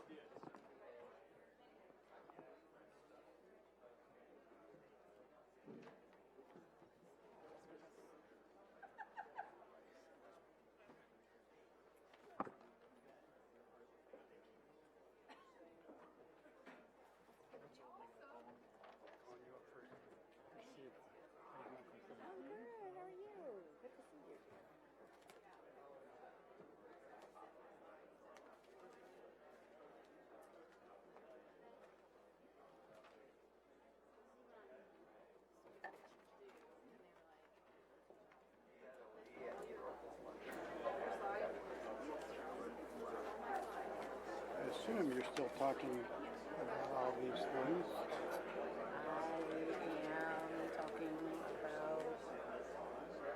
I saw someone else. Okay, yeah. Just look them up. Okay.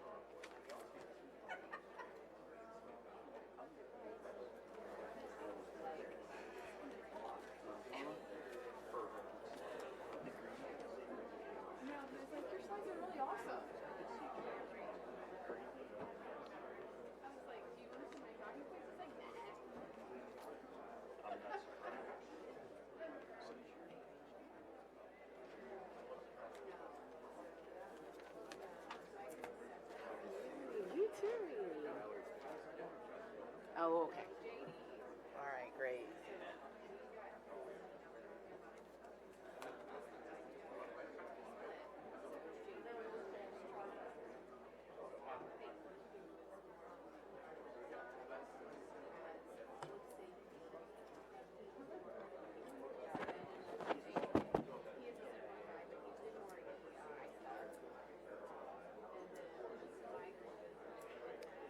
Okay, I'd like to get started.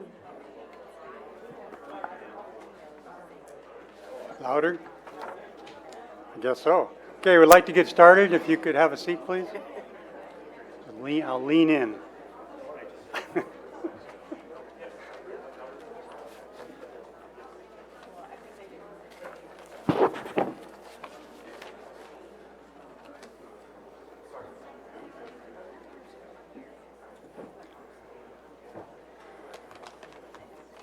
I'm Bruce Brabeck. I'm a board member of the Pipeline Safety Trust, and welcome to this next panel.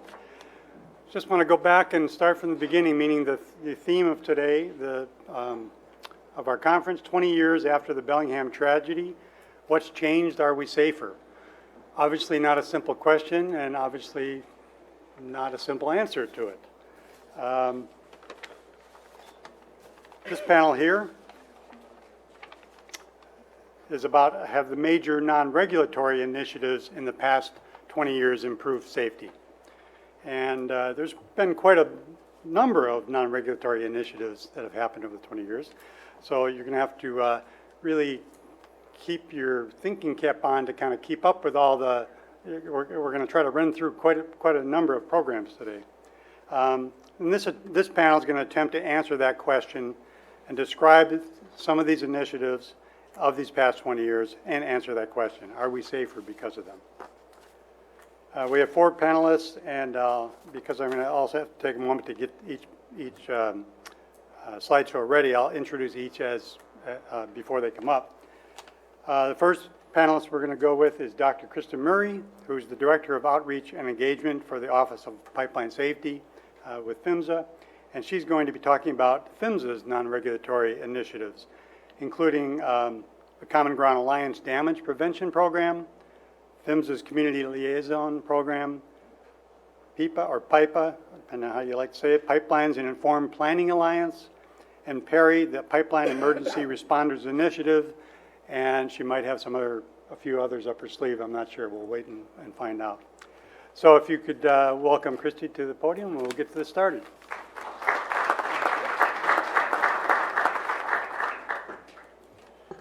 Good afternoon, everyone. I want to take a moment just to talk to you a little bit about what we do at PHMSA, in particular the Office of Outreach and Engagement, which is the division that I oversee in our Office of Pipeline Safety. Of course, our mission at PHMSA is to certainly protect people and the environment against risk and hazards associated with transporting energy products and other hazardous material products underground that traverse the country. And one of the things that we certainly have a significant responsibility for is our regulatory and oversight components of our responsibility. We have federal regulations that we certainly hold pipeline operators in compliance with, and we go out and we do inspections and we do investigations and we enforce those regulations. But at the same time, we recognize the importance that those regulations really help to establish the minimum requirement across the industry as it pertains to pipeline safety. And so to think about the question, has non-regulatory initiatives over the past 20 years influenced or improved safety? I want to answer that question in a couple of different ways throughout my brief conversation. What I will say is there are benefits to non-regulatory initiatives. First, it gives us collectively the opportunity to tackle safety issues from multiple and various different approaches. So we certainly recognize that one size does not fit all across pipeline commodities, pipeline systems and assets, etc. So the non-regulatory initiatives gives us the opportunity to leverage multiple tools in the toolbox to help advance safety collectively.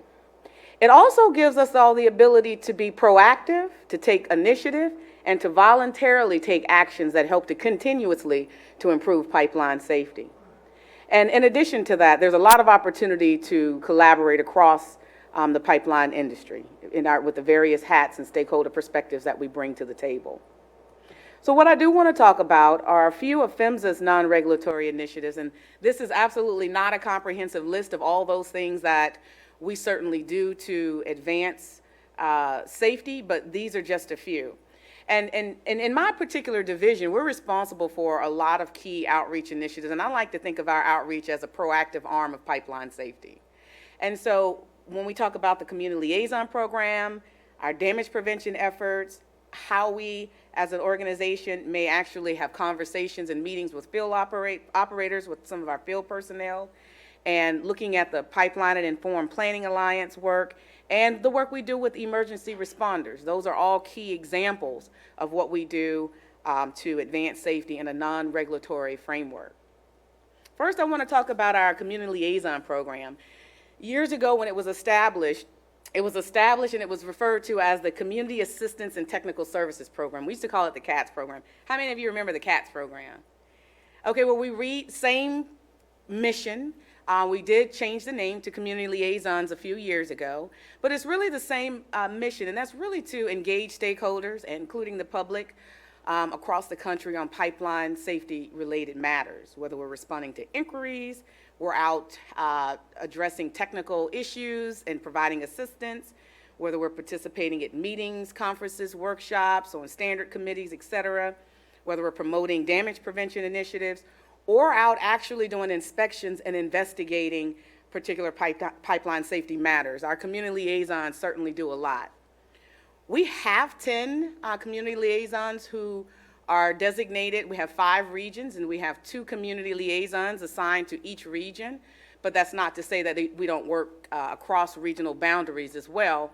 But we use our community liaisons in a very diverse and dynamic role. In fact, I think these individuals are some of the most dynamic in PHMSA in terms of the breadth of information and knowledge that they must have and the type of stakeholders that they work with. We view these individuals in this program as the externally faced component of our organization.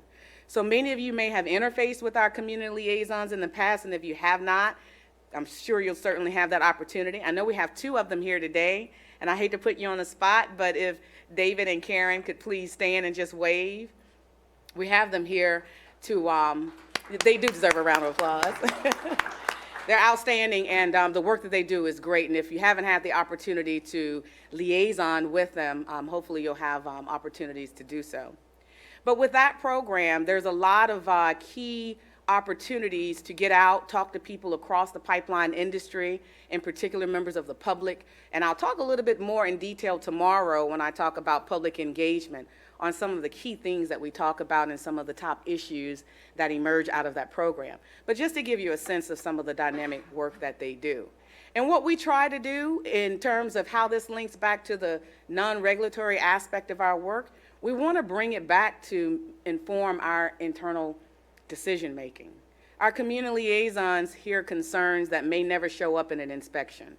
Our community liaisons may go out and talk to people or hear struggles that operators are having or local communities are having, or the needs of emergency responders, for example. So we certainly want to make sure that we take that information and bring it back in-house, and we have conversations about how should that impact our policy decisions, or should it? What are we hearing, seeing, and learning that we really need to bring back to other facets of our organization? And same on our field operations side. Are there things that we should be informing them about that should impact our inspection cycle, or things that may need to be filtered in, or lessons learned from an investigation standpoint? So we really want to try to bring that back full circle. So the work that we do is certainly not individualized in one particular division, but it's more of a comprehensive approach. And next up, I want to talk just briefly about damage prevention. I heard Mr. Gilliam on the last panel talk a little bit about damage prevention in 811. We certainly do a lot of work with 811, including partnering with the Common Ground Alliance, where they publish each year the best practices for excavation safety practices. But we also do a lot of outreach and awareness campaigns to raise awareness for calling 811 before you dig, and then also what happens when we're seeing an uptick on incidents after the call or after the one-call ticket has been placed. And what are those things, that trends we're seeing that we still need to tackle and address from a damage prevention standpoint. We also get involved with excavator-related training. And one example where we really try to work to, as we understand that there are a lot of excavation-related practices that still need to get out into the hands of those who are in construction professional environments, we want to make sure that they have the information they need to stay safe and to work safely around underground infrastructure. We actually partnered over the last couple of years with the National Center for Construction, Education, and Research, NCCER, to, I think they train over 60 to 80,000 construction professionals each year. So we are happy to report that we have worked to add safe digging practices in their core curriculum for those construction professionals who actually come through their organization for training. And that's just one example. And then we also have our research and development arm of our pipeline safety work, where we try to look at damage prevention technology and bringing back some of the things that we're seeing and learning from inspections and even the non-regulatory work that we're talking about now into those forums to make sure that we are introducing issues and we're addressing issues that may be able to be addressed through technology. So those are just some of the damage prevention related aspects.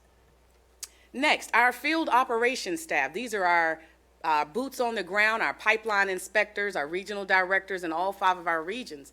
From time to time, they will actually bring in pipeline operators, usually high mileage pipeline operators where they can get the most impact for the amount of miles that those operators cover. Bring them in and have discussions. They may talk about what they're doing with their pipeline inspection planning efforts coming up, looking at risk and other safety trends, and looking at past performance and incidents. They're hearing from the operators to find out what are some of the issues and concerns that they have across the industry that PHMSA needs to be aware of. And then they also may talk a little bit about and have conversations around how those operators are incorporating safety management system principles and practices. All non-regulatory, but equally valuable to advancing safety. Next, I do want to talk about the Pipeline and Informed Planning Alliance. You'll hear me refer to it as PIPA. And these are recommended practices that were developed a while ago. I want to say they were published back in 2010. But a group of over 130 stakeholders got together and said, hey, there's a need for us to really take a look at how do you develop land and make land-based decisions around existing pipelines. And that just came out a little bit from the last presenter, Mr. Gilliam. He talked about what's the conversation around where you put land development in communities when there's existing pipelines. Well, if you're not aware, this recommended practice is out on our website. But this is exactly a proactive and a excellent approach that was taken from a collaborative industry-wide approach to really look at how do we make sure that we're creating conversations and having dialogue around land use planning and talking about some of those risk factors as communities are thinking about how they want to use their land and develop their land. And it certainly was an opportunity to communicate with the local planners, government officials, emergency response officials, pipeline operators, and even bringing regulators into some of those discussions. And lastly, I'll talk a little bit about the Pipeline Emergency Response Initiative. Again, on that last panel, they talked about the role that emergency management and emergency response played after an incident took place, and the need for training. And I thought it was interesting that there was a connection between one of their comments around, hey, we already knew each other before an incident happened. And Perry, as I refer to this program, is an excellent example of how stakeholders got together. This program started in Georgia, and a lot of stakeholders, pipeline operators, local and state governmental officials and emergency response personnel. PHMSA helped to facilitate bringing folks together, and along with some of our state regulatory partners, to really talk about how do we strengthen the relationship, particularly between pipeline operators and emergency responders, but collectively, all those who have a response role after an accident. And how do we improve the communications, but also how do we make sure that we have a better understanding of what pipelines are in a particular state? What are some of the capacities of the emergency response personnel should an event happen? How will they be able to go out and respond? Do they have what they need in terms of capabilities and resources? And what about training? Do they feel that they are equipped and knowledgeable and they have the information they need to adequately respond to incidents? And what this program did, it started in Georgia, and they formed one of the Georgia Perry Initiative. And they get together and they created a steering committee, and they have a charter, and they get together frequently, a variety of different stakeholders to talk through some of these issues. Since Georgia, there's been a lot of interest across the country, and we're actually starting to see other states who want to embrace a similar model. And that's what my folks, our community liaisons, and others across the country are working to do to help facilitate bringing stakeholders together to be able to do just that in each state. Our vision is to have a Perry program. It's not a regulatory compliance program. It is simply a group of interested stakeholders getting together and saying there's a need and there's an opportunity for us to work collaboratively to make this happen. And we're starting to see that grow, and we'd love to see that happen in states all across the country. So with that being said, I will answer the question, has non-regulatory initiatives in the last 20 years improved safety? And I would say absolutely. But I will also say that our work isn't done yet. Regulations absolutely serve a pivotal role in pipeline safety, and so does non-regulatory initiatives. Our work isn't done because every day is an opportunity to advance safety. And I use this analogy a lot. I got in the car yesterday and I put my seatbelt on. If I get in the car today and I only think about wearing my seatbelt yesterday, it does not mean that I'm safer today. So it just really means that we all recognize that there's a continuum. Safety never diminishes and it never goes away. Every day you wake up, it's an opportunity for us to think differently about safety and to have a conscious awareness of how to go about doing that. We don't have to wait on regulations. All the things that I've talked about, and you hear other panelists will talk about, there'll be many of opportunities, and there are things that are going on even beyond things that I've mentioned. There's a lot of work going around public engagement right now.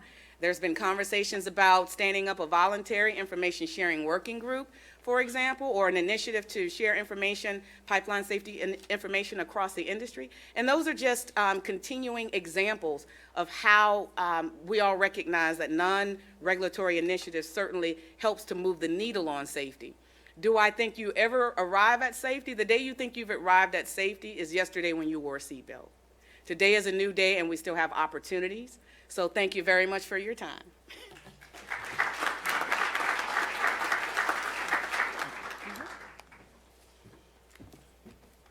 Thank you.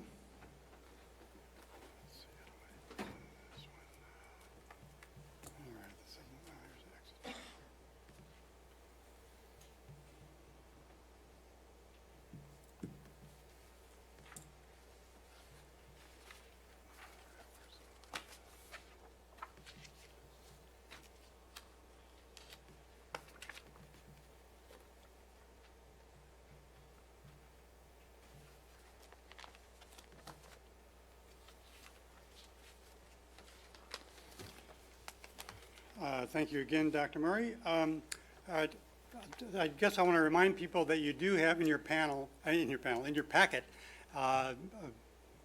more lengthy descriptions about your panelists if you want to know more about their background, because these panelists have a much deeper background than I'm just really going to be introducing them in their current title, because I really want to make sure everybody has the time to do their presentation. So next up we have Mojgan Karimi. She's a member of the Canadian Energy Pipeline Association's performance team and manager of Integrity First implementation. She's going to be talking about INGA, or Interstate Gas Association, and SEPA, the Canadian Energy Pipeline Association, and their work recently with culture surveys, safety culture surveys. Thank you. Hello, everyone, and thank you for having me here today and for this opportunity. I would like to thank the Pipeline Safety Trust for this opportunity, having us here from Canada. Well, I would like to speak about safety culture today, and throughout this morning we heard about safety culture. Multiple speakers this morning touched on it, but I want to go a little bit deeper about what it is, what we mean by it, and what the industry does in this space. I would like to first start with a brief introduction on INGA and SEPA. You might be very familiar with INGA, Interstate Natural Gas Association of America, who represent the majority of interstate natural gas pipeline companies. They have 28 members, which operate about 200,000 miles of pipeline.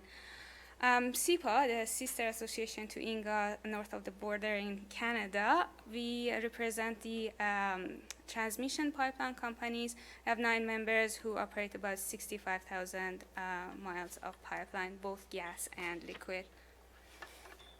So let me start with, so our members, as you heard throughout the day, are trying to get to the goal of 0 incidents. But as it was also mentioned this morning, it is not just about one thing. It's not just about the management systems.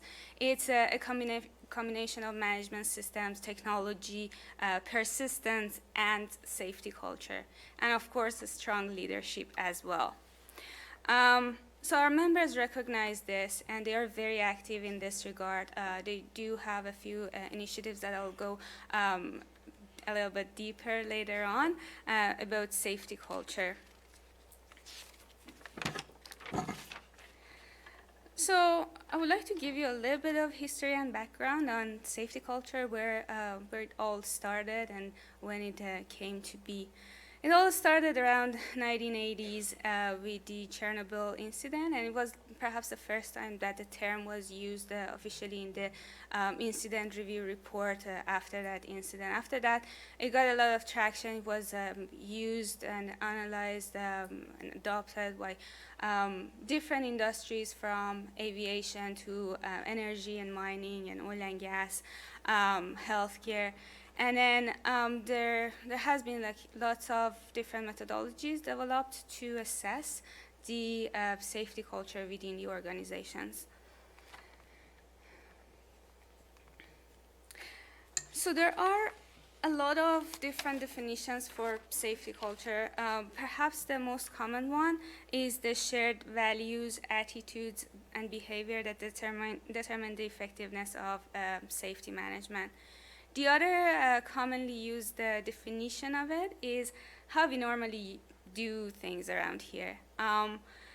So it's a soft concept, I realize that. How many of you are engineers or have a technical role, by show of hand?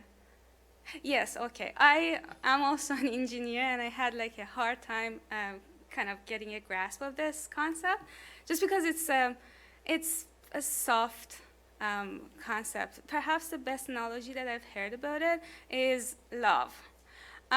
So you know that, well, it is kind of difficult to explain and describe it. You can't quantify it, and you for sure can't regulate it. But then again, you know that it exists, or not. And then you know that it's important and it's powerful, and also it can be influenced and it can be improved over time. Same thing here. Safety culture and organization can also be improved and can be kind of assessed. There are certain characteristics that can be associated to a good, strong safety culture. But it's a journey. It's not something that happens overnight, and it's a product of the history, the background, the general culture of the people who are working there, and the leadership. And the safety culture and safety management systems, they are very closely linked. They go hand in hand, and one supports the other. And safety culture is not simply whether or not the people in the organizations follow procedures. And some companies, when they talk about safety culture, they talk about just the frontline workers and whether or not they stick to the rules and procedures and their attitudes towards it. But it's more than that, and it's most significantly influenced by the leadership within an organization. They play the most significant role in this space. But when you look at an organization, if everyone knows their role in safety, you can tell then that organization has a good, strong safety culture. There was a publication by Canada Energy Regulators a few years ago that outlined the threats and defenses towards safety culture. It's a very good publication. I encourage you to read it if you are interested.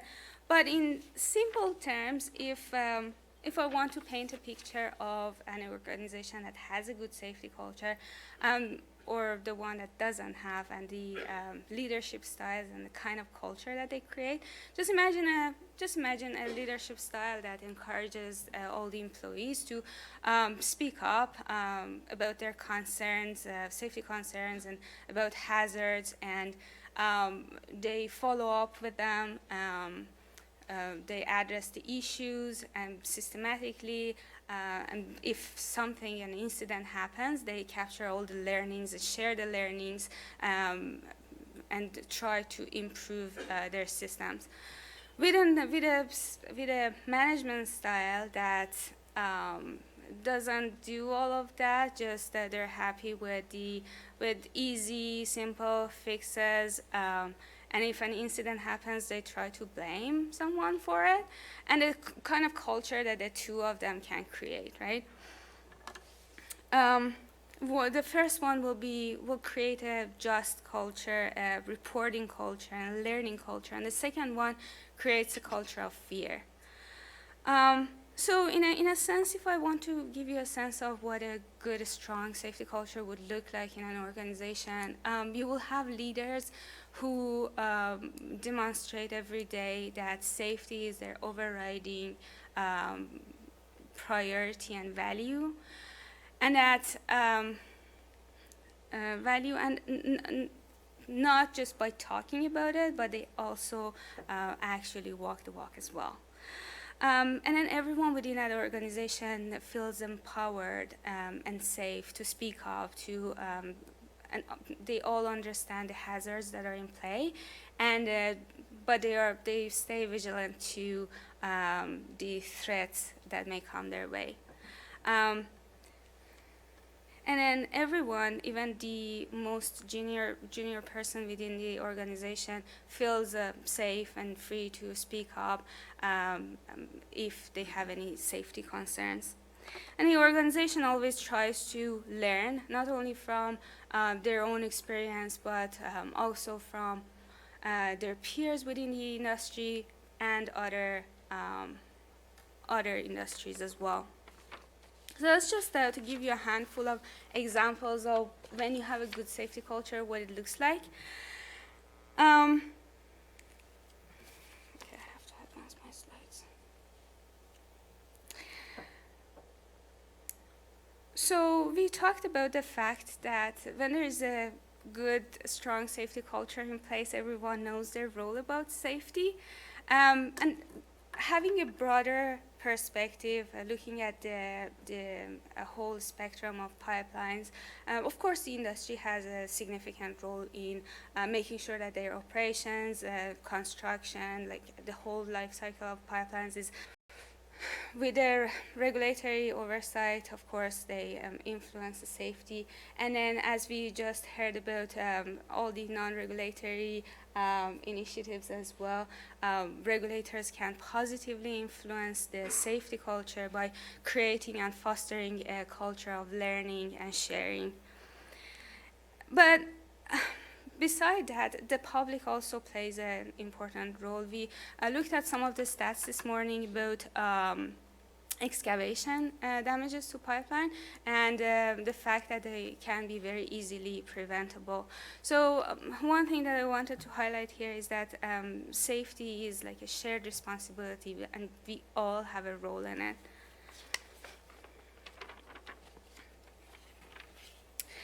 Now, with that background, I would like to give you a little bit of information about what pipeline industry has done in this regard. So we talked about how one of the methods to assess safety culture within an organization is the questionnaires and surveys. So INGA and SEPA each have facilitated the administration of such surveys over years. INGA had a few ones in 2013 and 2016, and SEPA had a survey in 2015. We did one jointly this year in 2019, which was a great collaboration between the two trade associations. But I'll go into the more details of that in a little bit. I would like to focus on what came out of the results of the 2015 SEPA perception survey and the 2013 and 2016 INGA survey as well. After the 2015 safety culture perception survey that we had in Canada for our members, we realized that there is a need for a broader sharing of incident information. So as a result of that, SEPA organized a couple of pipeline incident forums just for the operators, so that like as a safe space for them to share all their learnings about incidents, what they've changed, and just a great event to share that knowledge. The other initiative that SEPA took on was the development of another additional tool to further assess the safety culture within the organization. And it gives you a guide which includes interviews and like guides to interviews and observations and so on, just to be able to further dig a little bit deeper into the status of the safety culture.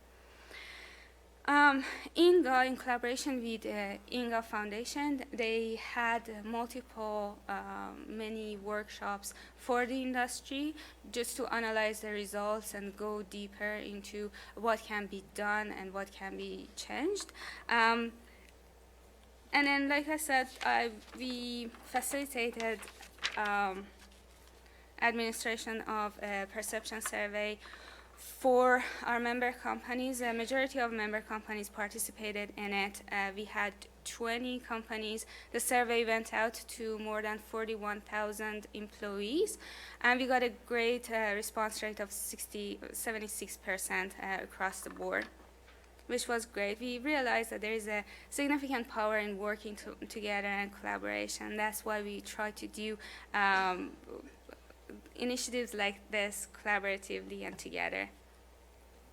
Just to share with you a little bit of the results about how the industry improved the status of safety culture over time, I would like to share with you a handful of those questions and how the favorable results have changed over time. And these are just the INGA survey results, just because CEPA moved to a different question set from 2015 to 2019. We still have to wait a little bit so that we have a comparable results like that. But as you can see, the favorable responses to these questions from 2013 to 2016, they went down. And then what happened as a result was that INGA members realized that, and they put a focused effort into just analyzing why that's the case and how they can improve these stats.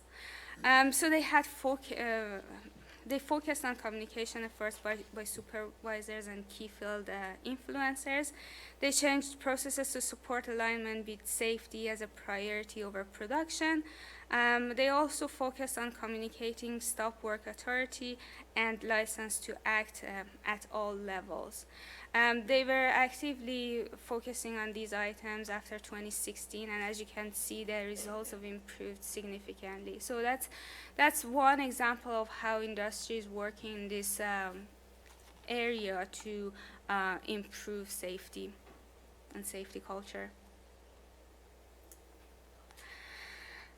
So we covered quite a few things, but I think the main takeaway that I would like you to remember today is that, well, first of all, building a culture is a journey, and it's something that you have to work on every day. And everybody has a role in it, most significantly the leaders. But like I said, it's a shared responsibility, and every one of us, industry, regulators, and the public have a role in safekeeping of our underground infrastructure. Thank you.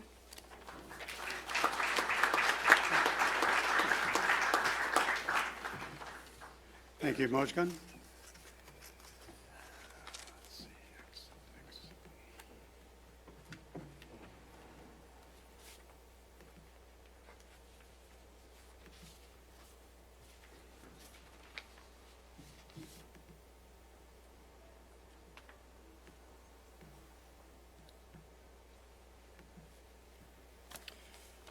Okay, next up we have Luke Litikin, and Luke is the Senior Vice President of Gas Operations for Xcel Energy, and he's going to be talking about the American Gas Association Peer Review and Best Practices Programs and the American Public Gas Association's Recognition Program. Please join me in welcoming Luke. Good afternoon, everyone. Thank you for the introduction, Bruce. I am privileged to be able to speak on behalf of AGA and cover two non-mandated programs that we think in the industry have made a substantial improvement to overall industry and pipeline safety, and then also a program that the APGA has implemented that's making a difference in their organization and their members. So first of all, the AGA peer review is just that. It's a peer review. It's not an audit, and there is a substantial difference because the audit is, you know, something that we leave to the individual companies and their regulators to do, but the peer review process is more intended to get at the cultural aspects, operational aspects, and try to drive improvements and identify blind spots for the industry to get better. It's really a terrific program that drives safety and operational improvements. It gives the industry, you know, as a regulated utility, we have the opportunity to share really intimate information with one another because of just the dynamics of being a regulated utility. So we're able to share leading practices, and those practices really are driving down risk for the industry and for the public. It raises the bar on overall safety performance, and I'll speak to that more on behalf of Xcel Energy and what it's done. But it also takes the opportunity for individual organizations who are having the peer review done to drive home how important safety is to an organization and to the culture of an organization. Because when a peer review is done, there is a big team of AGA folks as well as industry peers who are descending on a company for nearly a week, and that really has the visibility and the organizational support of the host company, and it really drives home, I can tell you from personal experience, a different perspective on employee safety and how we think about it. So it's been pretty terrific in that regard. And then finally, just from an industry standpoint, it creates stronger and deeper networks. So professionals at my company, I can tell you, as a result of the peer review, have relationships that have been created through this process that are not just transactional, in for a week and out. They are lifetime relationships, and it makes it much easier to pick up the phone and call and brainstorm with other peers in the industry to help us get better. It's had terrific support through industry, through the AGA member companies. You can see that by the end of last year, AGA member companies that serve 81% of the U.S. natural gas customers have been through at least phase 1 of the peer review process, and some through phase 2. The first phase really focused on the culture and optics and metrics around safety culture, worker procedure and technical training, and pipeline safety and risk management. The process really did a deep dive into those companies who participated, their safety culture, not only from an employee safety standpoint, but from a contractor standpoint as well. We recognize as an industry that our contractors and our external providers are an extension of our companies, and we all need to be in this together from a safety perspective. And we definitely bring the contractors into this process because they are a key partner of ours as we go about doing the work that we do. So we dove deep on safety culture, likewise with worker procedure and technical training.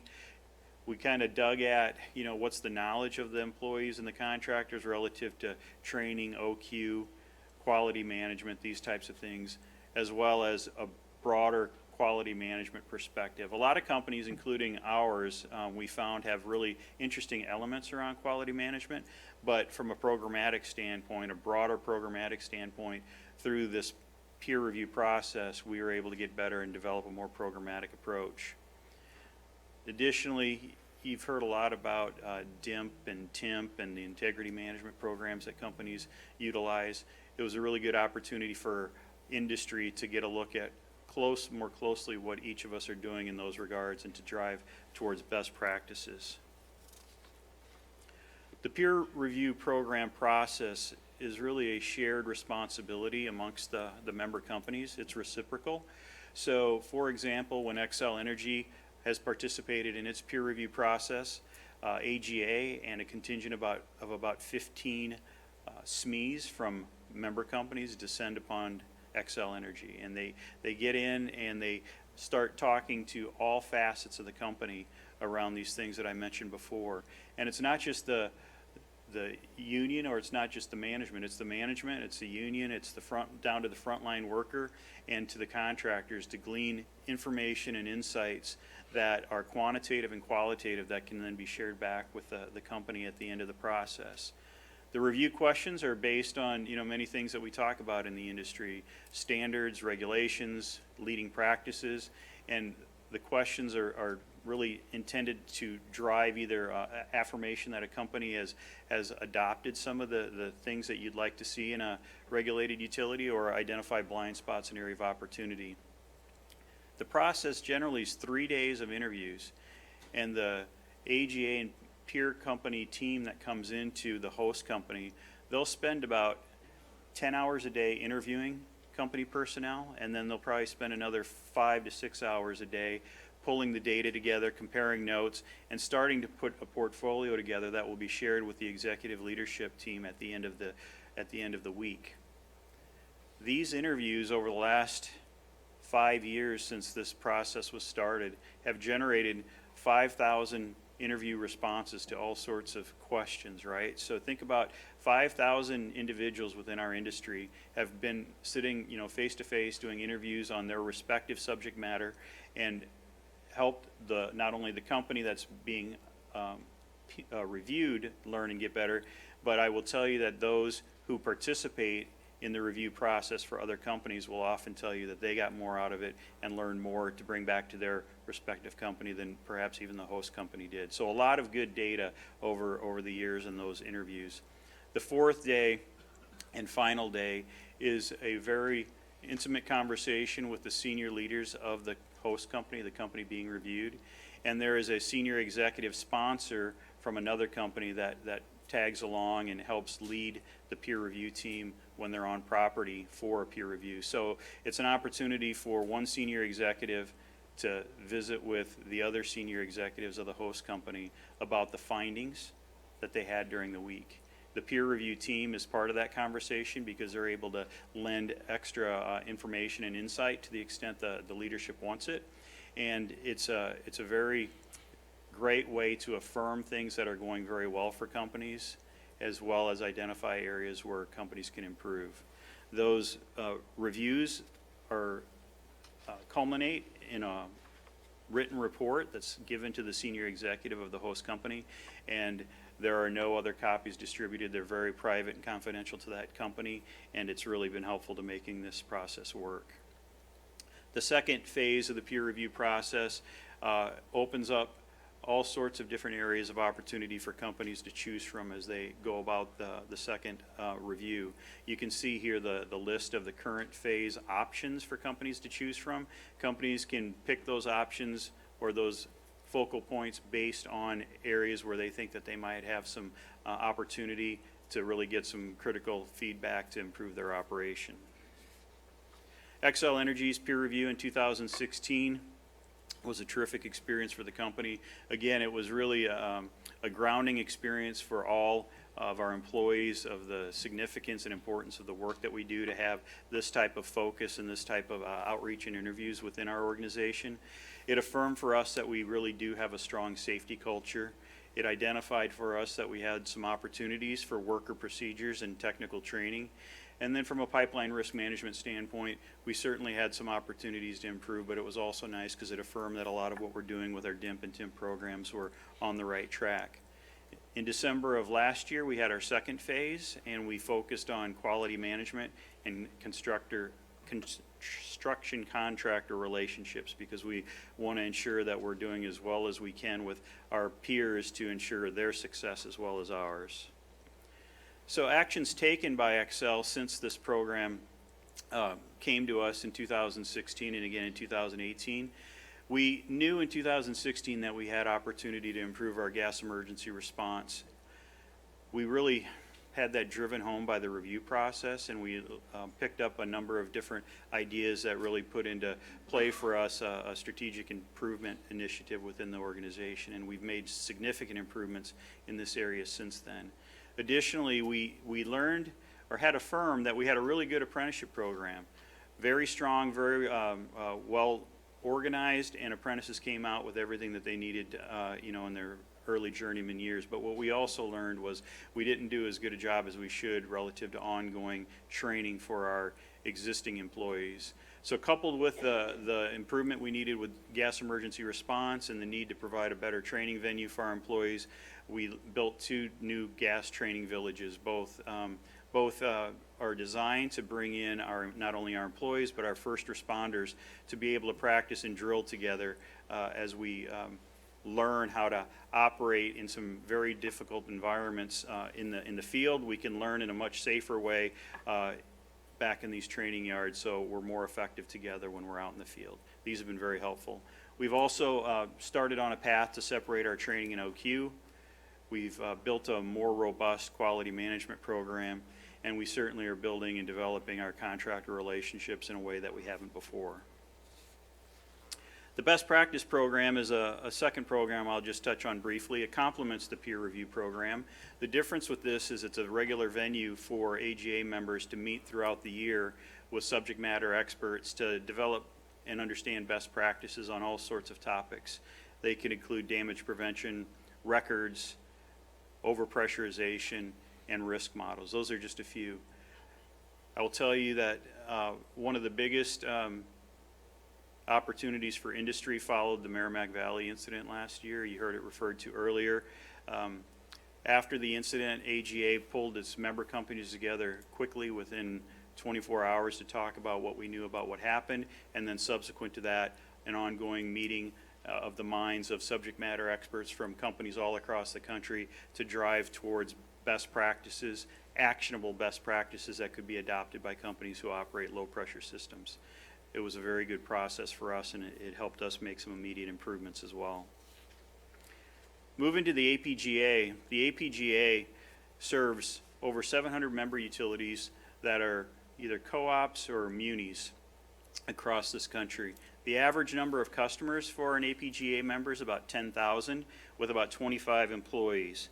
So small number of employees to take care of a pretty significant operational responsibility for their customers, and as such, it makes it difficult for those companies, those member companies, to have people travel to participate in training and benchmarking and these types of things. So a number of years ago, the APGA developed a SOAR program, a System Operational Achievement Recognition Program, and it had started initially to take a score-based approach to recognizing member companies for safety performance, system integrity, system improvement, and workforce development.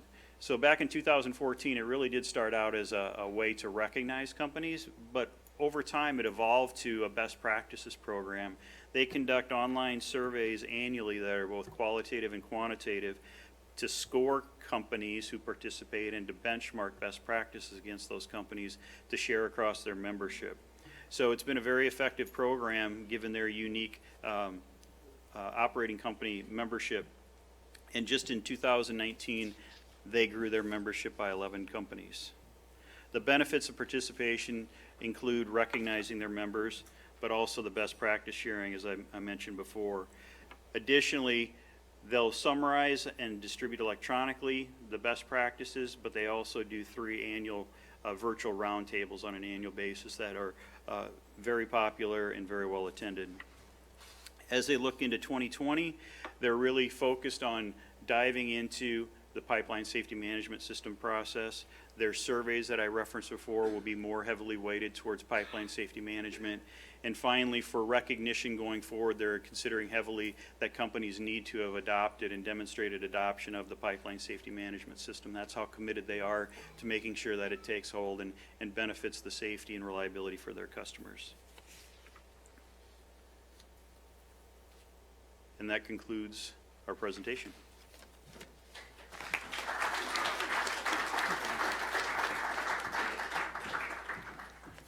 Thank you, Luke.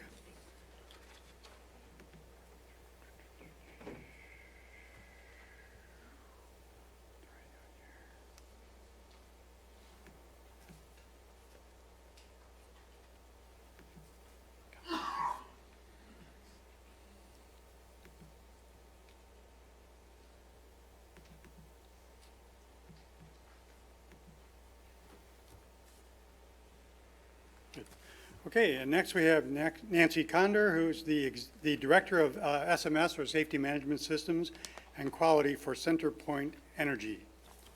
And she's going to be talking about Safety Management System and its implementation.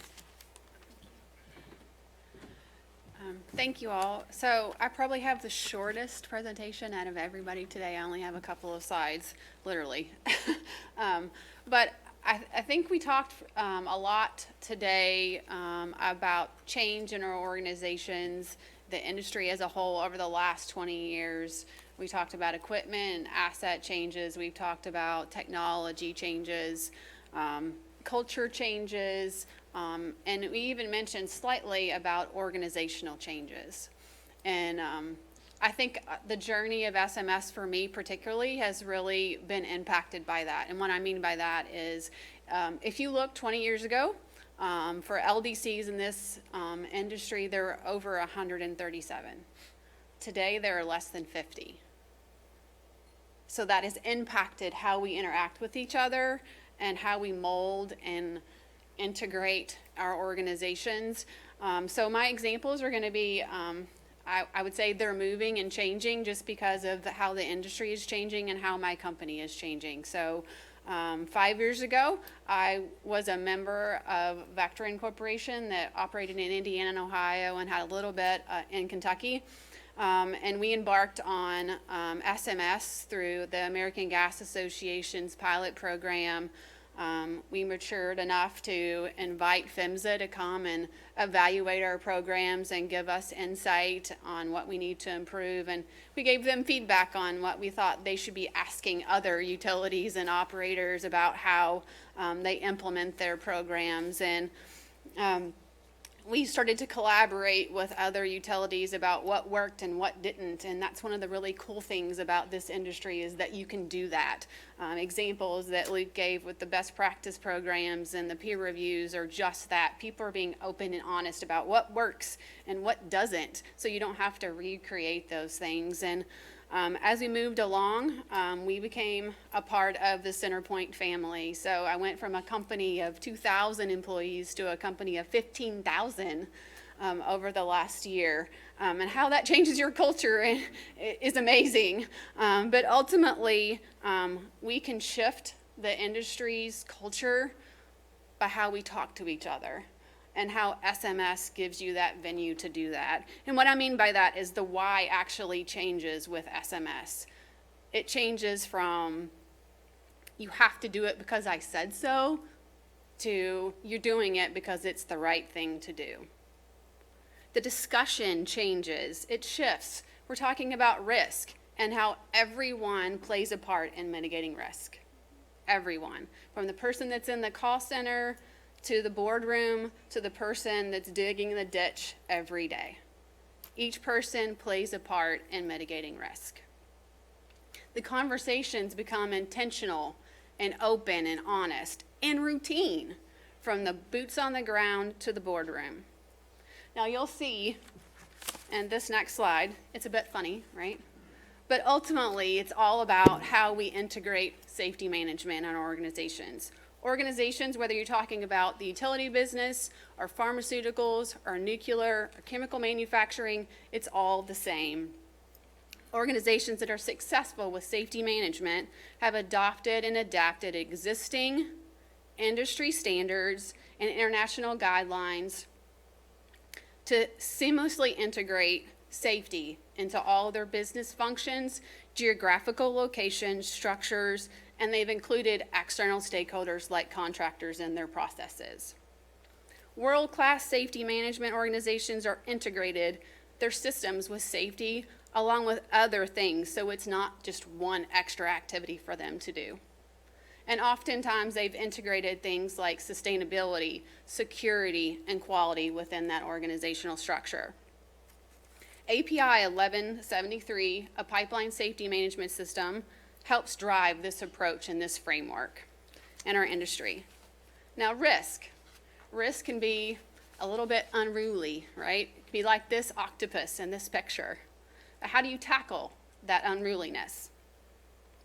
With one unified message and a single voice with a mission. A mission like the relentless pursuit of the safety for our workforce, assets, and the public. A mission that can be implemented with the best practice like 1173. In May of 2019, AGA's board made a commitment that all AGA members within the next 3 years will implement SMS. Now, what does implement actually mean, right? It means that you've done your gap analysis, you've done your baseline assessment, and you've identified those action items to close those gaps, and you're working towards them. You have that maturity curve. You know where you are, and you're working towards it. SMS allows people to be empowered, to lead, to influence, and inspire the journey of safety excellence. Now I'm going to give you a few illustrations of how I feel like CenterPoint Energy has done just that. So in the middle of this picture, you will see the words continuous improvement. This embodies how we get work done. So we've used this methodology to shift our culture to be more impactful. It has created engagement and buy-in within our organizations and external agencies. And the continuous improvement of tools have allowed us to have a voice for the customer so they can be understood and that processes can be established and clearly defined with roles and responsibilities and measures of success. You know what your goal is and you know how you're going to get there. prior to SMS, on the left-hand side, we're going to start with a few examples. Operator qualification. So if you would have asked me about operator qualification before SMS, I would have told you we had a standard document. It was 12 pages long. It gave you the generics of what met 192 code for OQ. We had a generic program with generic things for the industry, for skills and knowledge assessment. Today, our program document is more than 250 pages. We have 154 covered tasks, and each one of them is company specific. There's training associated with that for knowledge and skill assessments. And we have an organization that's built to support that. Our organization is now focused on not only training the technical, but training the soft skills. The soft skills of how you get work done as a team and how you be a leader where you are, how you bloom where you're planted. And we've also incorporated that as part of our management of change process. So as you're onboarding to a role, whether you're a new hire in the organization or you transferred or you got promoted or you're getting ready to retire, we have a process to understand what your roles and responsibilities are throughout the organization, and you get a nice package that says, hey, welcome to CenterPoint Energy and your new job, and these are your roles and responsibilities, and these are the people that you need to meet and how we're going to help you succeed. Compliance focused. Before SMS, we were truly a company of we're going to be compliant to the code. Nothing more than compliant to the code. Again, the mentality of the industry prior to SMS. The organization now is quality focused. And what I mean by that is we have an organization built to understand risk, how we're preventing it, and if we can't prevent it in some shape or form, how are we going to mitigate the consequences out of that? And everyone knows their role. In our organization today, we are understanding how the right hand and the left hand impact each other. We're understanding the alignment between the risk models that are done in integrity management to the risk register within SMS to what the enterprise level risks are and how they all align, and making sure that there's not duplication, but we're covering the gaps. We're focused on preventive and predictive actions and controls instead of just being reactive. Prior to SMS, root cause analysis. We all did that, but we often did it in a silo. It may have been an employee injury, or it may have been a compliance reportable, or it may have been something related to assets, but it was done in a silo. Today, root cause analysis and lessons learned activities include all stakeholder groups, including our external workforce, to understand systemic issues and how we learn and go forward. And then we're communicating those not only internally, but to external workforce as well. Us versus them. You do your job and I'll do mine. Each state or region or office area had their own way of doing things. They had their own little micro community, right? You had your own HR staff, you had your own engineering staff, you had your own field ops folks, and everybody managed their own thing. Union and non-union employees were often at opposing sides. Today in the organization, we have a culture of collaboration and accountability. And what I mean by that is this example. So within CenterPoint, we have more than 8 unions now. We had a group of union employees do a continuous improvement event using Six Sigma tools to eliminate overtime for themselves. They found a more efficient and effective way to do certain processes that eliminated work, frustration, and ultimately money out of their pocket. But They got time back to spend with those that they loved, doing the things that they enjoyed. Change management, engagement, and leadership at all levels impacts this culture of collaboration and accountability. Heroes versus champions of safety. So I've done basically, I feel like, a world tour of SMS and what it means to me within our organization for the last 4 years. And every time we go to a different operating center, I learn a little bit more. It is amazing when you ask employees what they will tell you, what stories they are willing to share. My favorite is the comments that I hear over and over and over again. The hero mentality from the past. I've done that 1,000 times. It's not going to happen to me. Or it's never happened to me, so I don't need to do X, Y, and Z.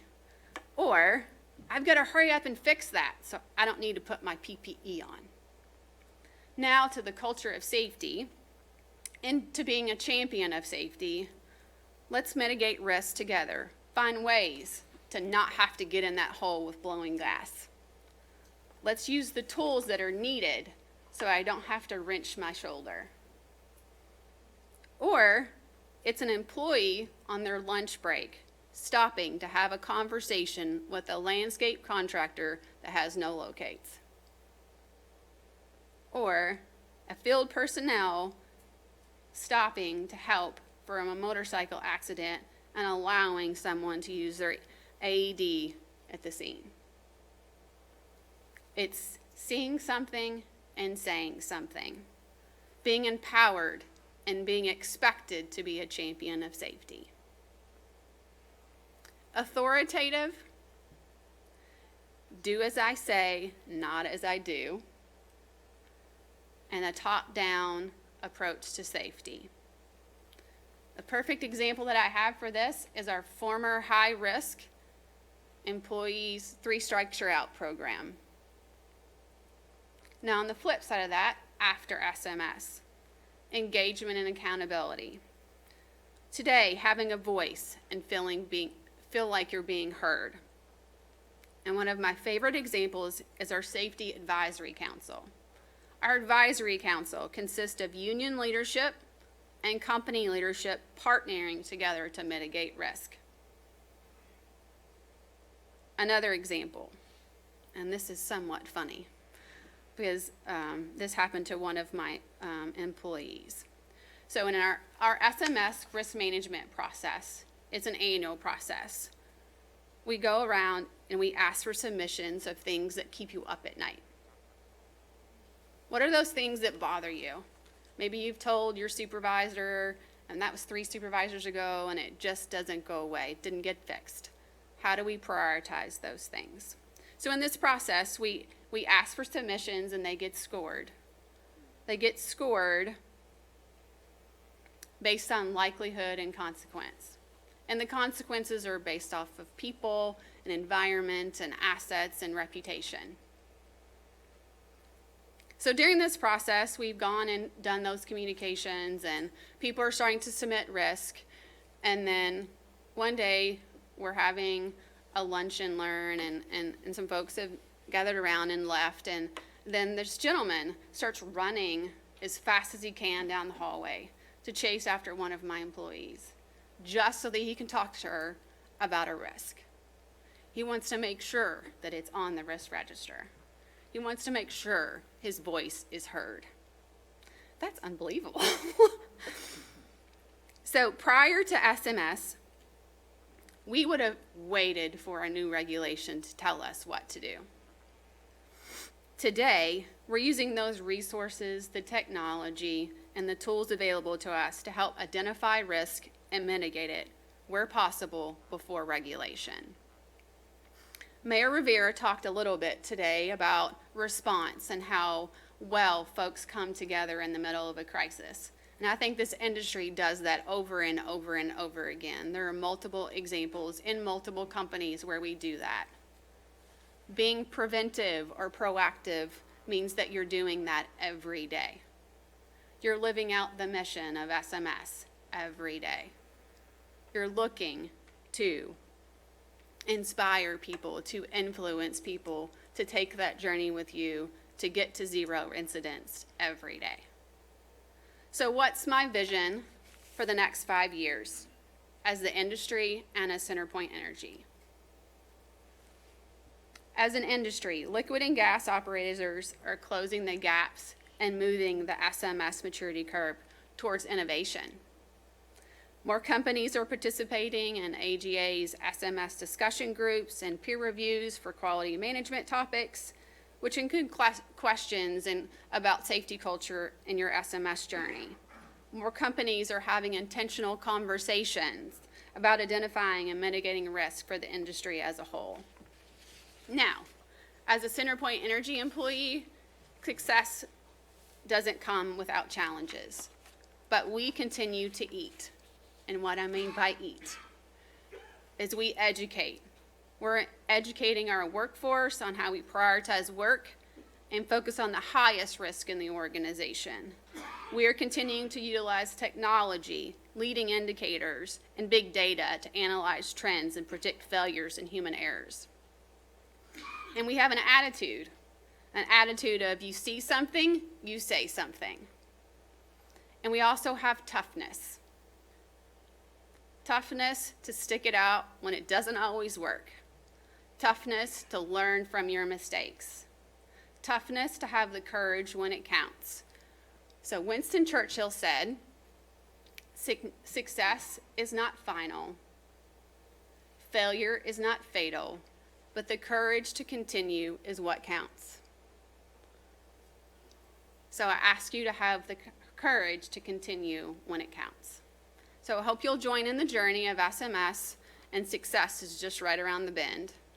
Just maybe a couple loops before you get there. So thank you.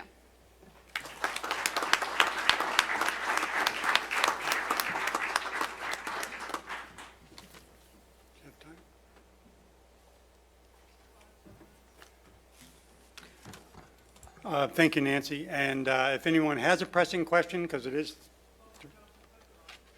oh, she was wrong. Okay.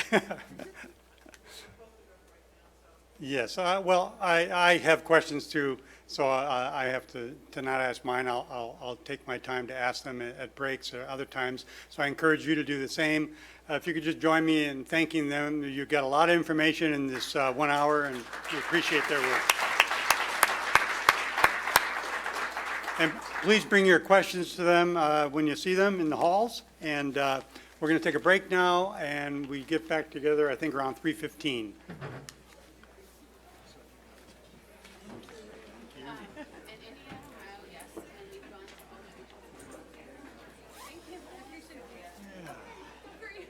Yeah, with 4 panelists, that's Truman way down what I say.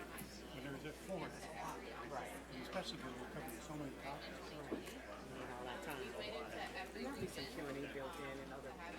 Some of these things kind of overlap, and I think the last session we had some time to ask some questions.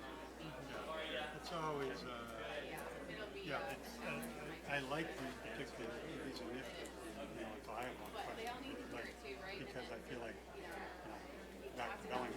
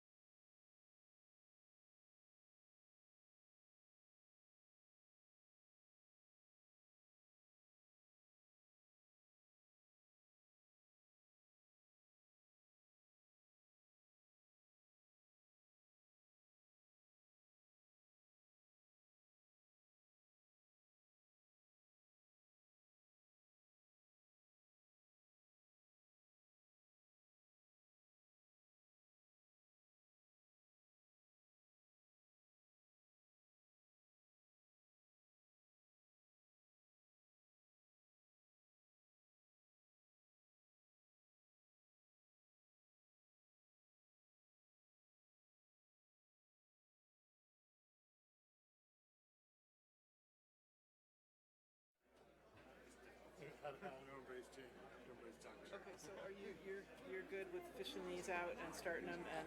I just hit close on the last one and go back to this.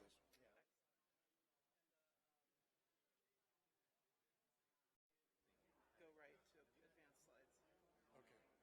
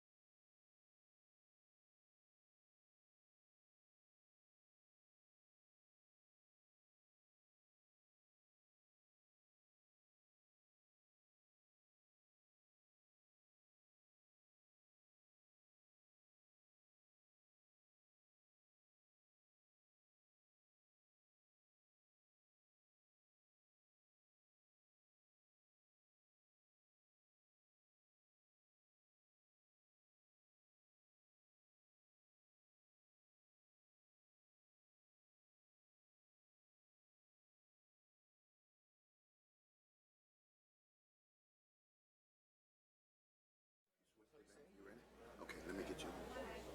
What did I do? Oh, okay. It's entirely possible I might have. Colorado.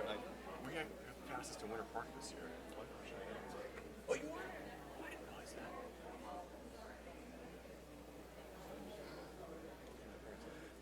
So right after this presentation, there will be the reception downstairs in the same room where lunch was, and that is also where the Smart Pigs will be.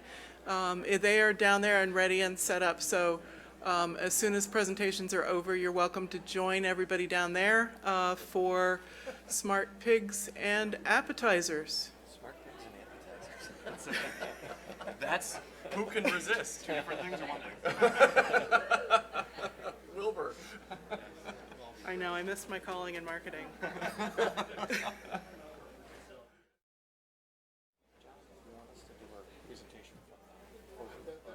Okay, yeah, sure, fine. Otherwise, I have to stand the whole time. Yeah. Jonathan, Yeah, my seat. you need to make that announcement again at the end. Okay, and we're going to. Same room where lunch was. Okay. Smart Pigs, cocktails, and appetizers. Got it. I'll be around with microphones. Should I just go one more time, we're going to get going, or should I just get going? All right, we're going to get going here. I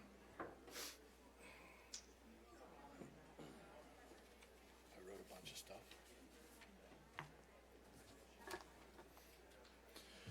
Okay, so I am Jonathan Perez. I am the Senior Director of Utility Regulation at the Environmental Defense Fund.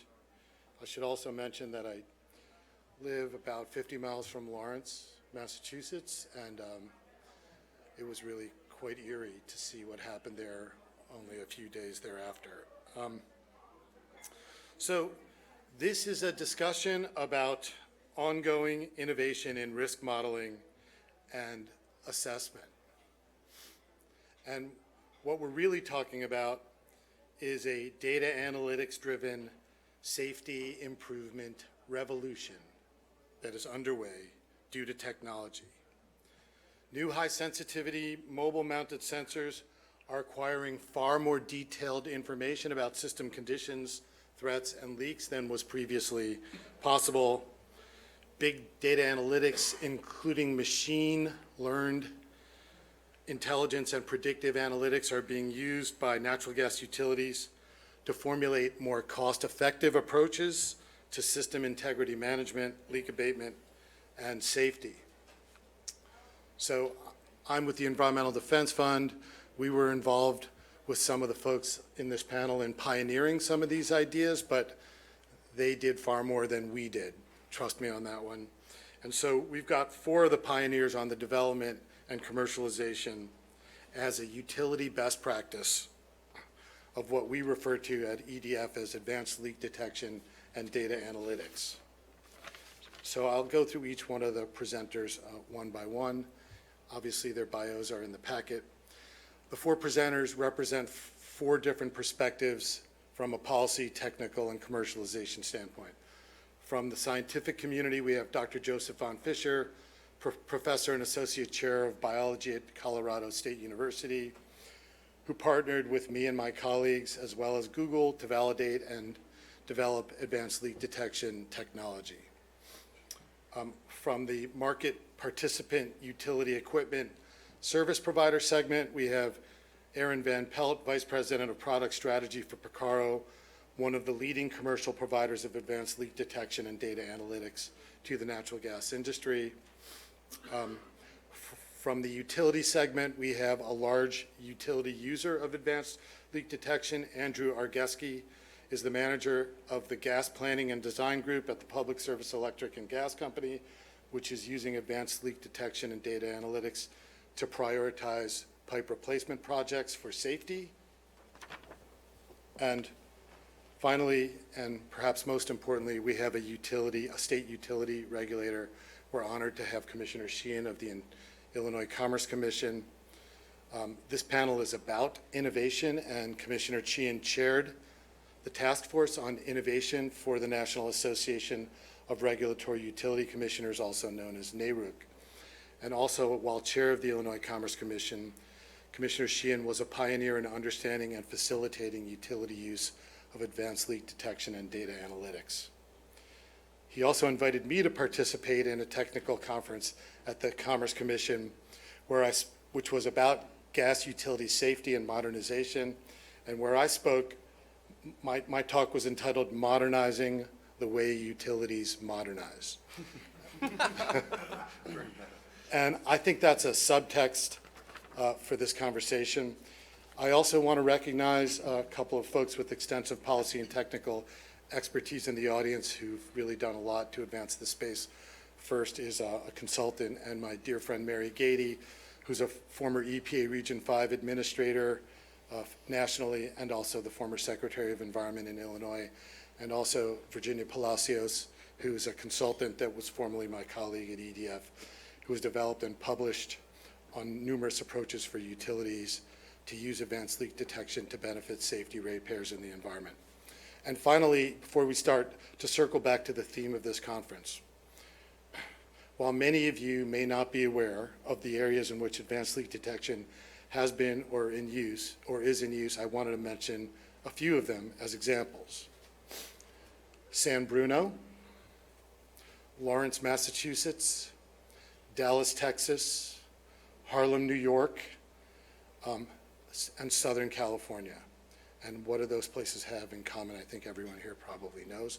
Oftentimes, not all the time, but oftentimes, advanced leak detection providers were the first or among the first called on to better understand the facts on the ground, the risks, and to prevent tragic accidents like those that happened in those areas from happening again in the future. So I'll turn it over to Dr. Joseph Von Fischer from Colorado State. Thanks, Jonathan. Good afternoon. It's exciting for me as a scientist to stand up and talk about technology. I was that kid who was glued in front of the television to watch Mr. Spock and his use of the tricorder and all of the devices on the Enterprise that helped to make the invisible visible. And methane is my favorite gas. It's not always easy to see. And so when we think about methane coming out of places where we don't want it to come out of, we're plagued with a problem of trying to track something that's often invisible to us. And so it's been exciting for me to be part of technologies that make the invisible visible.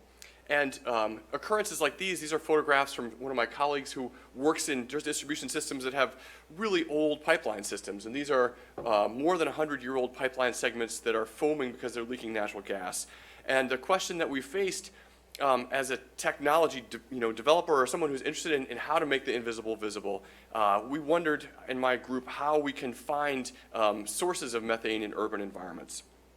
Well, we were fortunate to be asking that question at a time when laser-based technology made a whole suite of new types of analyzers possible. And so the array of instruments that I show on the screen here are laser-based analyzers that take advantage of the fact that methane absorbs very unique colors of infrared light. And by carefully managing the amount of laser light that's passing through an air sample, you can quantify with extraordinary precision and accuracy and regularity the concentration of methane.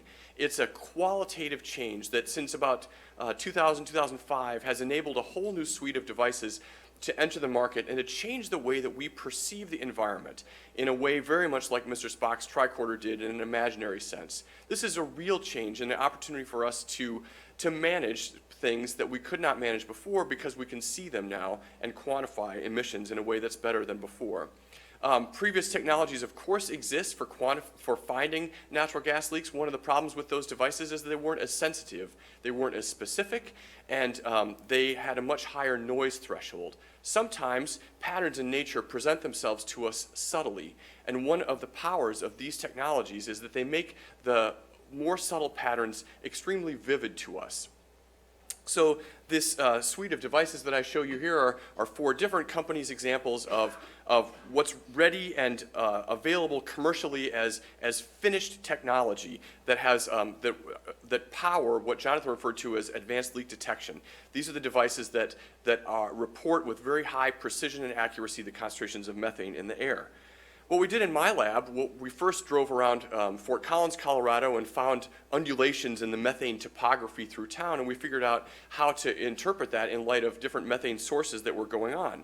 We eventually partnered with Environmental Defense Fund and Google to put some of these methane analyzers, along with wind sensors and GPS units, on several Google Street View cars. The task that lay before us then was how to automate the analysis of this data. And what I'd like to talk to you about a little bit today is what happens when you collect data in a city and analyze it all at once. And we talk about the idea of data collection, that is generating a map of the methane concentration in space.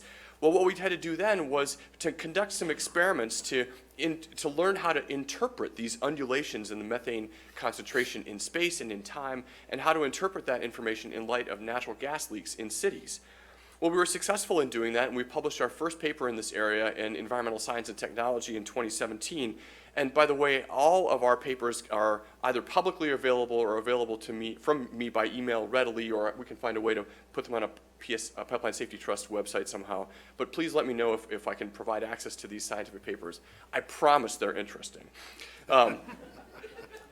So what we did was we conducted a number of controlled release experiments. Here we have smoke to illustrate the fact that there's actually gas coming out of these tubes, and we're simulating natural gas leaks in a variety of environments, and we figured out not only how to interpret this data to find natural gas leaks, but also how to estimate the size of those leaks.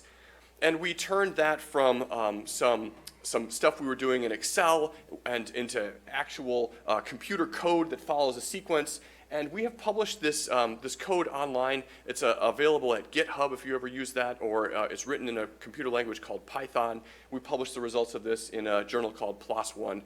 Maybe this article is a little less interesting than some of the other ones, but the point is that some components of finding natural gas leaks are relatively easy, and that from that beginning, it's possible to launch into a commercial enterprise for finding out how to really go from fooling around with a university team in a vehicle to having a commercial enterprise surrounding this technology.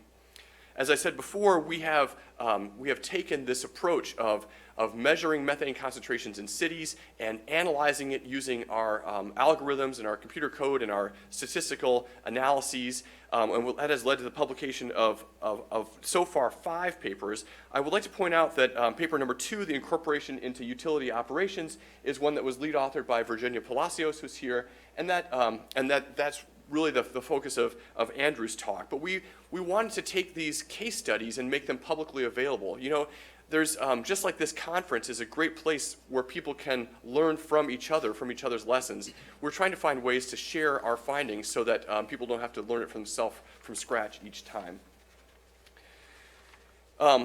Our interaction with Environmental Defense Fund has been really powerful. The partnership between us as scientists who are studying this technology, trying to understand what information is available in measurements of methane concentration in cities.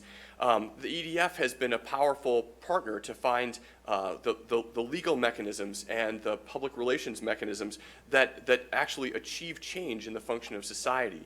So I invite you to do a search for EDF methane maps to learn more about how we have publicized our work. We drove the Google Street View cars in partnership with EDF in 15 different cities so far, and we've learned something collectively from our analysis of these different cities. And it might not surprise you that we might learn something, but we did. It was pleasing.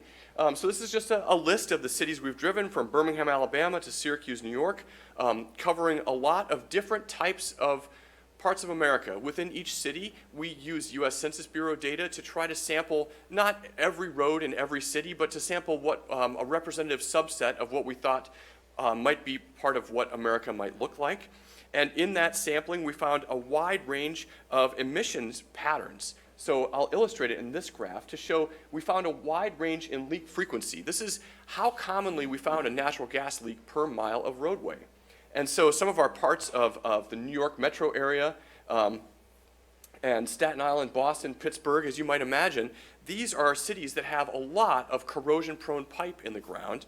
That pipe has weak integrity, and it springs leaks with remarkable frequency. In fact, if we use existing PHMSA data that we drew from each of these metropolitan areas, this is just the self-reported percent corrosion-prone pipe down on the bottom axis versus the emissions of methane per mile of roadway on the y-axis, and you can see they're very strongly correlated. Again, this graph gives me a chance to make a plug for the fact that there is a lot of data already out there. And if we're conscious about pooling these data together, I think there's a lot of ways that we can leverage as a nation or as a world our understanding of how pipeline systems work. And so I'm very eager to promote and accelerate and be part of operations that gather more data and look at how to examine it together. One of our ongoing studies, for example, is an updated national assessment of the leak frequency and leak magnitude as a function of pipe type. Some of the data that underlies that for the EPA is aging, and we have now a rather large database of leaks that we're using to see if we can come up with better emissions estimates for different pipe types and pipe ages. One consequence of being able to estimate the size of different leaks is it creates an opportunity to examine the system as a whole and make decisions about how to manage it. In this graph, I illustrate something we call a cumulative emissions curve, and it's one of the most powerful data analysis figures that we've come up with. Imagine that you have a population of hundreds of leaks in your study system, or in your own operation systems, and you rank them from largest to smallest, summing the total emissions as you go.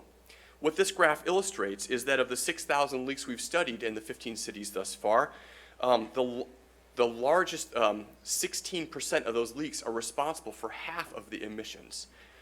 Certainly, a small leak can be an explosion hazard, but larger leaks pose inherently greater risk because of the greater potential for migration of that gas and greater likelihood of encountering an enclosed space and leading to some kind of explosion. We think that it's worth considering repairing the largest leaks first because it reduces emissions more rapidly. And so we've been able to share this with utilities around the country, and is becoming slowly a way to manage utility emissions. This got animated a little weird, but one of the challenges that we faced in our work is that we're using a high sensitivity methane analyzer system, and it's much higher sensitivity. It can detect leaks from farther away. It can detect leaks that, that technologies that are in current practice by utilities may not be able to find as readily. When we have told some of the utilities about the natural gas leaks that our system has indicated based on measurements in the air, the utilities would go to some of those locations and report back to us that they were only able to find something like 20% of the leaks that we indicated to them, a rather low fraction. And they accused us of having a very high false positive rate. So what we did was we went to 2 cities, and we went to a set of 30 or 40 of those leaks in each city, and we were able to find leaks at 75% of those locations where the utilities were unable to. And in fact, I really want to point out and emphasize that among the leaks that the utility reported that they couldn't find, I walked on the site of 2 buildings, one in each of the cities, that were filled with gas and there were imminent explosion hazards. It was a transformational experience for me to encounter something and to be told that it was unfindable, yet to find something, such an extraordinary hazard, and it really concerned me. In these 2 cities, thus, I like to point out a term called a false negative rate, which was 65%. False negative is failure to find a leak even though it's there. If your doctor was to tell you that you were cancer-free, but you did have cancer, you'd be disappointed in them. And I think that recognizing and quantifying the frequency of false negatives is something that has tremendous value. And I would encourage regulators to consider asking for information about false negatives during leak survey efforts. This, as a consequence of this 65% false negative rate that we found in these cities, and based on other information that we've gathered, we think that the number of natural gas leaks in urban distribution systems is on the order of 2.5 times greater than what's currently reported. What causes these high false negative rates, I think, is there are a lot of factors. I think in some cases the action thresholds in surveys are set too low. I think that it's possible that leak emission rates are inconsistent over time. I think there is something to do with crew training and diligence, which could be improved. And it also seems that there are policies that penalize utilities for having their leak counts increase. I'd like to conclude my talk by just reiterating a few of the main points that I think are relevant. It's clear that laser technology enables a more sensitive and precise methane analyzer, which can detect natural gas leaks. The analysis of this data collectively allows a rich information about leak size and location, where the leaks are, and where it appears that leaks are not. Our deployment in 15 cities shows a wide range of leak frequencies that are correlated with the amount of leak-prone pipe. And although utilities claimed they were unable to find most of the leaks we told them about until we worked alongside them, these missed leaks included grade 1 leaks that were significant hazards. And finally, I'd like to point out that I think that this detection technology is really beyond the beta stage. We have publications. I testified and as part of California State Bill 1371, as I think Aaron did as well, and had this technology named a best practice for quantifying methane emissions in the state. And we've, obviously, as Aaron will talk about, the technology that has, we demonstrated a small segment of, has enjoyed significant commercial success. So, thank you for your time. Thank you, Joe.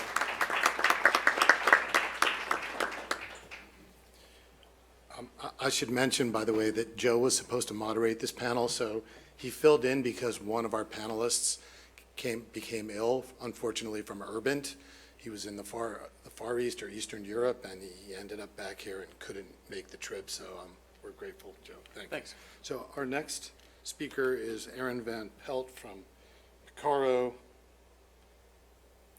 And I want to point out that we started working with Picarro from essentially the time that Joe outfitted a Google Street View car with a Picarro analyzer.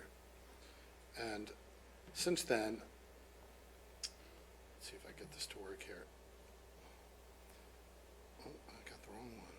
Since then, Picarro has made a huge investment in data analytics, an investment that has really helped us, utilities, and many others understand how potent this methodology, advanced leak detection and data analytics, are as not only a commercial and risk assessment tool, but as a risk management tool that we hope utilities and regulators start taking increasingly note of.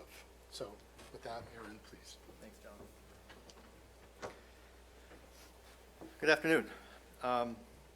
So I'll talk briefly about our natural gas network management solution and also talk a little bit about how our customers are using this system really as a kind of a holistic way to manage their assets. So what we have in our solution is really what we call a hardware-enabled analytics solution. So we've got a number of vehicles outfitted with sensitive methane and atmospheric measurement equipment, as Joe was talking about, but that's almost the least important part. The strength of the results really comes from the data analytics and the machine learning that comes from the rich data that's captured in the field, as well as the combination of that data with utility GIS data sets and other types of data, so that it's enabling operators to more cost effectively manage their networks in a way that's not really been possible before. And that's all the way from applications in leak survey to pipe replacement to emissions reduction. And so it's really more than a sensitive methane detector. You know, we're measuring wind and GPS position and all that, but we're taking data at a speed and scale that hasn't been possible before, and applying machine learning to allow utilities to make the smartest possible decisions about holistically how they manage their assets. So just getting into a little bit about how we gather the data. So this is a depiction of a natural gas asset, set of assets including mains and services and meters, and we drive through this infrastructure, and we use the wind to bring any methane plumes from any leaks in that infrastructure to the car. So if the wind is in this direction from the top of the page, we're basically bringing any potential leaks. The plumes are brought to the car intersects them and detects them, and we use the wind to tell us where that leak is likely located. So if I'm driving down the street, the wind's from the left-hand side of the street, and I detect methane, well, guess what? The leak's probably over there. And so we do multiple transects through a natural gas infrastructure to build up many, many plume detections and do statistics on that so that we can pinpoint where they are, determine whether they're actually a leak, and then build up also what we call the field of view coverage. So this tells me that I've covered everything in blue. I have a digital record of having covered that, of having surveyed that, and I don't need to walk those. So this field of view tells you where there aren't leaks. And if there are leaks, that's processed by analytics after the multiple drives, and then action can be taken. So driving is just data collection, and we don't stop the car every time we see a leak indication. In fact, leak indications aren't presented to the driver unless you're driving this in an emergency mode where you do want to stop the car and get out for certain applications. So let's talk about just briefly how we operationalize this. We drive an area, say a neighborhood or whatever, 3 different times with 2 passes on each street. So here's our infrastructure and our 2 passes on each street. And we do that over at least 2 different nights, or maybe it could be 3 different nights. And each time we drive, you'll see that the wind is different. Sometimes it's from the majority in the northwest, sometimes it might be from the southeast, and so on, so that after the 3 drives, we combine all that information and we build up a nearly 100% field of view coverage of that area. We use the wind information to combine the vectors of where we've seen methane plumes coming from and highlight GIS assets from the utility as to where foot-based crews with handheld detectors need to go and actually pinpoint, grade, and address leaks. We also use the methane and ethane and other gases that we measure in the car to discern whether this is actually natural gas and not from some other source like a vehicle or biogas from sewer. And of course, we've got our record of digital coverage. So driving is just data collection. The driver doesn't stop. We process everything with analytics, and then information is produced that's actionable. So because it's such a simple detection technique. We're basically just driving. We don't care where the pipes are. We don't care where the leak is. We can detect things from many hundreds of feet away. A half cubic foot per hour leak can be detected from several hundred feet away, and we're using the wind to bring us that leak. And so in contrast to what you have in traditional walking survey or traditional vehicle-based survey, where you have to drive exactly over where the pipe is, and you have to know where the pipe is, and your GIS has to be accurate, we don't care. It doesn't matter. We're not being constrained by having to be right over that, because even if I'm over where the pipe is, well, what if I have a migrating leak and it's coming out here, and I don't see it with my handheld detector? So we have a wide coverage area. We can drive very quickly, 50 miles an hour if we want. We can drive in the rain and snow, and we're not subject to deficiencies in skill level, training, or human error. It's very much more of an automated data collection system. So looking at what an operational output for leak survey looks like, after all the drives are completed, this is the type of output that's presented to the users on a piece of paper or a handheld device or whatever. The highlighted GIS assets in yellow show you where we believe there is at least one leak, and those need to be followed up with handheld detectors. The areas shown in red are what we call a field of view gap. So those areas are where we don't have a digital record of coverage. The field of view model said, you didn't see that, you either need to go back and redrive that, or you need to just go, and typically utilities will walk that by hand, completing this map from a compliance perspective. And so even after you add up all the driving and all the follow-up on leak indications and all the gap survey, this process is typically at least twice as fast as any of the traditional processes.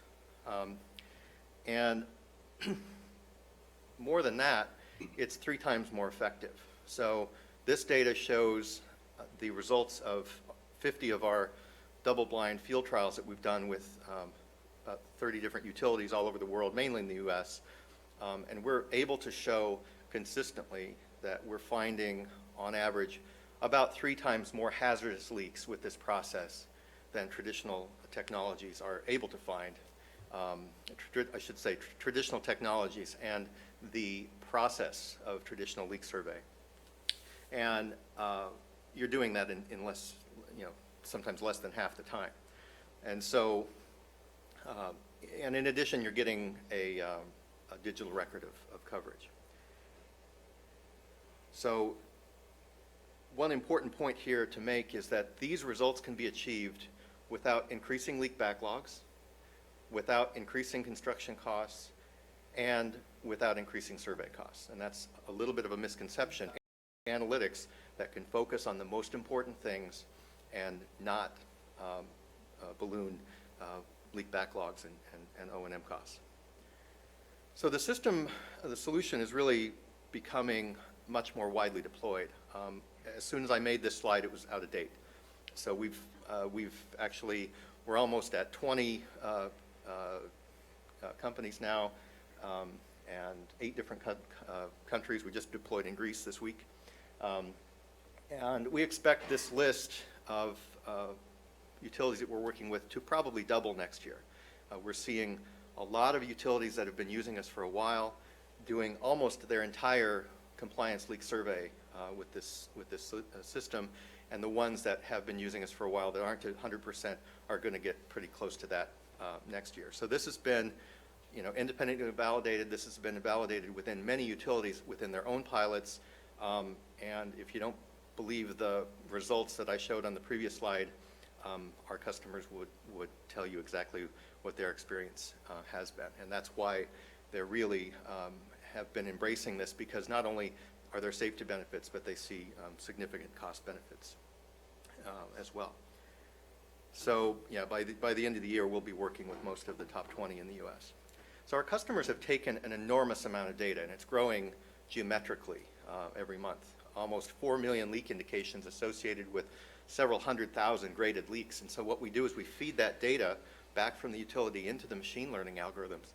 And our prediction of whether a leak plume is likely from a hazardous leak, what are the emissions, all of these algorithms are getting better and better as we're getting data from all over the world, from all of our customers that are using the solution. and we're able to much more carefully give utilities a very prescriptive action on particular indications in their infrastructure, so they can prioritize in terms of hazard, they can prioritize the work in terms of being as operationally efficient as possible. So beyond compliance, there's a lot of additional use cases that we've seen our customers use this system for. So everything from improving, augmenting DIMP models or risk models for pipeline replacement, doing emissions reduction and emissions quantification, looking at how to make a truly risk-based framework and schedule for leak survey. So surveying things that are more risky, surveying those more often, and pushing off things to a longer time horizon that aren't as risky. We've also seen a number of emergency situations where this has been used. Many instances of overpressurization, loss of odorant, after hurricanes, after tornadoes, after the fires in California, after earthquakes, you name it. There's been a number of post-emergency applications. And so the applications that are the most interesting really are more impactful and go even more beyond leak survey. And I would say that the emergency survey use case can be as high as 10 times faster than traditional survey. So there are emergency modes you can put this system in and cover an enormous amount of territory very quickly. So there are things about the plumes that we can measure that correlate with aspects of the leak that it comes from. Is the leak above ground? Is it below ground? How big is it? How far away is it from the car? How far is it away from potentially a building? What are the emissions? And all of this information can be used to risk rank. Now, we can't grade leaks from the car, but we can give our customers an idea of the level of potential hazard for each individual indication that are provided, so that they can respond appropriately to those. There are applications where leak indications and pinpointing individual leaks is not the goal. So that is such as pipe replacement prioritization and looking at emissions quantification. And that one of the examples of this is what PG&E has done in the last 2 years in their compliance with the new methane law, SB 1371 in California. So they've gone and surveyed their 1/3 of their infrastructure on a 3-year cycle for compliance. The remaining 2/3 has been measured for what is called a super-emitter program. And so they're measuring the emissions of this across this service territory, but they're looking for only things that are higher than 10 cubic foot per hour and prioritizing those leaks for the emissions benefit that it gives. And by fixing only 210 leaks out of their infrastructure in 2018, they can account for a 32% reduction in their overall emissions as measured by our system in the areas that we survey. And so that's a huge benefit to get from emissions, but it gets better than that, because there's a simultaneous benefit that is realized when they found 74 grade 1 leaks that were in the areas that were being surveyed outside of the compliance survey. So these are the 2/3 that is not compliance survey. So that's an additional benefit in safety, just for doing this high emission leak kind of scan of the infrastructure. The other benefit has been an estimated, we think it might be about $500,000 annually in reduced odor calls, because these leaks have high emissions rates, so they tend to incur multiple odor calls over a year's time, and that adds up. So I think the application that our customers are most excited about, that has really the most benefit in terms of emissions, O&M cost reduction, and safety, is optimizing pipe replacement programs. So what we've shown with multiple data sets from multiple of our customers is you can take their existing risk model, DIMP model, which they use to prioritize pipeline replacement, and we can go and measure those pipes and take the emissions data and add that on top. And augmenting these models, we've shown you can remediate up to 2 to 3 times more leaks through pipeline replacement by just making different choices. By adding this methane data, you can take more leaks out of the ground with capital money and you'll never have to spend O&M fixing them. So if you look at the average leak repair cost across the country, it varies from something like $4,000 to as much as $8,000 per leak, which means you're taking out potentially as much as $5,000 to $35,000 more O&M in O&M cost avoidance than you would be if you didn't optimize your pipeline replacement program. So this is not how much you're taking out. This is the delta, how much better you can do. And we've shown this with multiple data sets. So you can imagine at a utility that's got 10,000 miles that replaces 1% annually, if I can change that number by 2 to 3 times, and if I have a high repair cost, I could get as much as $3.5 million in O&M avoidance in just removing those leaks before they're found by customers or before they're found through leak survey. So that's, for us and for our customers, has been probably the most exciting thing that you can that has come out of it. And this shows some of the outputs of both the emissions mapping and the pipe replacement tools that we have. And the great thing is that you're able to show exactly what the emissions are that you're remediating. So in states where that's becoming regulated, that's a very important thing to be able to show and to take credit for. And you're also able to show exactly how many leaks you're taking out with your capital money. You have proof to the regulator exactly how capital efficient you're being and how wise you're placing your bets with that capital money.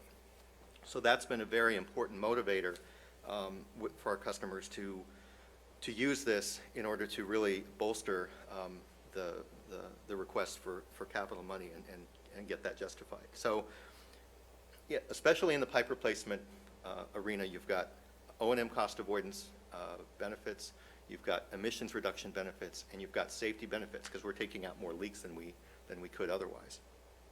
So that's been a big aha moment for us as a company. This is only a few years old, the ability to do that, and we're really excited for what this can achieve in the future. Thank you.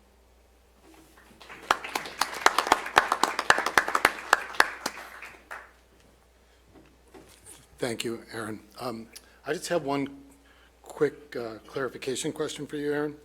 When you were saying the word "we," in the instance where your customers are using the cars in their equipment, we means a utility customer in many of those instances, right? Is that a fair? Yeah. So in the U.S., it's, our customers use the solution themselves. We have service models in other countries where we have a service partner. Does that answer the question? Yeah. Okay, so thank you very much. Our next speaker is Andrew Arjeski, and I mispronounced his name earlier, but I'm also a substitute moderator, so I apologize for that. The guys coming from the minor leagues were not quite ready for real time here. But just wanted to point out that we, that is EDF, started working with Colorado State and PSE&G, Andrew's employer, in a set of pilot projects going back 3 or 4 years ago. And eventually, I think I did this right, eventually they completed a set of pipe replacement and went on to their next round of pipe replacement, and they found it to be in their customers' interest, as we believe to be the case, to contract directly with a service provider to start using advanced leak detection and data analytics. And I'm just going to do this again. And so I think Andrew can talk a little bit about some of the results that they've been achieving. I hope that this is going to be okay, because working with a service provider. Why aren't I getting it to run? Oh, it's not it's a PDF. Oh, it's a PDF? Yeah. You want to do it, Andrew? Sure. Okay. Yep. Got it. Thank you. Yep.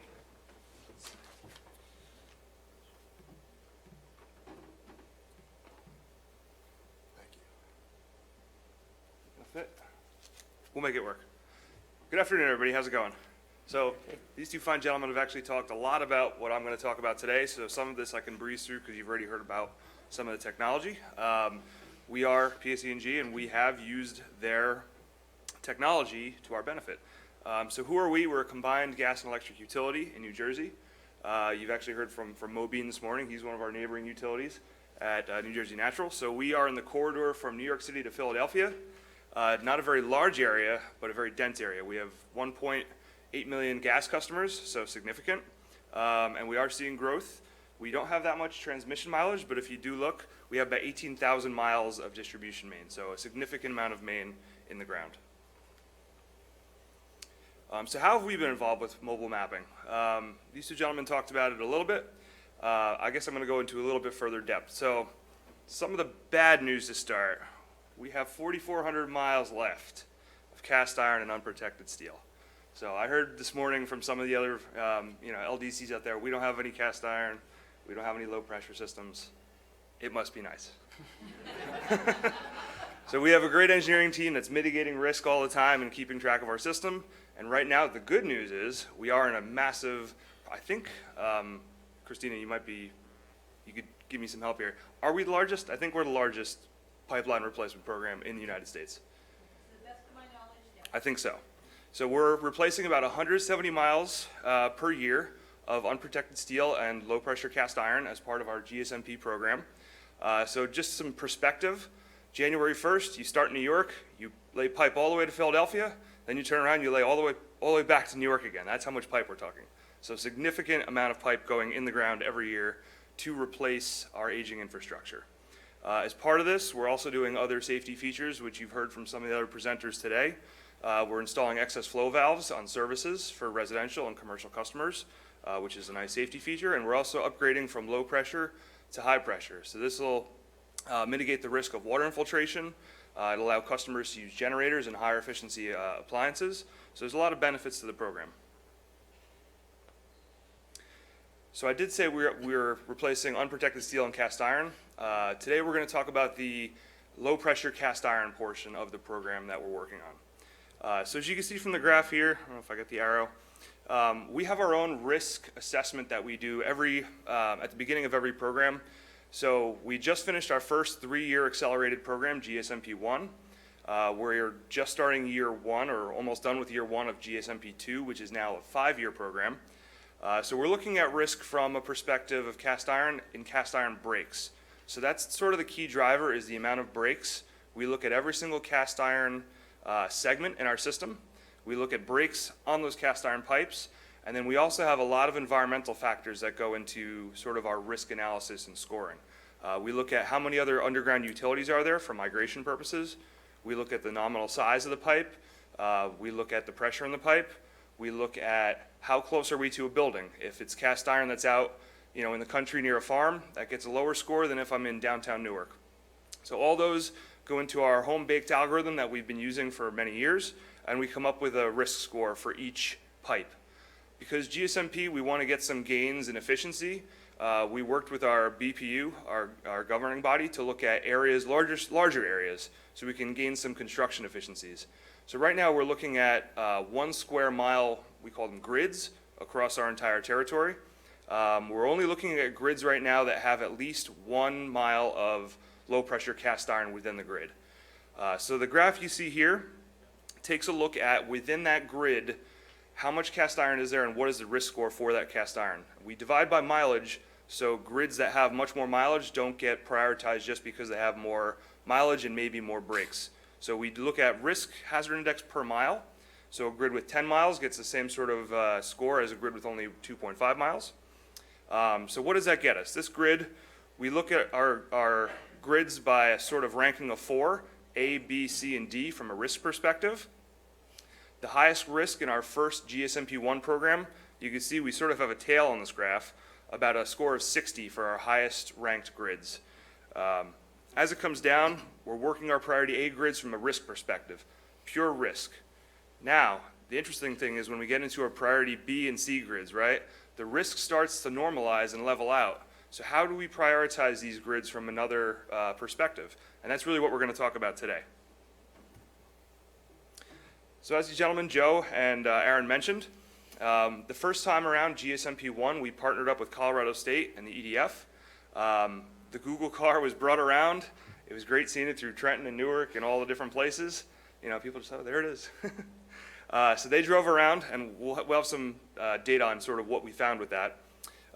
With GSMP2, like Jonathan said, we worked directly with Picaro this time around to ride more grids within our service territory.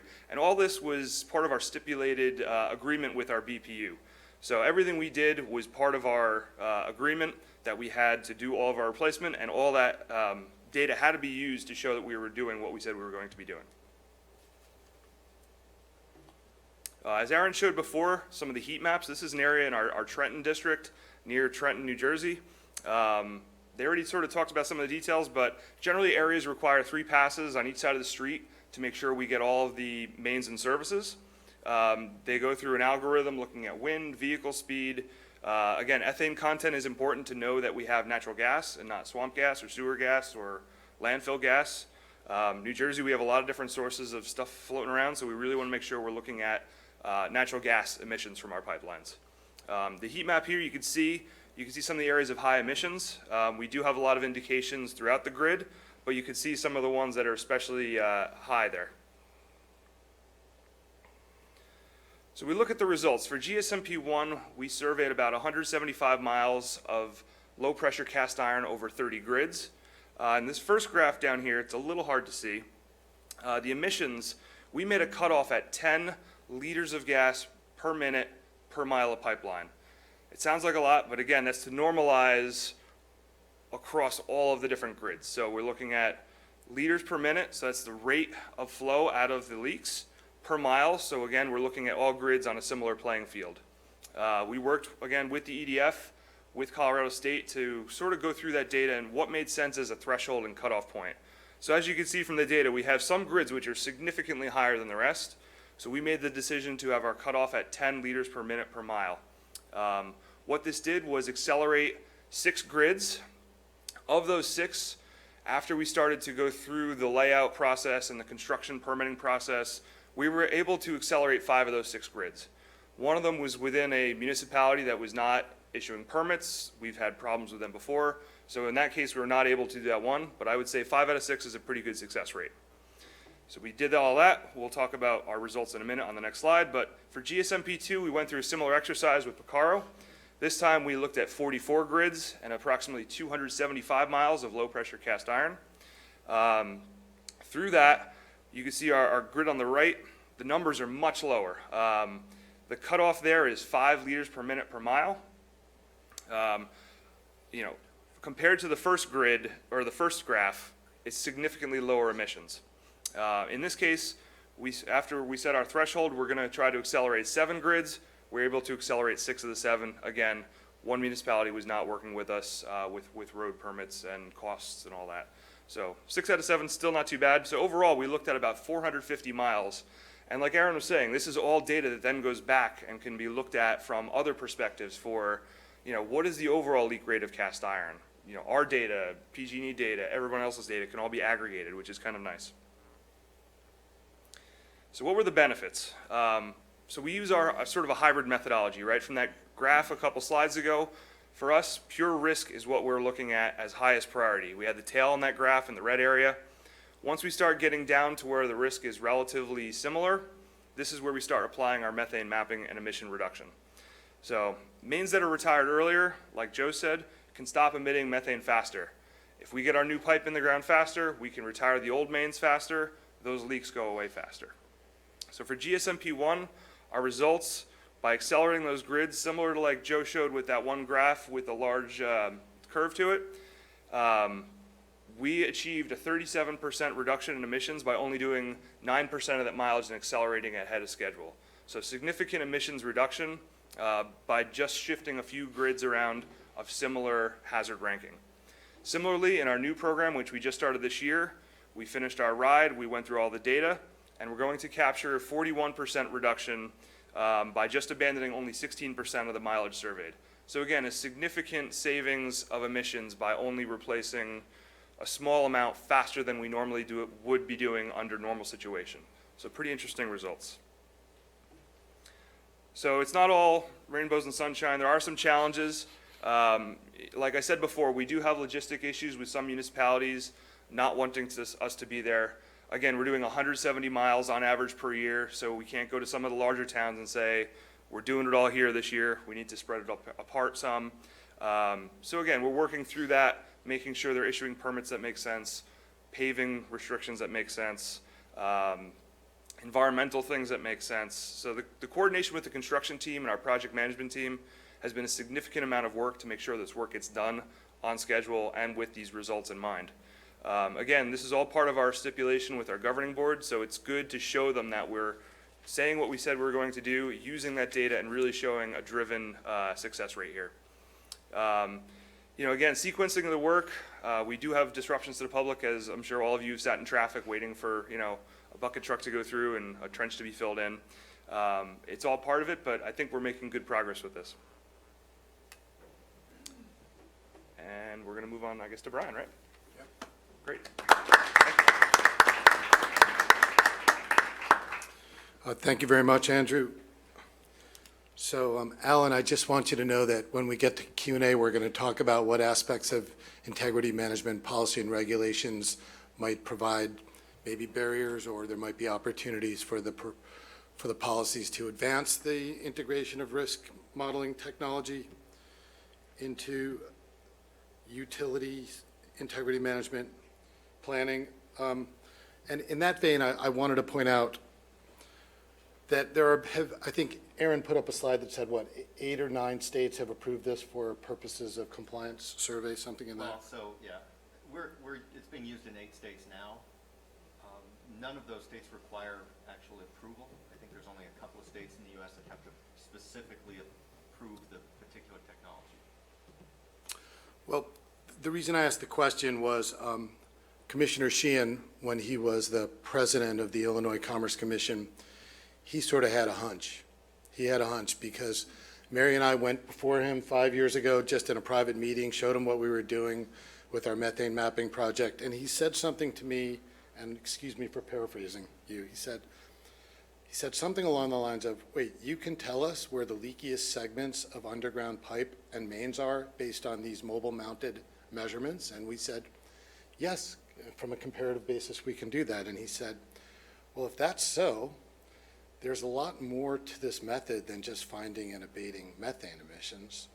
This is probably going to be a useful tool if it can be applied in such a way to assist us with the efficient allocation of ratepayer capital, for utility project management and accountability, and for safety. And so I apologize for paraphrasing you. In other words, he was the pioneer amongst regulators, and one of the reasons we're putting this panel on is because it is important both at the federal and the state level for those overseeing utility operations and financing to understand the benefits that are resulting from advanced data analytics and advanced leak detection. So with that, Brian, Commissioner Sheehan, excuse me. Thank you, Jonathan. I really appreciate the opportunity to be here to talk about applying data analytics and risk modeling assessment. It's really, I'm pleased to be here with Mary Gady. Mary and I worked in Governor Edgar's office in Illinois 25 years ago. And she's probably too modest to remind people of this, but at the time, she was Governing Magazine's, I think, Public Servant of the Year, and had her face on the cover. I was an intern. She was like this, literally like a celebrity in Illinois and in state government, and it's been such a pleasure to work with you on this. And I want to commend EDF for being such a constructive stakeholder. I can't say that about all stakeholders at the state level, but EDF is a terrific and constructive stakeholder. While the use of these technologies is really booming in unregulated industries, their adoption in regulated industries is tending to lag. I'm going to focus my presentation today on the regulatory aspects of examining relatively new technologies. I'm going to begin with a brief summary of the issues that local gas distribution companies face today in order to set the table a little bit for our discussion about why it's important to integrate advanced technologies into maintaining distribution pipeline safety. As we all know, PHMSA's call to action motivated an accelerated pipeline replacement program nationwide. From a safety and speed perspective, the programs have been very successful. 22 states and 1 territory have completely eliminated cast and wrought iron natural gas distribution lines. In Illinois, we're working hard on replacing what we have that remains. And just to offer a little perspective on where we're coming from, Peoples Gas, which I believe has the largest urban replacement program in the country and a natural gas provider to the city of Chicago, just replaced their oldest in-service pipe, which was originally laid down in 1850. Wow. Literally just blocks away from 1 year later, Abraham Lincoln was nominated for president at the Blackstone Hotel. But we still have a long way to go. Chicago is projected to be iron-free between 2035 and 2040. Our experience in Illinois parallels national trends, with the mileage of cast iron and unprotected steel pipe in the U.S. declining by more than half in the last 2 decades. While maintenance, repair, and replacement of these facilities has historically been driven by safety and reliability, more recently there's been an additional focus on the environmental impact of natural gas leaked into the atmosphere. The primary component of natural gas, as you know, is methane, a powerful greenhouse gas that's pound for pound more than 25 times more effective at trapping heat in the atmosphere than carbon dioxide. According to the Environmental Defense Fund, about 25% of man-made global warming is caused by methane emissions. This is particularly significant for gas distribution utilities with antiquated facilities, because for every cubic foot of natural gas drawn from underground reservoirs, more than 2% is lost into the atmosphere. That's enough to power 10 million homes and represents about $2 billion in lost gas to the industry and ultimately to ratepayers. According to the World Resources Institute, gas distribution accounts for 21% of methane leaks that ultimately ratepayers shoulder in the form of additional cost. Although replacement programs have been largely successful in refurbishing critical infrastructure, they've not been without controversy. Main replacement programs are costly, with per-mile costs typically ranging from $1 million to $5 million. These costs have an especially big impact on low and fixed income ratepayers. This tension between the need to replace, upgrade, and expand our pipeline infrastructure for safety and environmental reasons and cost require that we embrace technologies that can help improve efficiency and lessen the impact on ratepayers. Embracing innovation is the key, including a dramatic increase in the collection and analysis of data. The other panelists have talked about the need for and dramatic benefits of digital transformation, and it's really surprising and heartening how much progress has been made just in the last 5 years since we first talked about this. But questions remain about why progress has been so slow for regulated utilities. While regulatory inertia is significant, some states like Illinois have made progress.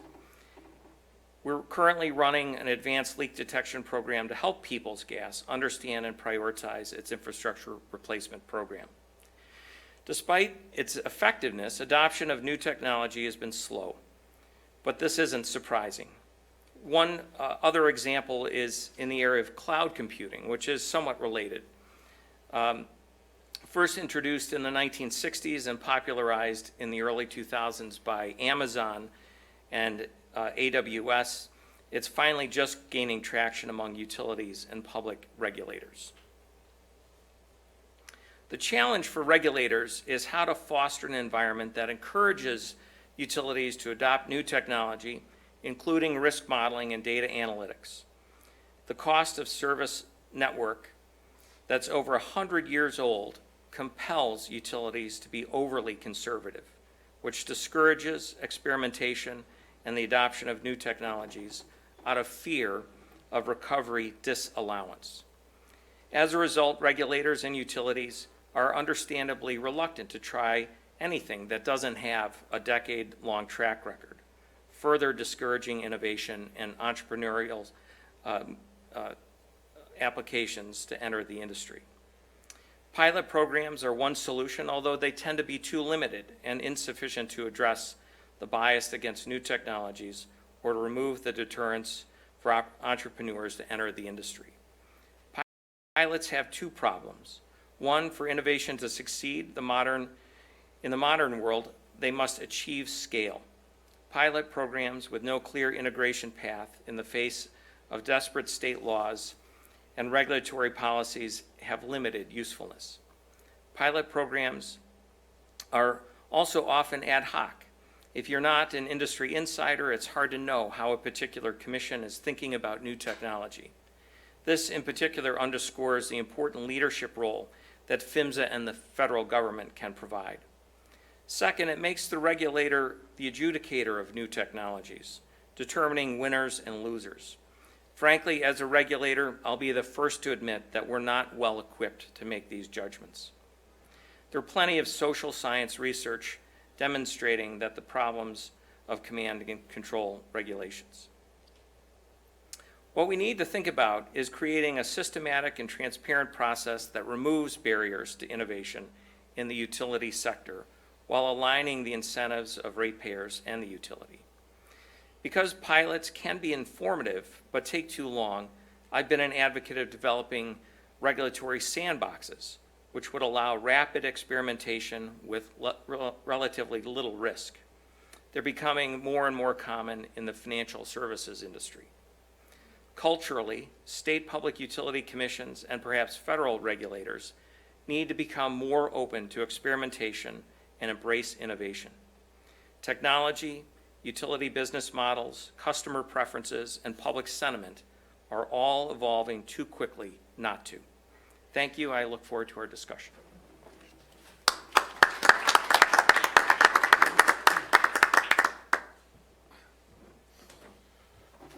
Okay, thank you very much, panel and Commissioner Sheehan.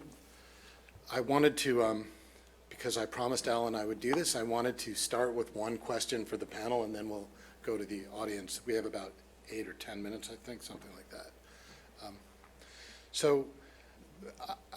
It's a broad question for everyone, but I'll start with Aaron. So in your work and discussions with utilities, aside from some of the financial incentive issues that Commissioner Sheehan just spoke to, are there regulatory policies around safety at the state and federal level that inadvertently act as barriers to innovation and the use of data analytics and digitalization and advanced leak detection in your experience? And we'll let the other panelists address this as well. Yeah, so I would say that two of the biggest issues we have with adoption are that the utilities are concerned with what their regulators, how the regulators will embrace really a sea change in how they do their compliance business. So that's always a fear in the back of their mind, despite the fact that most regulators we've seen when presented with the performance data from pilots and the history with our customers, they're very much on board. But there's this mindset in the industry that we have to worry, what will our regulators say? The second is the incentive that utilities have to keep their backlogs low. This disincentivizes finding leaks. We see a completely different regulatory structure in Italy, where they're actually monetarily incentivized to find leaks and penalized when a customer finds a leak or the public finds a leak that the utility doesn't know about. So they actually make money when they find leaks. And so in the U.S., it's backwards. And for a technology that finds more leaks, we had to invent a way in order to prioritize important things and deprioritize not important things so that the leak backlogs don't become prohibitive. So from that perspective, that's one of the regulatory detractors that we see our prospective customers grappling with. Anybody else on the panel want to weigh in? You know, I think it's, I touched on it. I think it bears underlining, the essential cost of service model that we have is more than 100 years old, literally invented by Samuel Insull, Thomas Edison's personal secretary, when he owned utilities in Chicago and invented the modern utility in Chicago 120 years ago. In many respects, it just doesn't work well anymore. We have performance-based incentives in Illinois for our electricity utilities, which have gone from being among the worst in terms of J.D. Power's ratings to among the best, because they have a very direct financial incentive to improve performance. We have a similar incentive and bonus around the deployment of energy efficiency. So we really need to rethink how we regulate utilities. In Illinois, for the last 5 years, we've been working on rethinking how we incentivize utilities to invest in intangible software assets. And it's in front of us, so I don't want to go into the details, but you know, again, it's something that I think progressive utility regulators around the country are thinking about, and we're really at the point where the leading states are doing something about it. Okay, thank you. To the audience, any questions?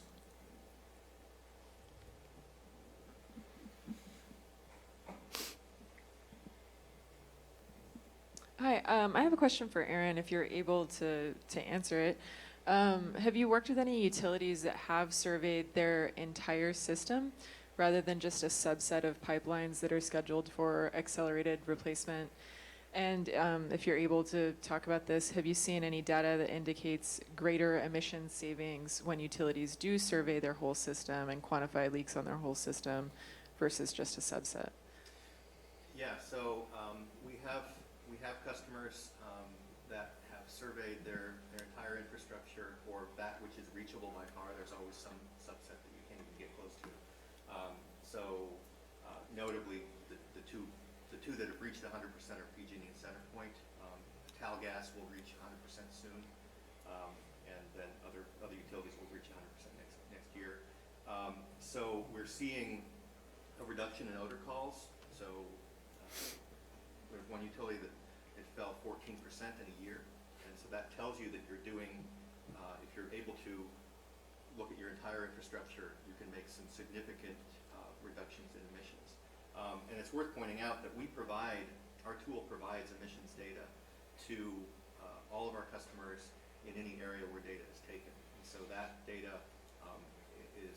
can be used for a number of purposes, certainly not the least of which is prioritizing high emitters to gain that benefit in emissions reduction, particularly in states where that's becoming regulated or becoming regulated.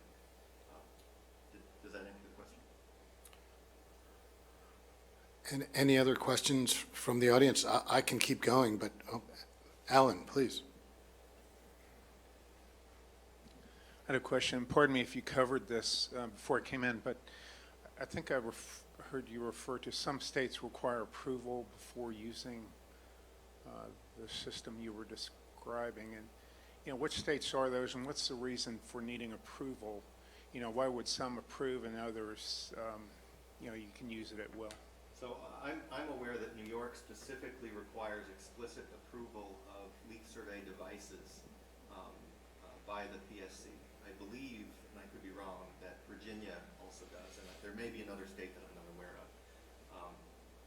So that has become a barrier to using this in compliance in New York specifically, because the utilities are afraid to ask the regulator if they can use it, and the regulator couldn't give me a straight answer as to what exactly was required to prove the efficacy of the system. His comment was, well, we just need to see some data, and that's that. So it's kind of nobody wants to ask because they don't know what the process is, and that becomes prohibitive. The idea that Commissioner Sheehan had about providing a sandbox by which all the state regulators could become comfortable and could learn the best practices that are being used for, you know, easy for me advanced leak survey in general across the nation. You know, it's like when we start talking to another prospective customer, the first thing they do is they benchmark with our current customers. So, you know, right now we're talking with a number of utilities. They're going to see ATCO in Canada, and CenterPoint in Texas, to see how they've operationalized this and learn best practices that you know we help them with, but which their peers really can probably best explain. So I think in the regulatory space, perhaps starting with PHMSA, it would be useful to have some of those learnings so that every state regulator doesn't have to go through the pain every single time when they're thinking about how to change this, because it is a big change. It's a completely it's a paradigm shift from 50 or 70 years of how this has been done, and it takes some getting comfortable with, and it takes really the teamwork between the regulators and the utilities that are using it. And that's our experience in the states where it's being used, is that relationship has been good, but it would be great if you know, that could be accelerated. I guess just one follow-up. Andrew, maybe you could just touch on sort of the internal deliberative process that you guys have gone through or that you see utilities going through when it comes to integrating these sorts of technologies into these long-standing and, shall we say, deeply ingrained safety programs? Right. To kind of get back to what both these gentlemen were talking about, from a distribution company perspective, I 100% agree that there's definitely some fear to take on new technology, especially if you have a process that's been working for a long time, and now you've adopted something new, and then something happens, right? There's that fear of what happens with new technology as opposed to something that's been working pretty well for a long time, even if it may not be as efficient or as cost effective. So there's some fear there. I'd say to open that up a little bit, sort of inching into technology like we did was good. It got us comfortable with what the technologies offer.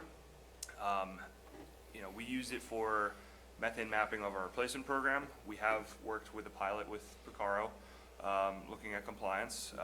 We're also looking at other opportunities for mapping specific types of pipes, like we had talked about, just to see what those leak rates would be for plastic and unprotected steel and protected steel, compared to what the industry says they are, right? The numbers may not have been updated in a long time. So have those assets changed their leak rates since they were last updated by the founders? Yeah, like that. I've talked with utilities who are also afraid of gathering information about leaks without analyzing the data in real time. So maybe, Aaron, you found ways to overcome this, but in the utilities I've worked with, the idea of driving a methane detecting vehicle but not waiting for the machine to go beep is an anathema, right? And so they either fear exposure to liability for knowing about a leak in an electronic sense, but not truly allowing themselves to collect information about their system. It's almost like fearing in the short term to collect new data out of the exposure that what that new data would tell them about. I mean, I'm not sure if the barrier is their perception, if it's a real liability exposure, or if there's a way that we could sort of smooth over that perceived barrier. It seems like that could be a tremendous boon. It's the first question I get. Mm-hmm. You mean to tell me you're going to go out and you're going to take data and you're not going to follow up for 3 days? Yeah. Actually, you know, in most of the places where this is being used, it's actually longer than that because they give themselves some time to do that. But the issue of was it a leak? When was it a leak? When did I know about it? It's both a fallacy and an anachronism to say when I happen to see it, because that's when I did compliance survey, that's when I need to act. Well, the leak that we find, that we look at the indication of 3 days later, it was there yesterday, it was there a week earlier, it was there. Yeah, when was its birthday? Yeah. So it's just a perception change, but the industry has had, you know, the detectors that were used in the past work on the person, and so they could actually act in real time, but we have a better way to do it. Mm-hmm. Because if you stop and look at everything, you're not as efficient, and you can't get to as much infrastructure as you can. We've seen utilities, because they can do it faster, go from a 5-year cycle to a 4-year cycle to a 3-year cycle to an annual cycle.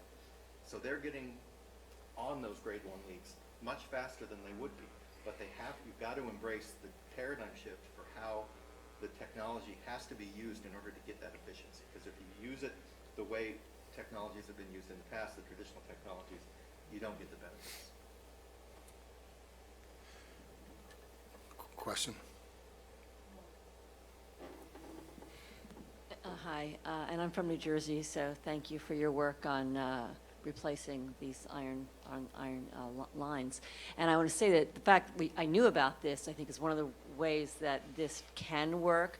And I know we talk a lot about engagement, and the industry talks about the need for public engagement versus awareness.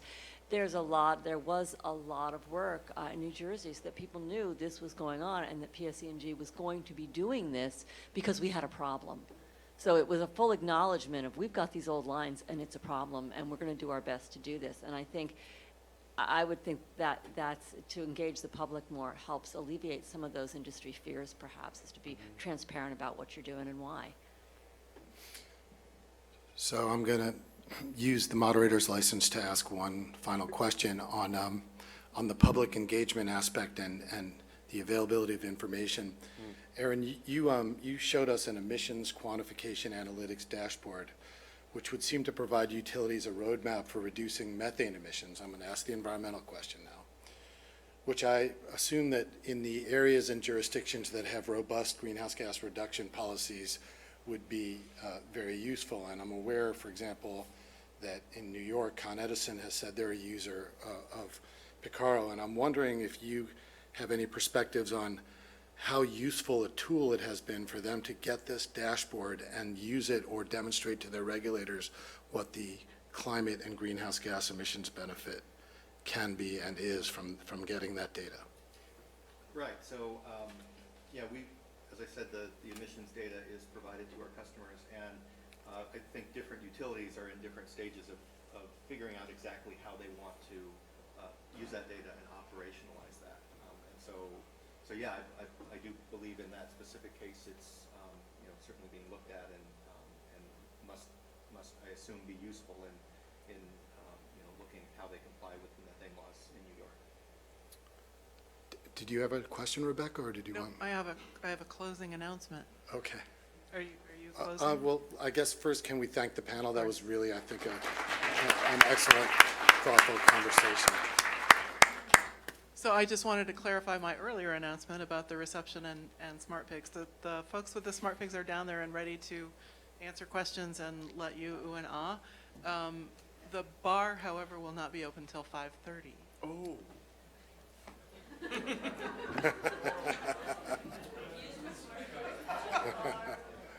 So you have to, do your homework first, that's all. It's good to do your homework before you start drinking in general. Thank you very much. Nice work. Thank you. That was fun.